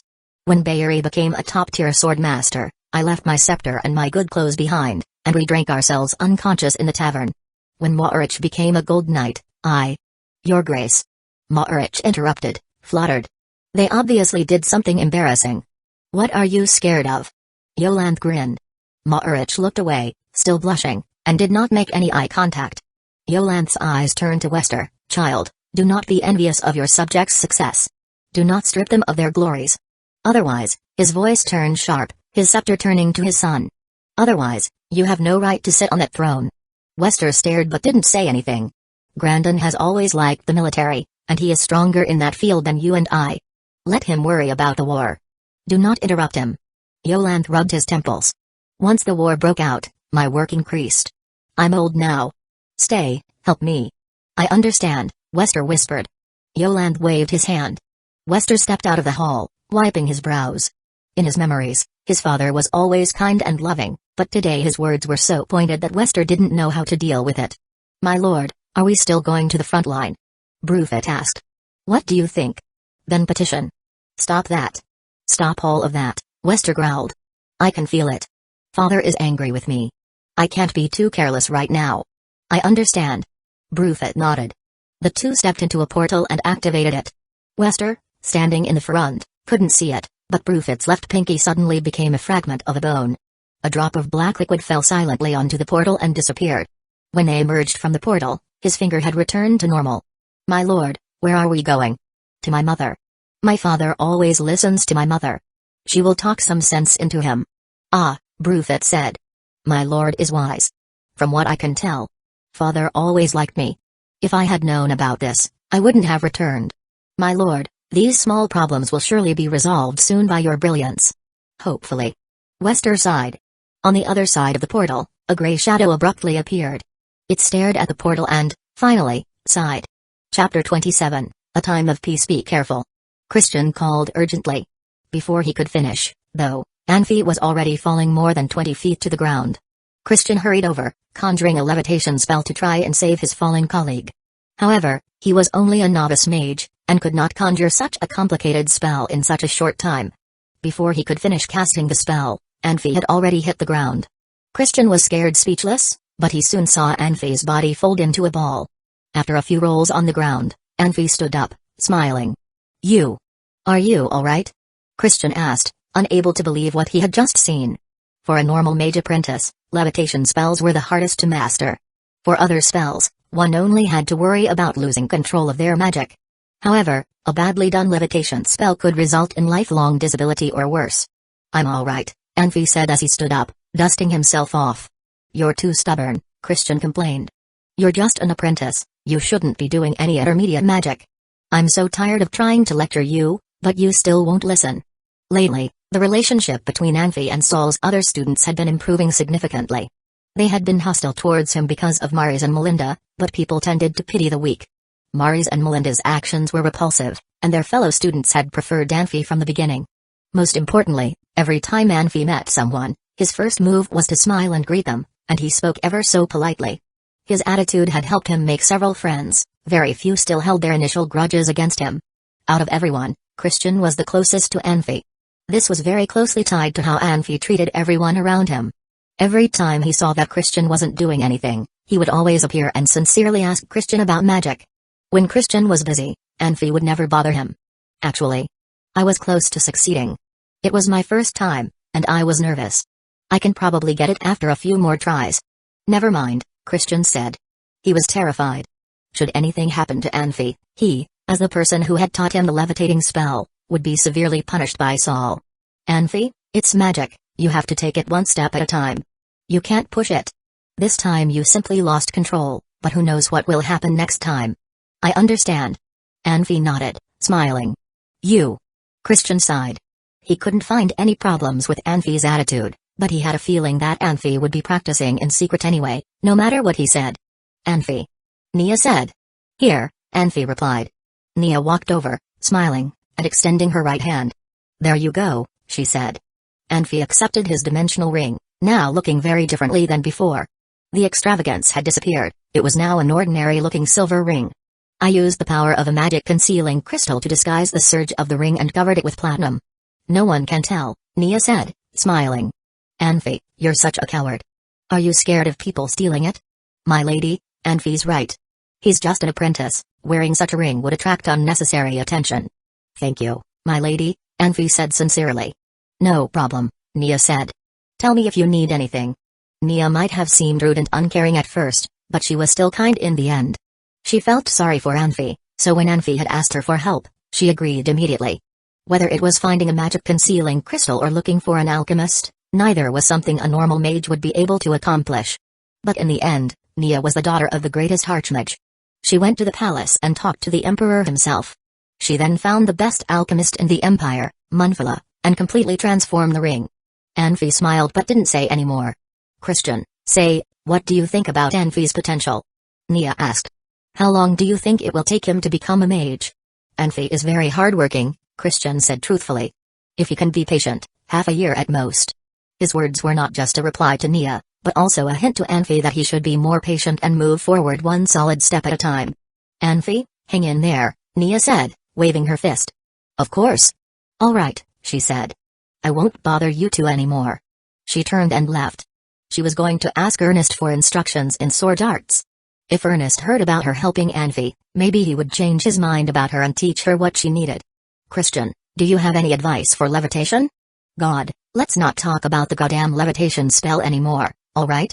Your strongest affinity is fire, so I'll teach you that first. In comparison, mages tend to be weaker in their physical bodies. So before you start attacking, you have to have a defensive line. Don't underestimate a fire shield. It may be easy to do, but its shield power will increase with your strength. A proper mage's shield can block a novice swordsman's combat power. Alright, Anfi said, shaking his head. Christian let out a sigh of relief, and explained to Anfi everything he needed to know to conjure a fire shield. Then, he said solemnly, Anfi, I will be in the lab, so practice here by yourself. And promise me you won't try levitation again, alright? I promise, Anfi said with determination. Christian shook his head with a bitter smile. Anfi's attitude was applaudable, but he had the feeling Anfi wouldn't listen to him. Christian was still worried, so he doubled back quietly, checking on Anfi. It was only after seeing that Anfi really was practicing fire shield that he left, satisfied. For a youth like Christian, his experience was very limited, so his idea of good and evil was very basic as well. When they dislike someone, they would rarely interact with the object of their disapproval. When they accept someone, they would try their best to take care of them and provide help. Maris and Malinda teamed up to frame Anfi, but their plan was flawed at best and could not withstand the truth. After they were exposed, they had fought each other and tried childishly to lay blame for the crime on each other. If someone more experienced had helped with their plans, it would have been much less flawed.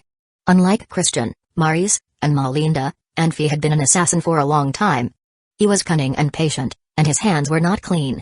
Even Saul and Ernest had not uncovered the truth about him, much less youths like Christian. Alright, you can stop pretending, Ernest said, walking out from behind the trees. I know you're not interested in fire shields.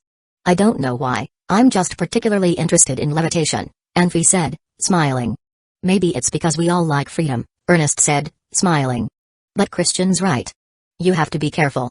If you lose control as you are now, you will not be able to handle it. Ernest, however, was not nervous. He was the one that understood Anfi the best in this world. Anfi wasn't a hot-headed youth. Every move he made was done after careful consideration. If Anfi wanted to practice levitation, Ernest knew he had a certain degree of control over the spell already. Uncle Ernest, can't you use your combat power to levitate? I cannot, Ernest said. The master swordsmen from 1,000 years ago could shoot themselves right into the sky, but such a usage of combat power was very depleting, and nowhere as free as that of mages. Then how are you going to fight against mages? They can all use levitation. Mages have magic, and we have our swords and combat power, so we are not terribly disadvantaged, Ernest said. Mages tend to be weaker in hand-to-hand combat. If a warrior approaches, no shield can protect the mage forever. Anfi nodded. I see. And if you fight Master Saul? Among all the archmages of the Pan-continent, Saul's power is medium at best. But for Master Swordsmen and Golden Knights, he is deadly, because we can never catch him. If I had to choose, I would choose anyone but Saul. Then I must master levitation. Of course, but don't overestimate it either. When you try to fool a Master Swordsman or a Golden Knight, you'll realize how childish your idea is, Ernest told him. Levitation may be quick, but you still cannot be much quicker than a Master Swordsman's sword. You'll be chopped down like a bird. Even a mid-level swordsman can pose a serious threat to you. Unless you become the dimensional archmage, you have no reason to be arrogant. I will do my best, Anfi said, smiling bitterly. Chapter 28, Change in Secret. Currently, the situation in the Tamen Commercial Union is very unstable. Among the 17 mayors, 9 of them firmly advocated the original position, while the other 8 mayors responded ambiguously. I'm not listening to that. Just say what's important. Yolande said. Yolande was sitting on the throne in the main hall.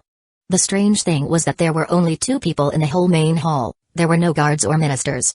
The one sitting on the throne was Yolande, and the other was a gray shadow covered in gray smoke. According to our analysis, their target was Saul. The whole action was chaired by the Black Ghost. But, surprisingly, Saul did not go to see Bastak, so their plan failed. Young people nowadays really have the courage to challenge themselves, even wanting to deal with the greatest archmage. Yolande laughed. I admire their courage. Your Majesty, my people told me that the Black Ghost is very confident. I think that.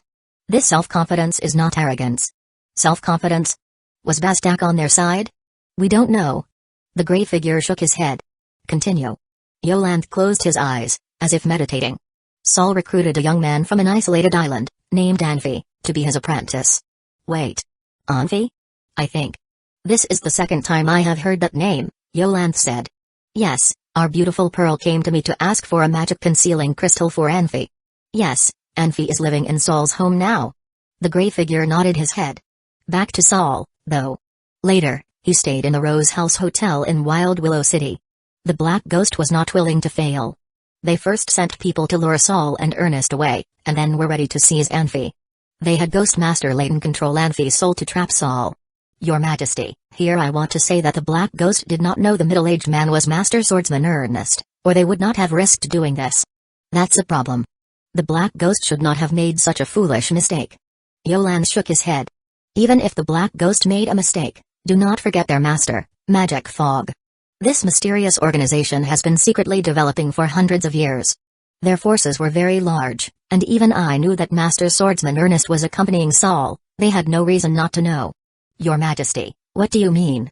I felt like someone wanted to let the Black Ghost die, but killing Saul was the most important task of the Magic Fog organization, so I'm not sure. Maybe my judgment was wrong? Yolan pondered a while. Well, you may continue. On that night, Saul and Ernest were fooled and led astray. However, in the Rose House Hotel, a strong, mysterious man suddenly appeared and saved Anfi by destroying the Black Ghost's plan, eventually killing the Black Ghost.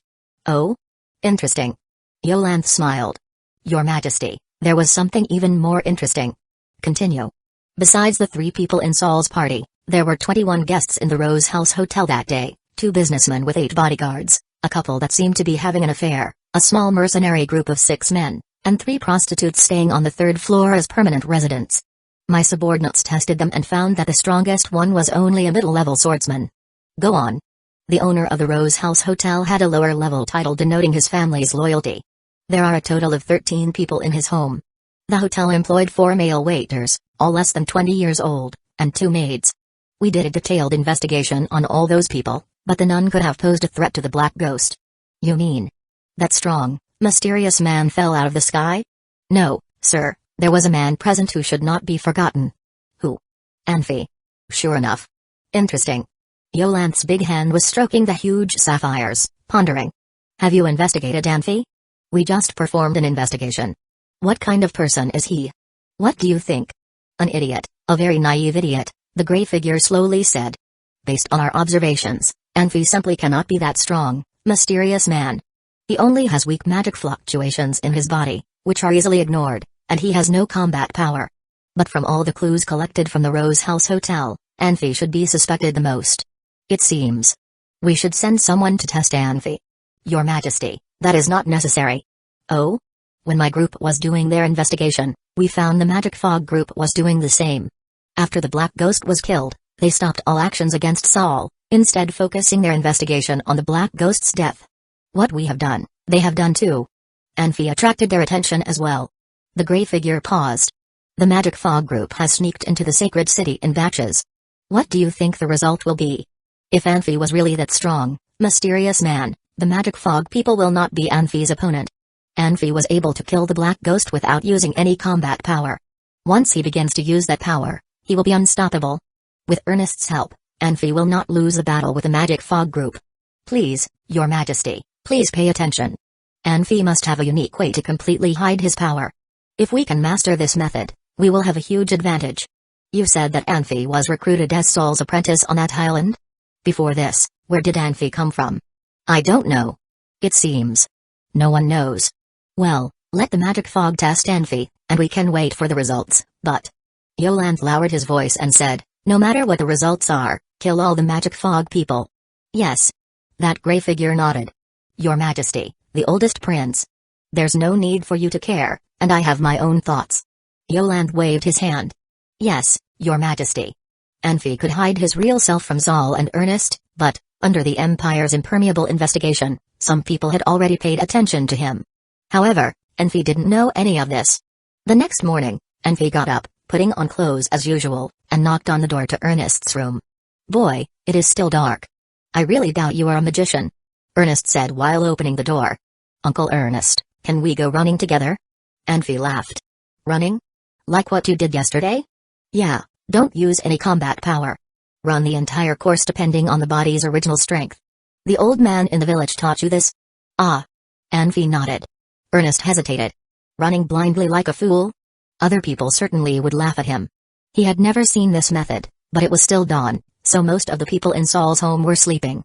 Why not give it a try? Maybe this would be a unique practice for the elderly. Well, wait for me.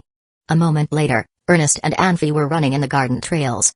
Anfi's movements were natural and coordinated, Full of energy, but Ernest constantly looked around, fearing that anyone would see him. His eyes soon fell on Anfi's feet. He noticed that Anfi's running pace didn't change, but sometimes he ran with the toes, and sometimes with the heels. Ernest could not help but learn from Anfi.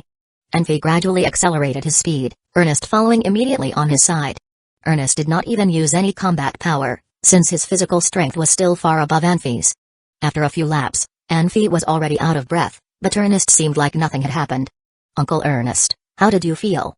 Anfi stopped, relaxing his shoulders. "Pretty good."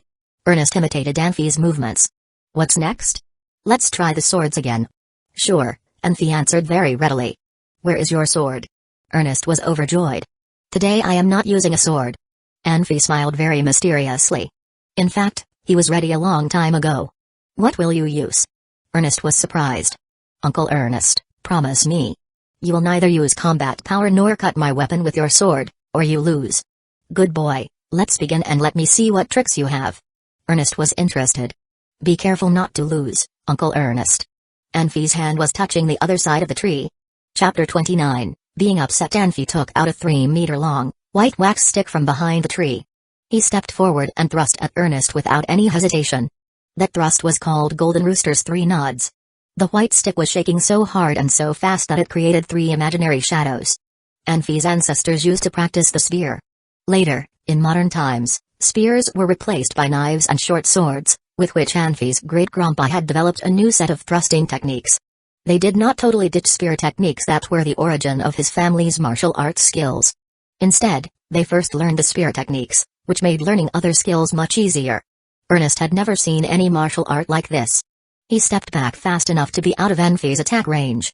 When the momentum of Anfi's last move stopped, he lifted his left hand and pressed against the white wax stick with his right hand. The pointy stick thrust towards Ernest's right foot.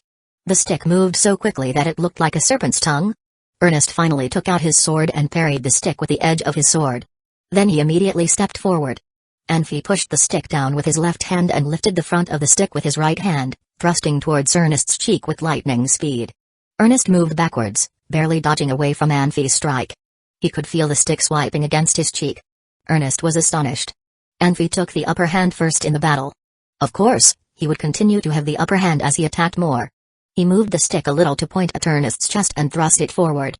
If a sword was considered a gentleman, then a knife would be a knight, and a spear would be the king amongst all weapons. Anfi moved his stick like a dragon in an agile and accurate way.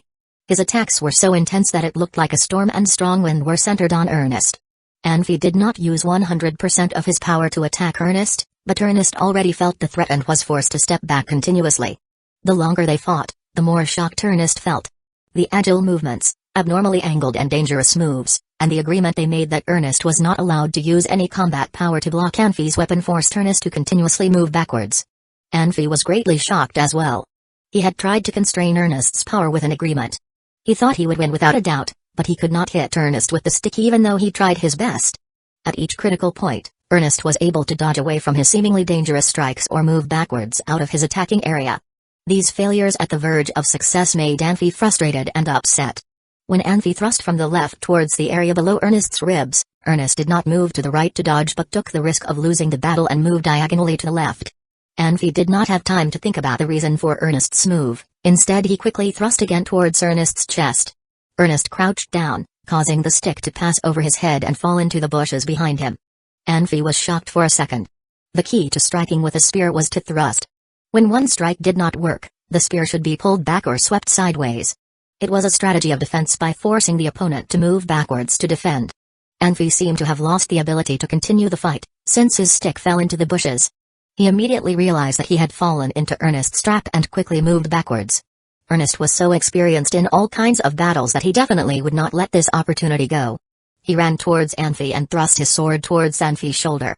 Anfi slid to the side, away from Ernest's sword. He shook both his hands and picked the stick up from the bushes. Before Anfi could get into position to resume fighting, Ernest flicked Anfi's head with his left hand with just the right amount of force. Alas! Anfi was upset and tossed away his stick. "Anfi, what weapon was that? Did the old man teach you that?" "Yes." Anfi nodded. "This is a spear, Uncle Ernest." "How was it?" "Very nice." Ernest said seriously, "Someday, when you have the same level of combat power as me, I bet very few people will be able to beat you." Anfi smiled grimly. Practicing and actually fighting were quite different.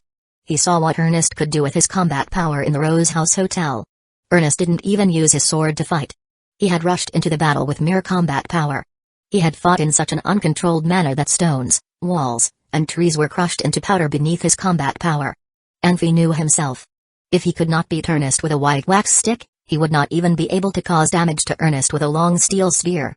Ernest could have easily broken his long spear in half with his combat power. Anfi had been deep in thought until breakfast. He figured that he could easily kill entry-level mages, and maybe some powerful ones with surprise attacks. He would not have any chance to fight back if he met a really powerful mage. Ernest signaled everyone not to bother Anfi. Anfi walked out of Saul's house without any breakfast. He had gained a lot of confidence by posing a threat to Ernest when he got the chance to fight with Ernest for the first time. He thought he could defend himself with his attacking techniques. Even if his opponents had strong combat power, he still would be able to fight against them with his dodging skills. As long as he was able to consistently leave some wounds on his enemies and defend himself well, victory would eventually be his. But today's battle was mind-blowing for Anfi. He realized there was a huge difference between being a threat and attacking his enemies. Besides holding back a little on the speed and power, Anfi had put 100% into that fight but wasn't even able to touch Ernest at all. With a huge difference in power, techniques became something ridiculous. The reason Ernest focused on techniques was that they were the deciding factors in battle when his rivals had the same level of power. After turning into another alley, Anfi saw more people on the street. Saul's house was located on a street where reclusiveness was not allowed. The street across from the Mage Academy was a public street, open to civilians. Sacred City, as the capital, was very prosperous. The stores on both sides of the street were mainly selling magic tools, since the Mage Academy was not far away. Besides the magic stores, there were also some hotels, jewelry stores, entertainment facilities, and luxury stores. Anfi felt unexpectedly nervous as he was walking. He stopped for a second, suddenly becoming alert. He unintentionally bumped into a little kid, knocking the kid down by accident. Anfi hurriedly bent down, smiling and comforting the kid. He took out a silver coin from his pocket and put it in the kid's palm. The power of money couldn't be ignored. That kid may not understand the importance of money, but he knew this silver coin could be exchanged for a lot of good food. He stopped crying, then smiled and stood up. Anfi was like a nice older brother, watching the kid walking away with a grin. Glancing quickly at the people behind him, Anfi turned around and walked rapidly and nimbly towards the Mage Academy. "Hey, Anfi, how come are you so lazy today?" A girl's voice arose from behind him. "What do you mean by that?" In fact, Anfi had already seen Doris, but he pretended not to and walked by her. He turned around as she called him. "I can usually see you in the woods by the time I get to the Mage Academy, but you came at the same time as me today." "Wow! The woods!" The girl next to Doris screamed. "Doris, tell me, which woods was it?" "Doris will never tell you. That's her secret." Another girl burst into laughter. "Stop it." Doris blushed. "This is my friend, Anfi. This is Roan. This is Genova. They are my good friends." Hi. Anfi smiled and nodded at them.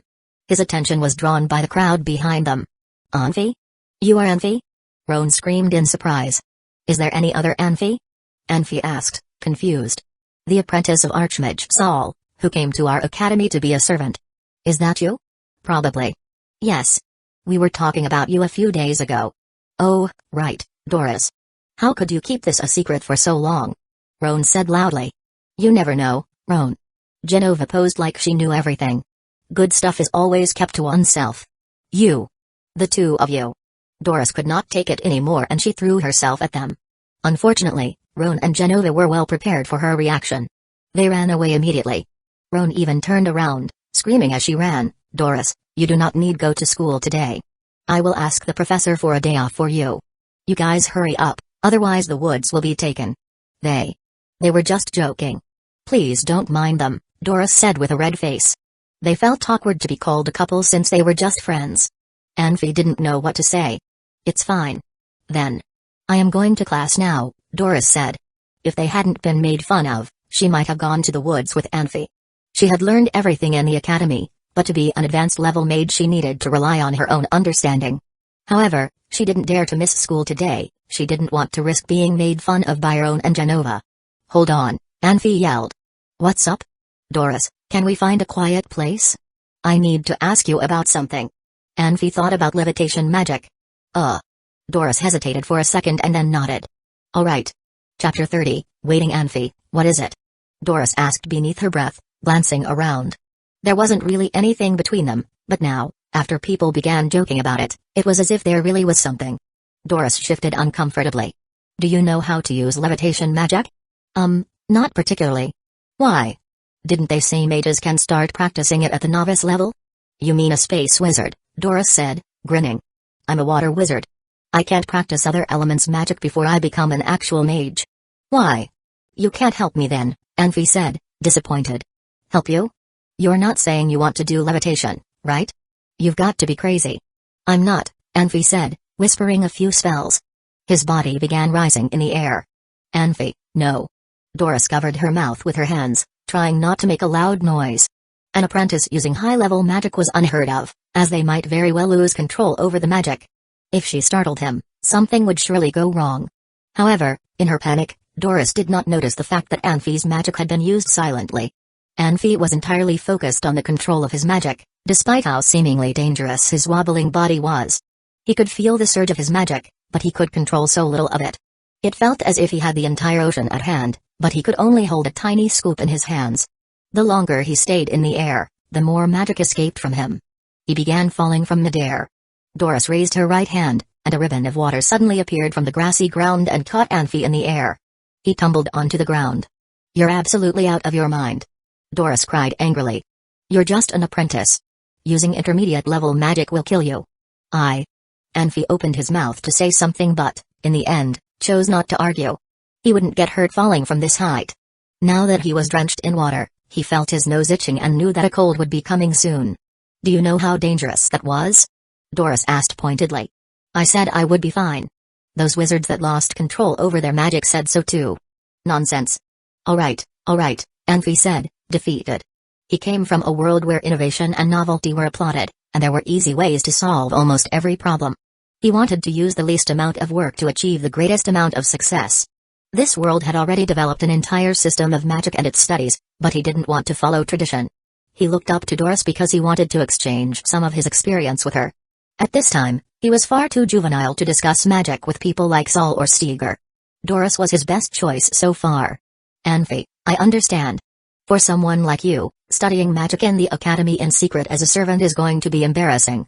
Men, always leaving everything behind your honor. But you're pushing yourself too much. Doris exclaimed. Last year a student did what you did, and he lost control over his magic. 3 years ago, a high-level mage used a forbidden spell, 10 years ago. Doris, I understand. I get it, Anfi responded as Doris's example began tracing back hundreds of years. He had to respond sincerely to stop Doris from going mad. You're lucky, Doris said conclusively. If you keep this going, your body may not hold magic anymore. Anfi closed his eyes and pretended to meditate, but was interrupted by several sneezes. I'm fine, he said. If he didn't do anything, then he would probably be sick by tomorrow. You're too careless, Doris said. God, why did Saul ever take you in? Doris, Anfi said, trying to shift the topic. Are you free later? After class, I mean. What? Doris looked at him, surprised. Who would ask a girl out so directly? Doris smiled. Anfi was direct in learning magic, and it appeared that he was direct with girls too. Girls tended to be sensitive, and after a few jokes, Doris began to notice Anfi as well. And now this question. His intention seemed very clear. I want to ask you a favor. What is it? I have a letter. Can you go to Master Saul's place and hand it to someone called Ernest? Letter? Ah, all right, Doris said, blushing. She had thought that she didn't know Anfi well, and was going to turn him down. Now that she realized his intention wasn't anything romantic, she felt embarrassed and disappointed. You have a pen? Yes, Doris said, pulling out a quill from her pocket. Anfi glanced around. He found a book from his ring, opened the book to the blurb section and ripped it out. Hey! Doris called, but it was too late, and the page was already separated from the book. What? Anfi looked at her, strangely. You are so careless with public property. Why are you ripping apart the book? Do you know how much effort I had to make to get one when I was an apprentice? Doris asked angrily. This is not the school's, but my professor gave it to me. Then it's even more wrong. You should treasure a gift from your professor forever, not ruin it like this. Doris suddenly felt that Anfi perhaps had a lot of shortcomings, rushing into things and disregarding property. So as a friend, she felt responsible to help him improve. I'm sorry, Anfi said. It won't happen again. He wrote down a few words on the paper and handed it to her. "Don't forget it." "No worries, I have an excellent memory," Doris said, putting the paper in her pocket. "Anything else?" "No." Anfi shook his head. "Then I'll be on my way." "Go ahead," he said. "All right. Remember to change your clothes, as you're all wet. Otherwise you'll get sick." "I'll be fine. I'm going to find Headmaster Steger in a bit." Doris nodded. She began trekking out of the woods before turning back. "Anfi, who did you say I should give the letter to?" "Ernest. A man called Ernest." "All right," Doris said. "Ernest? You mean Master Swordsman Ernest?" Ernest's reputation may not be good, but it was still there. There were very few who did not know his name. Keep it a secret for me, would you?" Anfi asked, pressing his finger to his lip. "All right," Doris nodded. It was Anfi's secret, and she wasn't in a position to ask anything. Seeing that Doris had disappeared, Anfi extended his right hand and summoned a small ball of fire. The fire traced along his body as if it had a mind of its own. As it passed, the water evaporated from his clothes. If Saul had seen it, he would be shocked. Even an archmage like him could not control elements as well as this. Anfi had already mastered the way of controlling small amounts of elemental magic. After a few seconds, his clothes were mostly dry. He dispersed his magic and sank into his thoughts. Anfi was certain that he was being followed. After a few glances he had already spotted his followers, but Anfi didn't know why anyone would bother to do such thing. Ever since leaving the island, Anfi thought that he was careful enough to not catch any attention. He had only two enemies, Maris and Melinda. Were they finally deciding to strike out against him? Possible. He never thought he would be in trouble, since he had laid low for so long. Of course, things happened because they were bound to happen, not because he wanted or didn't want them to happen. Anfi closed his eyes and began meditating. The academy was full of powerful mages. As long as he was with a teacher or any mages that were above him, whoever was following him wouldn't dare to move carelessly. As long as he was in the school, he would be safe. Chapter 31, Fruitlessness. Anfi. Christian smiled as he approached. "Christian, why are you here?" Anfi raised his head in surprise. "Mr. Ernest told me to." Christian laughed. "You really aren't easy to find. It took me a while. Eventually, I ran into a girl called Genova and found out you were here." "What did Uncle Ernest say?" asked Anfi. "Mr. Ernest asked me to accompany you home. He said he knew." Christian looked at Anfi. "Oh, yes, on the way to school today I found Maris following me quietly." "Christian, you know that I am just a magic apprentice. If they wanted to hurt me, I would be screwed, so I asked for protection from Uncle Ernest," Anfi justified. He intentionally brought up Maris, or else he wouldn't be able to explain his concerns. "How dare they?" Christian frowned. Since Maris had been driven out of Saul's home, they were no longer family. Christian would not allow Maris to harm Anfi. "They both probably hate me a lot." Anfi shrugged his shoulders. "Shameless people are everywhere." Christian sneered. "They conspired against you first. If they want to frame someone, should that person just do nothing and wait for trouble? I think not. What do they want? Professor only kicked them out of his home, but I think that punishment was too light. If I was Professor, Oh, I felt very awkward too. Not much you can do." Anfi smiled back wryly. "But caution pays dividends." "Anfi, do you normally came to the academy after breakfast?" Christian became Saul's student long ago, so he rarely went to the Mage Academy. There was no wonder that he was not familiar with the school schedule. "Yes. I'll accompany you to school starting tomorrow." "Thank you, Christian." Anfi grinned. "You're welcome. Let's go. Anything else you need from school?" "Nope." Anfi shook his head. They took their time and left the academy side by side. Although the day's classes had been over for a while now, the nearby street was still quite busy. Anfi and Christian were carrying a quiet conversation while enjoying the night's view. Anfi appeared to be poised, as he was used to following instead of being followed, but Christian acted a bit nervous. From time to time, he would look over his shoulder, seemingly looking for something. "Christian, relax. There are so many people around, they are not going to bother us right now." I know. Before Christian could finish, they saw a carriage in the distance rushing toward them. The people on the street dashed to the sides to make way for it. Anfi was more alert, but Christian also gathered his magic power and pulled out a scroll with his left hand. The curtain in the cart was blown open while the carriage flew by Anfi and Christian. A sharp, hawk-like gaze laid on Christian, and then turned into a mild smile. Though the carriage passed Anfi in a flash, he saw exactly what happened. He could not help but start observing Christian covertly. "Why did he come back?" murmured Christian. "Who was he?" "Barry. You know him?" Christian had recovered from the shock. He smiled and shook his head. I do not know him in person, but I know his name. Everyone in Maho Empire heard about Master Swordsman Bayuri. Anfi chuckled. I don't. You. Go to the library and check it out. Books about him will take you days and nights to read. That famous? Fill me in with a summary, please. He is the Vice Marshal of the Maho Empire East Corps, and the commander of the Death Roar Legion. I couldn't list all of his meritorious services within a day even if I tried. Christian regretted that he negligently revealed the name of Bayuri. Bayuri secretly returned to the Sacred City, apparently a result of a new deployment by the Empire. The spread of this news could be very unfavorable to the Empire. But since Anfi already knew, Christian could not just blow it off. He needed to find ways to make it up. Anfi, what I just told you, please keep it to yourself and don't tell anyone. Anyone. Okay? You can rest assured that I will keep this secret. Anfi rubbed his nose and concluded the conversation. He felt that Christian and Bayuri must have a tight relationship, and that Christian was lying. However, since Christian did not want to talk about it, Anfi needed to not pursue an answer. Especially since he was new in town, even if he wanted to collect information, he would not know whom to go to. Anfi planned to just drift along. Go here. Anfi suddenly pointed to an alley. Christian immediately understood Anfi's idea. Even if Maris had the nerve to do something, he would not dare to publicly take Anfi down in the middle of the Sacred City. Anfi was trying to lure Maris out. Gutsy move. Christian followed Anfi into the alley. He turned to Anfi seriously. You are not afraid of Maris' assault? I have you here, why would I be? Anfi smiled. In fact, the truth was I have Ernest here, why would I be? Do not lower your guard, Christian warned Anfi. I don't want to be too bothered by it. I just want to get it over with.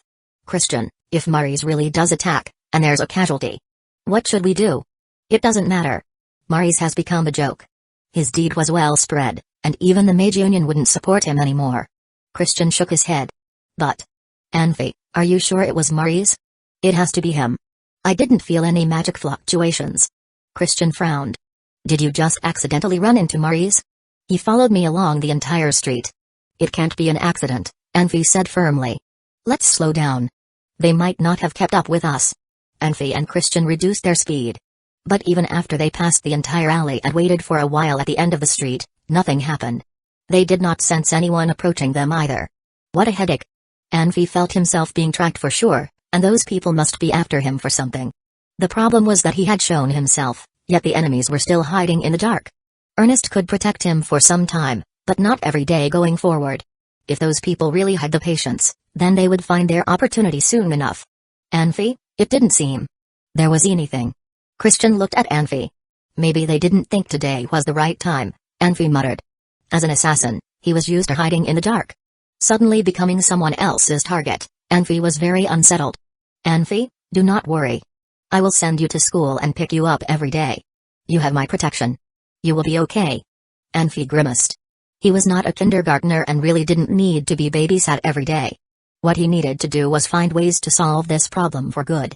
Come on, let's go home first, said Christian. Okay. Anfi nodded. Go home first, then come up with something. In Saul's dining room, Nia was sitting at the table and talking with the other students. Ernest was not here, as he had not yet returned. Nia was cheerful and was dancing around. She seemed to be very content. Anfi and Christian took their seats, as Nia shouted, Anfi, do not blame us for starting without you. It was Christian that told us not to wait. It's all right. Anfi smiled. Look how happy you are. What are you chatting about? Miss Nia was talking about her future. Blavi laughed. Future? Miss Nia said her future Prince Charming would be the most powerful, most handsome man in the Pan continent. He will protect her and bring her. Shut up. Nia disrupted him. Anfi was confused. Hadn't Nia's prince already been chosen? The second prince, Grandin, wasn't he? Why was she still daydreaming? Grandin Blavi kicked Anfi under the table before Anfi could finish his sentence. I am warning you all. No one will ever mention him again. Nia's face turned cold. Anfi snickered. Nia's mentality was still far from being mature. Her so-called love was just like a child's new toy. Anyway, based on her reaction, she must still think very highly of Grandin. Miss, Prince Wester is here. A servant hurried into the dining room. Lead him to the living room and wait for me. I'll be right down. Nia pushed the plate aside quickly and ran to the stairs. Christian and the rest of the students looked at each other. To be fair, Nia was blessed with exceptional beauty. Otherwise, she would not be known as the Sacred City Pearl. There were all young men here, and inevitably, They all more or less were fond of her. But the status disparity between Nia and the students, on top of Nia's bad temper, made everyone think twice about romance and suppress their inner desires. Reality proved that they were correct. Nia would never pick them for a relationship. The younger prince had just left, and now came the oldest prince. Chapter 32, A Gadget. Anfi, what are you doing? Ernest walked out of a bush, looking curiously at Anfi. Ernest had no idea where Anfi brought a huge pot from. Anfi had built a simple stove with stones. There was a big fire inside the stove and no water in the pot. The pot contained very fine, grayish-white stones, which Anfi was constantly stirring with an iron stick. A gadget. Anfi smiled. Uncle Ernest, why didn't I see you yesterday? I went to your room to look for you several times, but you weren't there. Yesterday you asked that little girl to send me a letter, saying you had some unavoidable trouble which had to be dealt with immediately. I sent Christian to look for you. He could help you if anything happened, and I was following the two of you as well. How about this evening? I walked around here at night, but didn't see any suspicious people. Ernest smiled. You didn't find anything? Ernest shook his head. Not even a shadow. It might be me being too cautious, haha. Anfi decided to solve this problem on his own? He should not have involved others. No. Ernest had a sly smile on his face. Do you still remember the Rose House Hotel? Yes, that night was so dangerous. You told Sol that you felt something was wrong before you went to sleep that night, right? Huh. Yes, that day I felt. You don't need to explain anything, I trust you. Ernest smiled. After I received your letter, I got really nervous. You wouldn't ask for help from me if you didn't run into serious trouble. Anfi didn't respond with anything. Thank you is not enough to show how much he appreciated it. Anfi, what are you going to do with this? Ernest looked inside the pot. You will know later. Anfi gave him a sly smile and poured the powder in the pot into a small iron wok he had prepared. You. Ernest grinned and shook his head. Huh? Anfi, why did you pick those flowers? I like their fragrance. Ernest grabbed a handful of withered petals and smelled them. Fragrance? I cannot smell anything. Uncle Ernest, is there anything wrong with your nose? Nonsense. Ernest threw the petals away. You could have practiced magic with all this time. Why would you act like a little girl, picking flowers everywhere? These petals are good for your body. Anfi rolled his eyes. Bullshit. Why don't you buy some perfume if you like the fragrance? Ernest stood up slowly. Move, let me see that. Snake spear. Uncle Ernest, I am busy now. Tomorrow, okay? Anfi smiled grimly. He went to pick up all the petals Ernest had tossed away, putting them on a stone and placing an iron stick on top of them. Making it so mysterious, I think you are already qualified to be an alchemist. Ernest felt helpless and sat down. Anfi gave Ernest a big smile but didn't say a word to him. He continued to focus on his work. Anfi, from now on, I will have someone take you to school. Don't worry, I will follow you without anyone seeing. Christian already agreed to go with me. Anfi smiled. Okay. Ernest nodded. Christian is a good kid. Anfi did not stop working until breakfast time. He put all the stuff away carefully. Ernest was still quite confused about what Anfi was doing. Ernest tried to test him a few times, but Anfi didn't tell him anything, so Ernest didn't bother asking again. Christian usually meditated until midnight and woke up late in the morning. He rarely had any breakfast, but he remembered his promise to Anfi and woke up very early this morning. Anfi chatted with Ernest in private for a while before leaving the house together with Christian. It had been a safe trip so far and they already saw the gate of the Mage Academy in front of them. Anfi was a little disappointed. Christian, you can go back now. I think I will be fine today. Okay, be careful. Christian nodded. Suddenly, there was a quarrel in front of them. A woman with long light green hair and a graceful figure was arguing with a big man with a long sword hanging on his waist. No matter where it was, there was never a lack of onlookers. In a second, there was a big crowd around the couple. You bitch. Will you go with me or not? Go fuck yourself. You are trash. Stop bothering me. Do you fucking dare to say that again? I said it. What are you going to do? Their argument was clearly getting intense. Onlookers were chatting and laughing quietly. They were either guessing the reasons behind the couple's fight or talking about the woman's figure and appearance. Most people held the attitude that the argument was none of their business. At the end, a high-level swordsman with an ugly face walked into the scene, trying to stop their argument. Anfi and Christian walked into the crowd. Something happened which moved Christian to the front of the crowd. Before he could stop, Anfi dragged him through half of the circle, ending up in front of a few female students of the Mage Academy. These female students gave them a lot of dirty looks. They were unable to move anywhere else, as the crowd seemed packed, and had to stand on the tips of their toes to watch the couple. The couple's argument was getting hotter and hotter. It was unexpected to see a woman with a nice figure and a beautiful face have such a hot temper. She yelled out a curse and then pulled out her sword, thrusting it backhanded towards the man's chest. The man had a quick reaction as well. He moved sideways and slid diagonally. He avoided the blade of the sword and then hit her hard in the back. In other words, he pushed hard on her back. The woman failed at stabbing his chest and could not control her body, continuing to rush forward. With the push on her back, her rush was sped up. However, her sword was pointing at Anfi in the crowd, not anyone else.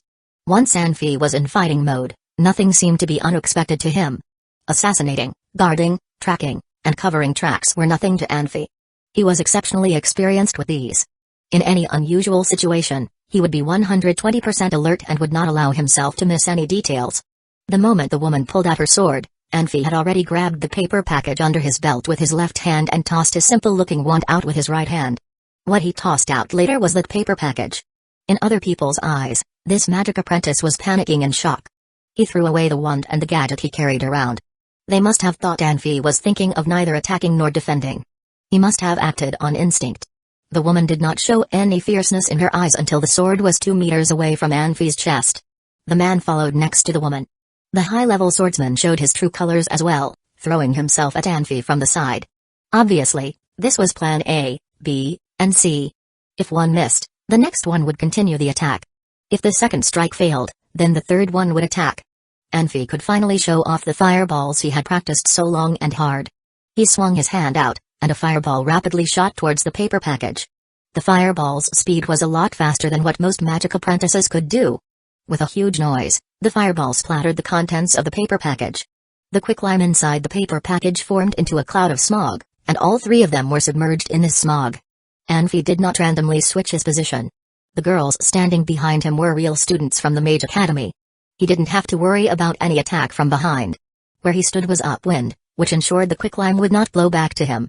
The couple did not know what Anfi had thrown out and laughed inside when they saw his fireball falling before it hit them. They were rushing forward with no idea of what was going to happen to them. Their cries and screams rose in the air. The high-level swordsman behind them was confused when he heard his fellows screaming.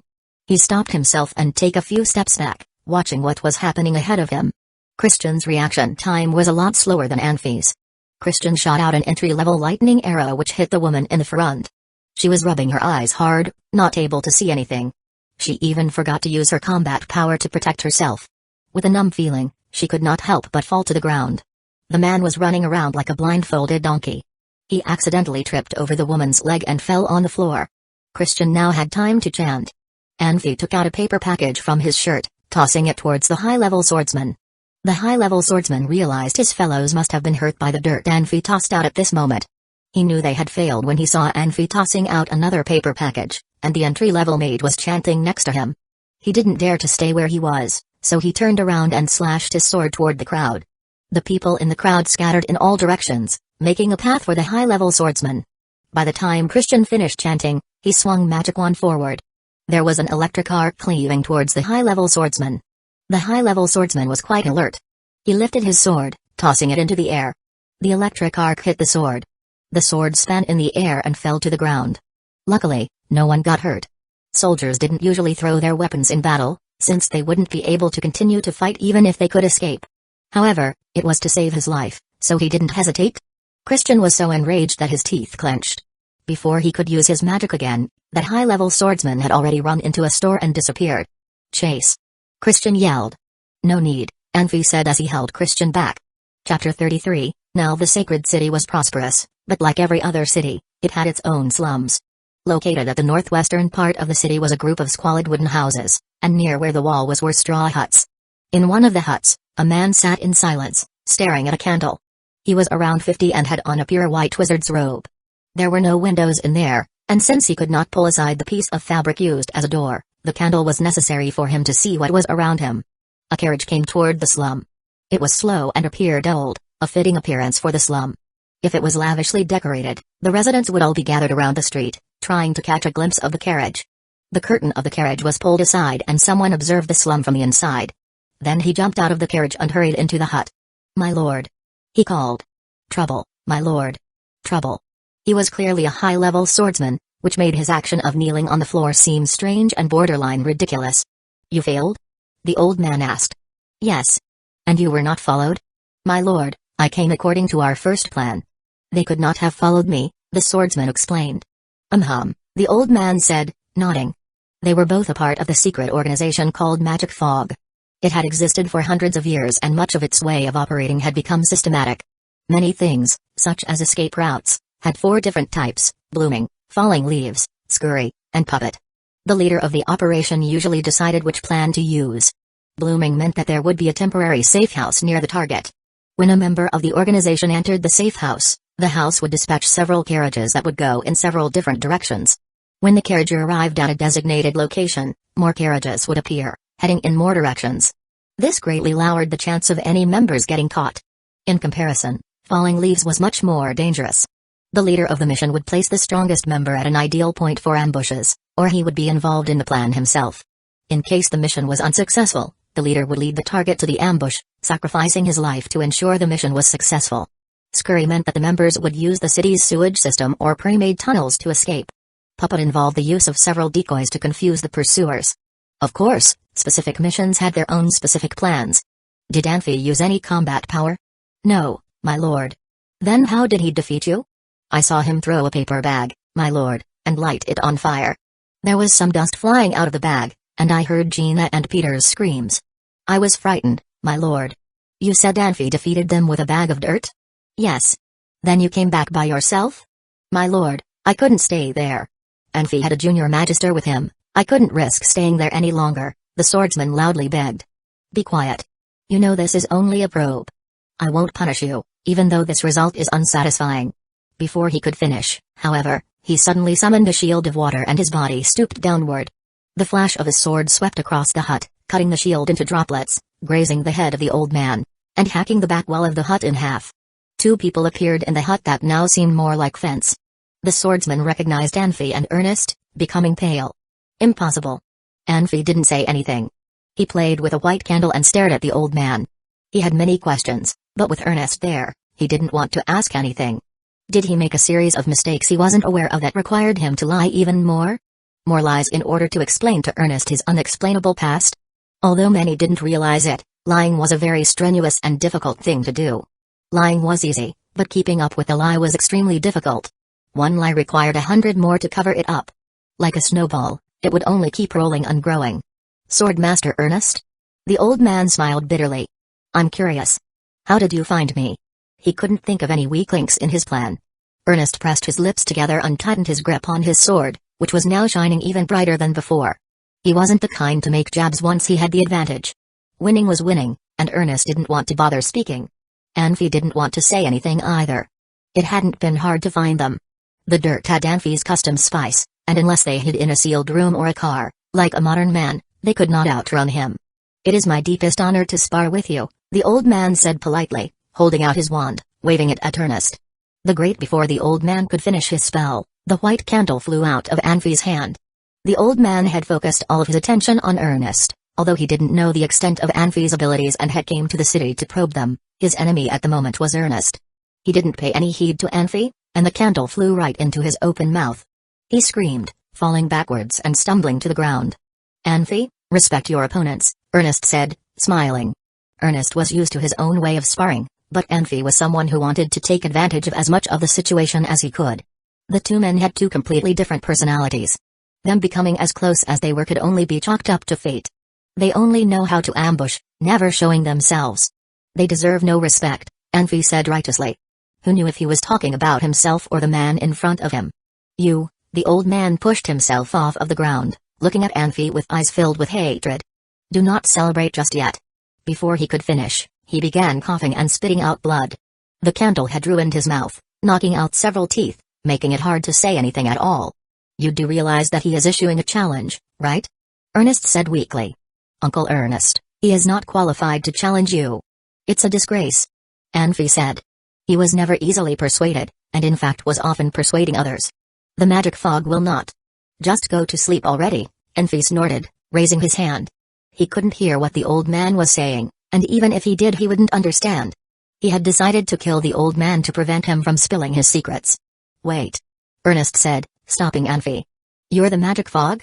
"Ha," the old man said, slumping on the ground, laughing. "Ha, ha." Then his face began bloating, turning an unnatural black. A puff of black clouds emerged from his mouth, covering his entire body. The swordsman by the door screamed. Like the old man, he was surrounded by the black cloud, but while the old man appeared happy, he was clearly in pain. "What is that?" Anfi asked, alert. "Damn it," Ernest said, "return his sword to its sheath." "It's the death mages again." "Death mages?"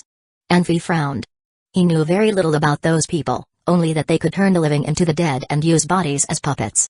After a few moments, the clouds dissipated, and only 2 skeletons remained.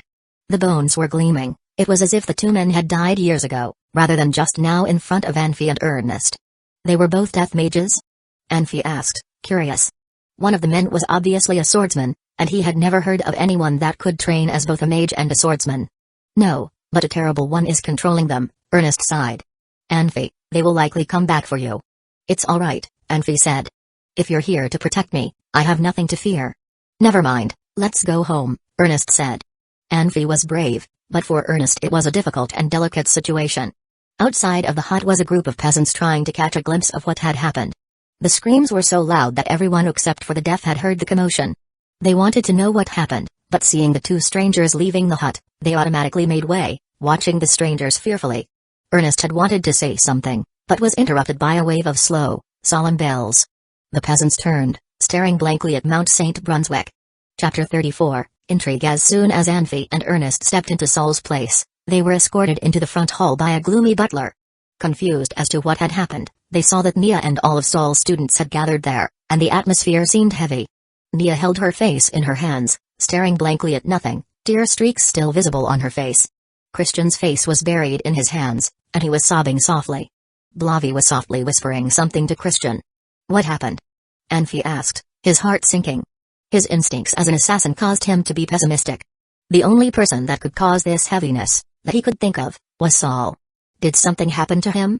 "Lord Anfi, did you not hear the knell?" "Knell?" Anfi glanced towards Ernest. "The bell from atop Mount St. Brunswick." Sure, they had both heard it, but neither had thought much of it. "His grace has been reclaimed by the gods," the old butler sighed. "Oh Lord," Anfi said and let out a sigh of relief. He didn't care for this majesty or that grace, just that Saul was fine. Next to them, Nia sighed. She was very upset. The Emperor had treated Nia like his own for as long as she could remember. If anything was wrong, Saul would still scold her out of courtesy, but Yolanthe would not tolerate any degree of mistreatment towards Nia. Christian was sobbing even harder now, his shoulders shaking. Anfi, seeing that everyone was upset, decided that he would feign some sadness as well. No one here was as good as him when it came to acting. The news of Yolanthe's death quickly traveled through the city. His manner of death was perplexing. The magic transportation portal he was using had a sudden mutation, and it had disappeared with the Emperor inside. The 4 guards responsible for the portal were killed in a subsequent explosion. The royal guards of the sacred city now had no leader. If this situation continued, there were sure to be riots. Thankfully, Ma'urich was in the city. Using his position as a powerful Golden Knight, he was able to assume control over the royal guards and issue a state of emergency to stabilize the situation in the capital. On top of Mount St. Brunswick was a large platform. On the platform was a building with a huge dome adorned with realistic carvings. Near the railings was a throne made of warm jade, and in front of it was an eagle carved from stone. This was Yolanthe's ambition. Even the eagles that ruled the sky must bow before him. Usually, Yolanthe loved sitting in the chair and watching the scenery, but now the man on it was the oldest prince of the empire, Wester. The portal on the platform lit up, and Wester's friend Brufit came onto the platform and slowly walked towards Wester. "Your Grace." "I said not to disturb me," Wester said hoarsely. Brufit's eyes lit up with a moment of sarcastic coldness, but soon turned to sadness. "Your Grace, I know you are upset, but now is not the time. You are in trouble, my lord, big trouble. It doesn't matter. Do not bother me. Your Grace." Brufit sighed but didn't say anything more. Not long after, Wester closed his eyes slowly, on his face an expression somewhere between laughing and crying. "When I was young, Father always brought me here. He told me stories, looking at the moon and stars and the holy city's lights. He had said that everything would be mine one day. I was too young then. I had asked if the moon and stars were mine, and he said they were." Brufit didn't say anything. He knew he was better off listening. "Then I got older and had 2 younger brothers. It was then I began to harbor a dislike for Grandin and Rodart. I was afraid that what was promised to me would one day be taken away from me. After I heard that father had died, I realized, why are we like this? We never know what we have until we lose it. Wester shot up from his seat, hitting the ground with his scepter. What is this? What is the good in this? Tell me. What has this brought me? Your Grace, please, collect yourself, Brufit said. Collect myself? What do you want me to do? Go back to being a petty little princeling? Your Grace. This is something I don't know if I should say, Brufit hesitated. Lord Yoland was an excellent king, and his brilliance was unmatched. It was because of him that the Maho Empire became one of the most powerful empires. But do you know how he managed it? Keep going, Wester said softly. Because he had the will to fight, Brufit said. He had the will to continue. You, Your Grace, have lost that. What do you mean? This all happened too fast, leaving no time for a will. If you tell everyone that you are the king, who would believe you? Would Rodart, who holds an entire nation-state, believe you? Or Grandin, who controls the entire empire's army? My lord, you have a fire burning under your throne, and if you don't collect yourself from your late father's death, you will be burnt alive. Wester sat down slowly, his face pale. Clearly, Brufit's words had hit a sore spot. Your Grace, you always said that you disliked your brothers. Who could say that they didn't harbor any dislike for you? Wester smiled bitterly. He knew the rule of the court. When someone smiled at him, he always repaid it with a smile, and he knew that the others did so as well. He knew well what his brother's attitude toward him was. But what could he say? He had ruined it single-handedly. Your Grace, I am very disappointed. As a friend, I ask you, you do not realize what you have until you have lost it, but do you want to lose everything once more? Brufit said. Then he turned and marched towards the portal. What are you doing? Your Grace clearly has no more use of me, Brufit said, smiling. My job here is done. He turned and began walking towards the portal once more. Wait. What do you want me to do? Brufit smirked. He knew Wester wouldn't let him go. He needed friends in his moments of weakness. Your Grace, are you ready to hear my advice? He turned slowly. Say, what should I do? Simple. You need to fill yourself with a will to fight. Think, my lord. You have lost your father, do you want to lose the power and throne he left you as well? No. Wester said, determined. Right now, you need to spread the news of you inheriting the throne, to seek the approval of the people. Of course, your enemies will oppose you. All you need to do is find the strongest enemy and crush them. Enemy. Wester smiled bitterly. He understood Brufit, of course, but he didn't know where to begin. Your Grace. Brufit said after studying Wester's expressions. Who do you think poses the most threat to you? Who do you think? Grandin, of course. He holds an army of 200,000, and has help from Archmage Saul. He is of the greatest threat to you. What do you want me to do? Ma'arich has control over all the armies in the city right now, can you make sure he sides with us? I cannot be sure. Brufit shook his head. You must earn his trust on your own. What do you mean? His Grace's death was too sudden an event for us, as it was for Grandin. He has not made preparations. And, my lord, do not forget how influential Archmage Saul is in the Empire. That is what I worry about. Grandin alone cannot command 200,000, it was only because of Saul that he was able to manage it. What if Saul was on your side, my lord? Impossible. Wester said without a moment of hesitation. Saul had always liked Grandin, and Nia was fond of him as well. The last time we met, I scolded Grandin, and Nia almost lost it. Think, my lord. Where is Nia, and where are Grandin and Saul? You mean? Wester's eyes widened in shock. Chapter 35, Do What One Should Do. Stepping into Saul's house, Anfi felt something different in the atmosphere. He could usually see a few servants at the entrance, but no one was there today. Anfi stopped, trying to sense the room. His face grew serious and stern. Hesitating for a moment, Anfi lifted his foot, walking straight forward. Passing an arch, Anfi met two men in swordsman suits guarding the entrance. They saw Anfi as well, and one of them laughed. There's one more. Kid, come here. Who are you?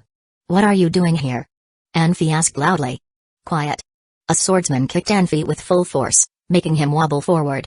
He patted Anfi's back several times with both hands. It seemed like he was checking to see if Anfi carried any hazardous goods.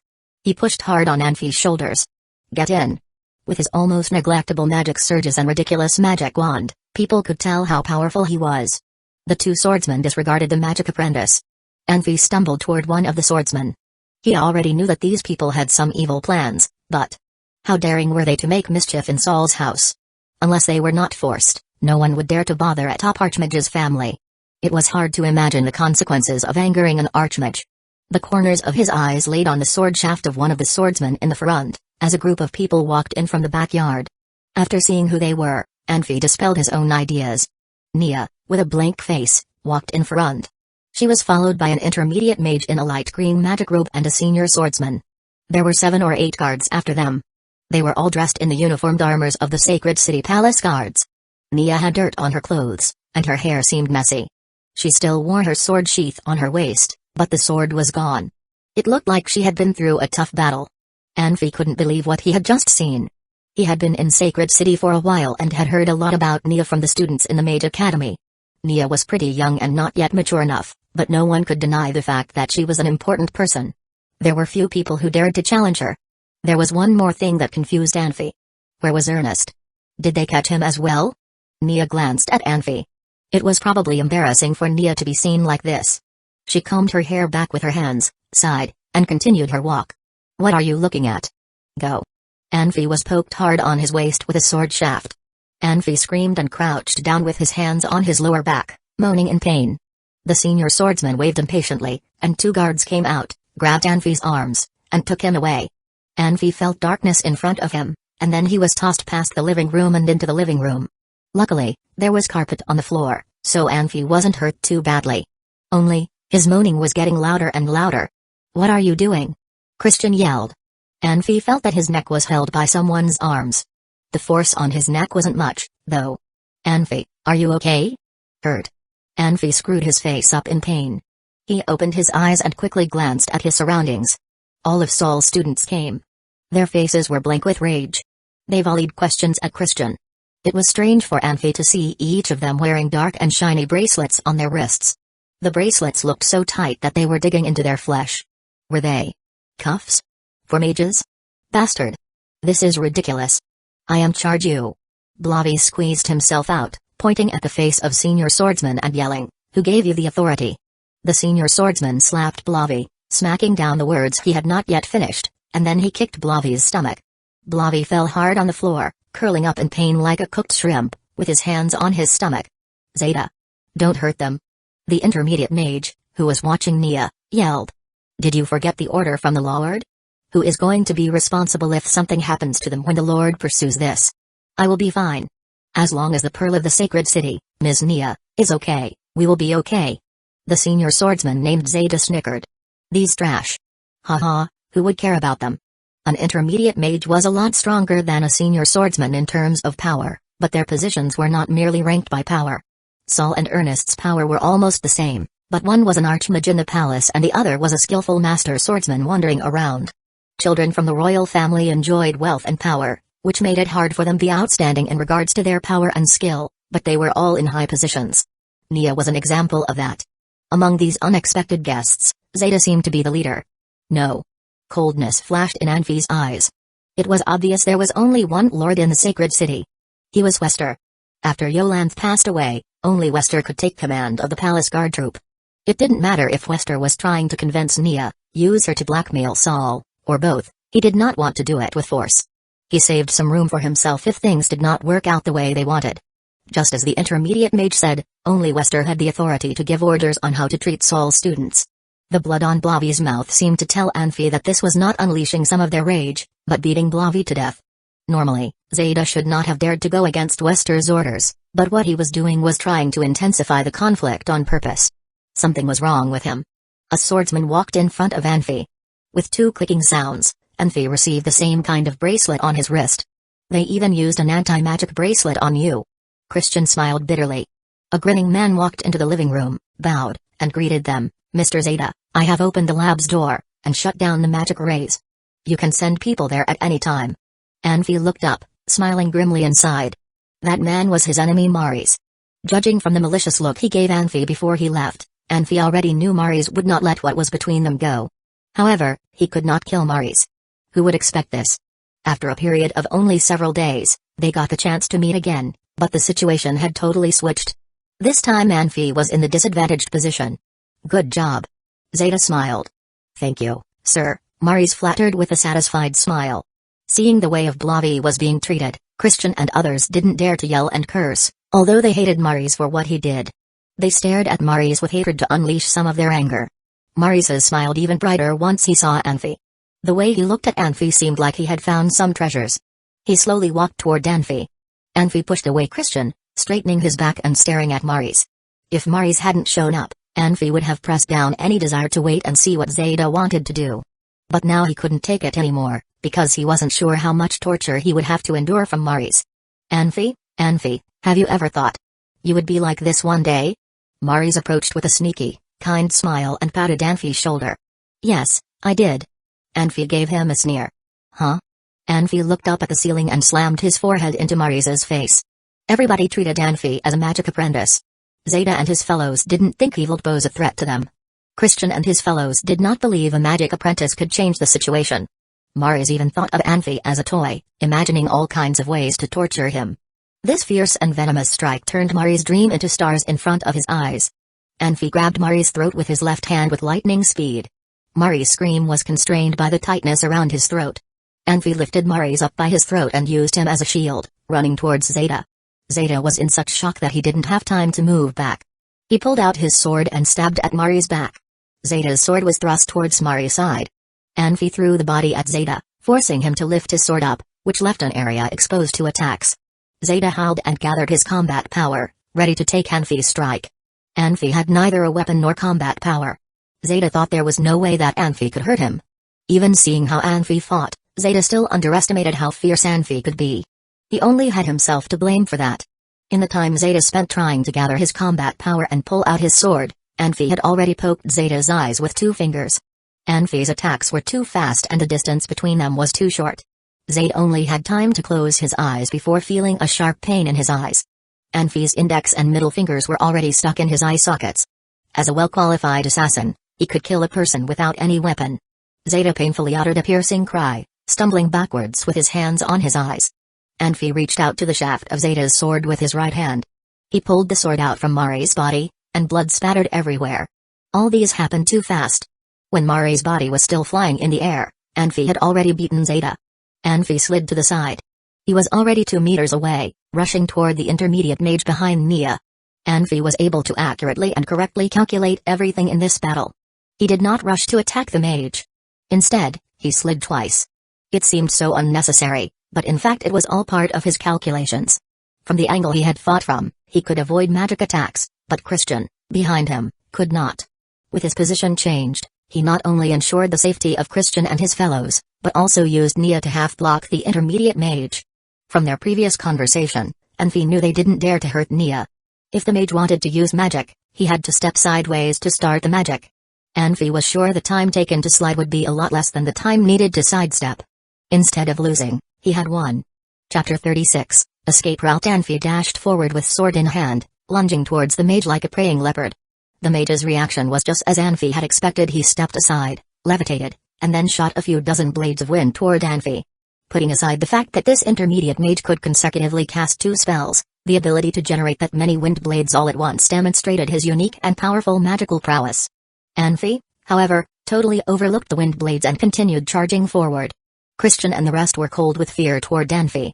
Most of them were still stunned, but even the few that were able to wrap their heads around the situation couldn't help Anfi. The anti-magic bracelets had restricted their magic, so none of them could do anything. When the wind blades were less than 2 meters away, Anfi bent backwards. The blades grazed his body and planted themselves in the wall behind him. The mage did not seem to get worried after the blades missed their target. He started chanting a spell. Those wind blades were mainly to keep the enemy from getting close. His most threatening skills would be ready after the chant finished. Anfi was still dashing forward and had reached his maximum speed. After dodging the blades, he did not slow down. He was used to these kinds of movements. Maintaining his momentum, he continued gliding forward while keeping his body close to the ground. Although his speed now could not compare to his speed when he was running, it was still faster than the intermediate mage's levitation. As Anfi reached the mage, who only floated about a man's height off the ground, he jumped up and slashed the man's leg off, like a hot knife going through butter. No one could maintain control of their magic under such pain. The mage screamed in agony and fell to the ground like a stone. Anfi pulled his sword up and left a fatal wound on the man's neck. Then he turned around and swiped his sword toward Nia's neck, as if he wanted to cut her head off. The senior swordsman behind Nia was greatly frightened. He dragged Nia backwards while holding his sword up to fend off Anfi. But how could he foresee Anfi's cunning attack? In no time at all, Anfi changed from swiping at Nia to pointing at the swordsman. He grazed Nia's neck and planted the tip of the sword right into the swordsman's throat. Zeta's men were horrified. They had seen killing before, but nothing like this. In the blink of an eye, the battle was already over.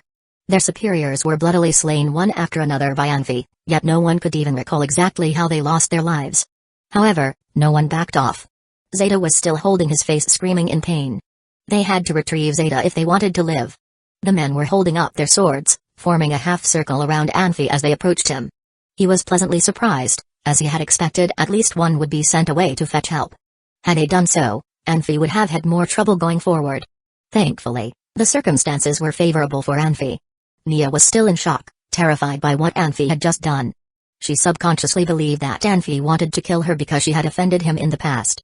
Anfi pushed Nia away and shook his sword, waiting quietly. Zeta's men had surrounded Anfi, and they were all staring at him. None of them wanted to make the first move, though. They were all hoping their peers would initiate the attack. Suddenly a mage's chant echoed in the living room. Anfi was nervous for a split second before recognizing Christian's voice. He breathed a sigh of relief and took a few steps back. The anti-magic bracelet on Christian's wrist had fallen off. Nia was now busy with Riska's bracelet. Obviously, Nia was the one who had released Christian. Anfi was used to being alone and had forgotten about how powerful a dozen mages would be. Luckily, they had not forgotten about themselves.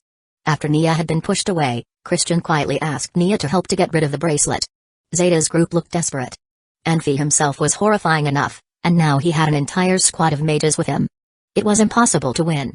Christian held Anfi's magic wand and pounded it against the ground. A half circle of lightning began spreading across. When the lightning was about to reach Anfi, it carved a gap for him, as if it knew him, and then closed the gap to stun Zeta's men. Luckily, although Anfi's wand was almost useless, Christian himself was a junior mage whose magic was powerful even without a wand. Zeta's men writhed in the lightning. They had combat power to protect themselves, but Christian didn't intend to hurt them with magic. Anfi's target was Zeta, and Christian's job was simply to immobilize Zeta's protectors. Anfi smiled with praise. He jumped up quietly, swiping across the men with his sword. As Anfi was on his way back to Christian, the men were already falling to the ground. The lightning magic had only delayed them for a few seconds, but it was more than enough. Anfi dropped the sword, his eyes flashed, and he kicked at the sword hilt. The long sword pierced through the air and planted into Zeta. Finally, the world was quiet. Anfi's movements were very graceful. He had not intended to show off. This was just how he would normally act. Usually, after an assassination, the assassin would take the weapon away. However, sometimes Anfi would leave the weapon, if it was necessary. If the police investigated based on the weapons, they would find that they belonged to someone powerful enough to be out of the police force's reach. Well, from that point on, it would not be Anfi's business. Anfi didn't expect to hear Zeta after he dropped his sword. That was why he chose to kick the sword and finish Zeta. The room was so quiet that a pin drop could be heard. Everyone's eyes were on Anfi. They didn't know how to describe what they had just witnessed or how they felt about it, so they simply remained silent. "You're insane," one of the students cried. "You killed the palace guards." "Palace guards? We're going to be wanted by the Empire." "Troic, I've already done it." "So what do you want me to do now?" Anfi replied indifferently. "Anfi, this is your problem," Troic shouted. "Go, turn yourself in. I don't want anything to do with this." "Move," Riska said, shoving Troic aside. "Anfi, well done," he said, "but I want to know, what on earth are you? A mage or a swordsman?" "Both," Anfi smiled, looking at Riska. Christian partnered with Anfi well, and he was also calm.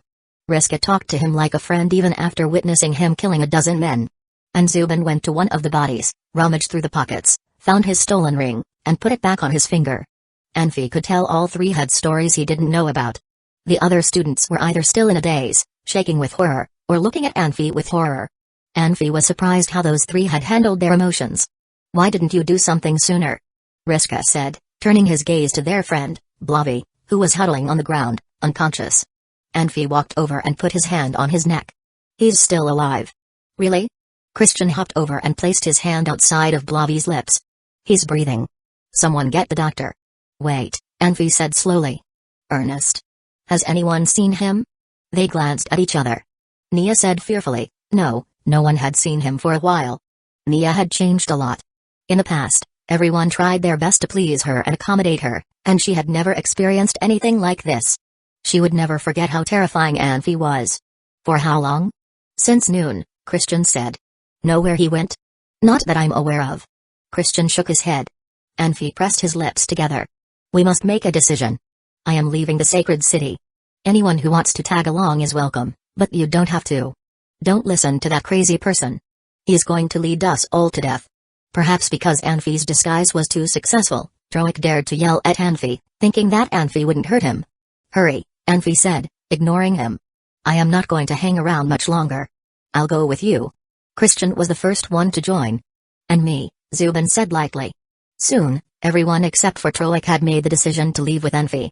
Things were pretty clear already. After killing so many people, the Empire would not let them go easily. Except for Anfi, everyone knew who Zeta was. Staying meant almost certain death. After seeing Blavi being struck down, everyone had been enraged. Although Anfi's way of killing was brutal and terrifying, it made them feel better and ease their anger.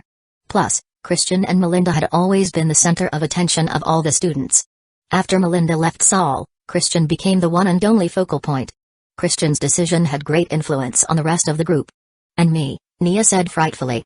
Sacred City was her home, her safe haven, but now, she was frightened and unsure. She needed to leave, and it was best to do it with someone she knew. Chapter 37, Collections. Anfi, what do you have planned? Christian asked. Anfi waved, suggesting that Christian follow him to the other side. Today's events were too sudden, so Anfi didn't have a plan prepared yet. Christian, take a few people to the lab and take as many things as possible. Here. It seems we cannot come back anytime soon, Anfi said. All of them. Christian smiled. Do you think we are all like you and have a one-of-a-kind dimensional ring? Well, take the important or precious things with you, and be careful. There might still be some of Zeta's people left. Anfi sighed. As for the plan, we will talk about it when we leave the sacred city. Okay. Christian nodded and then took a few students to the lab in the backyard. Zubin. Anfi called, turning around.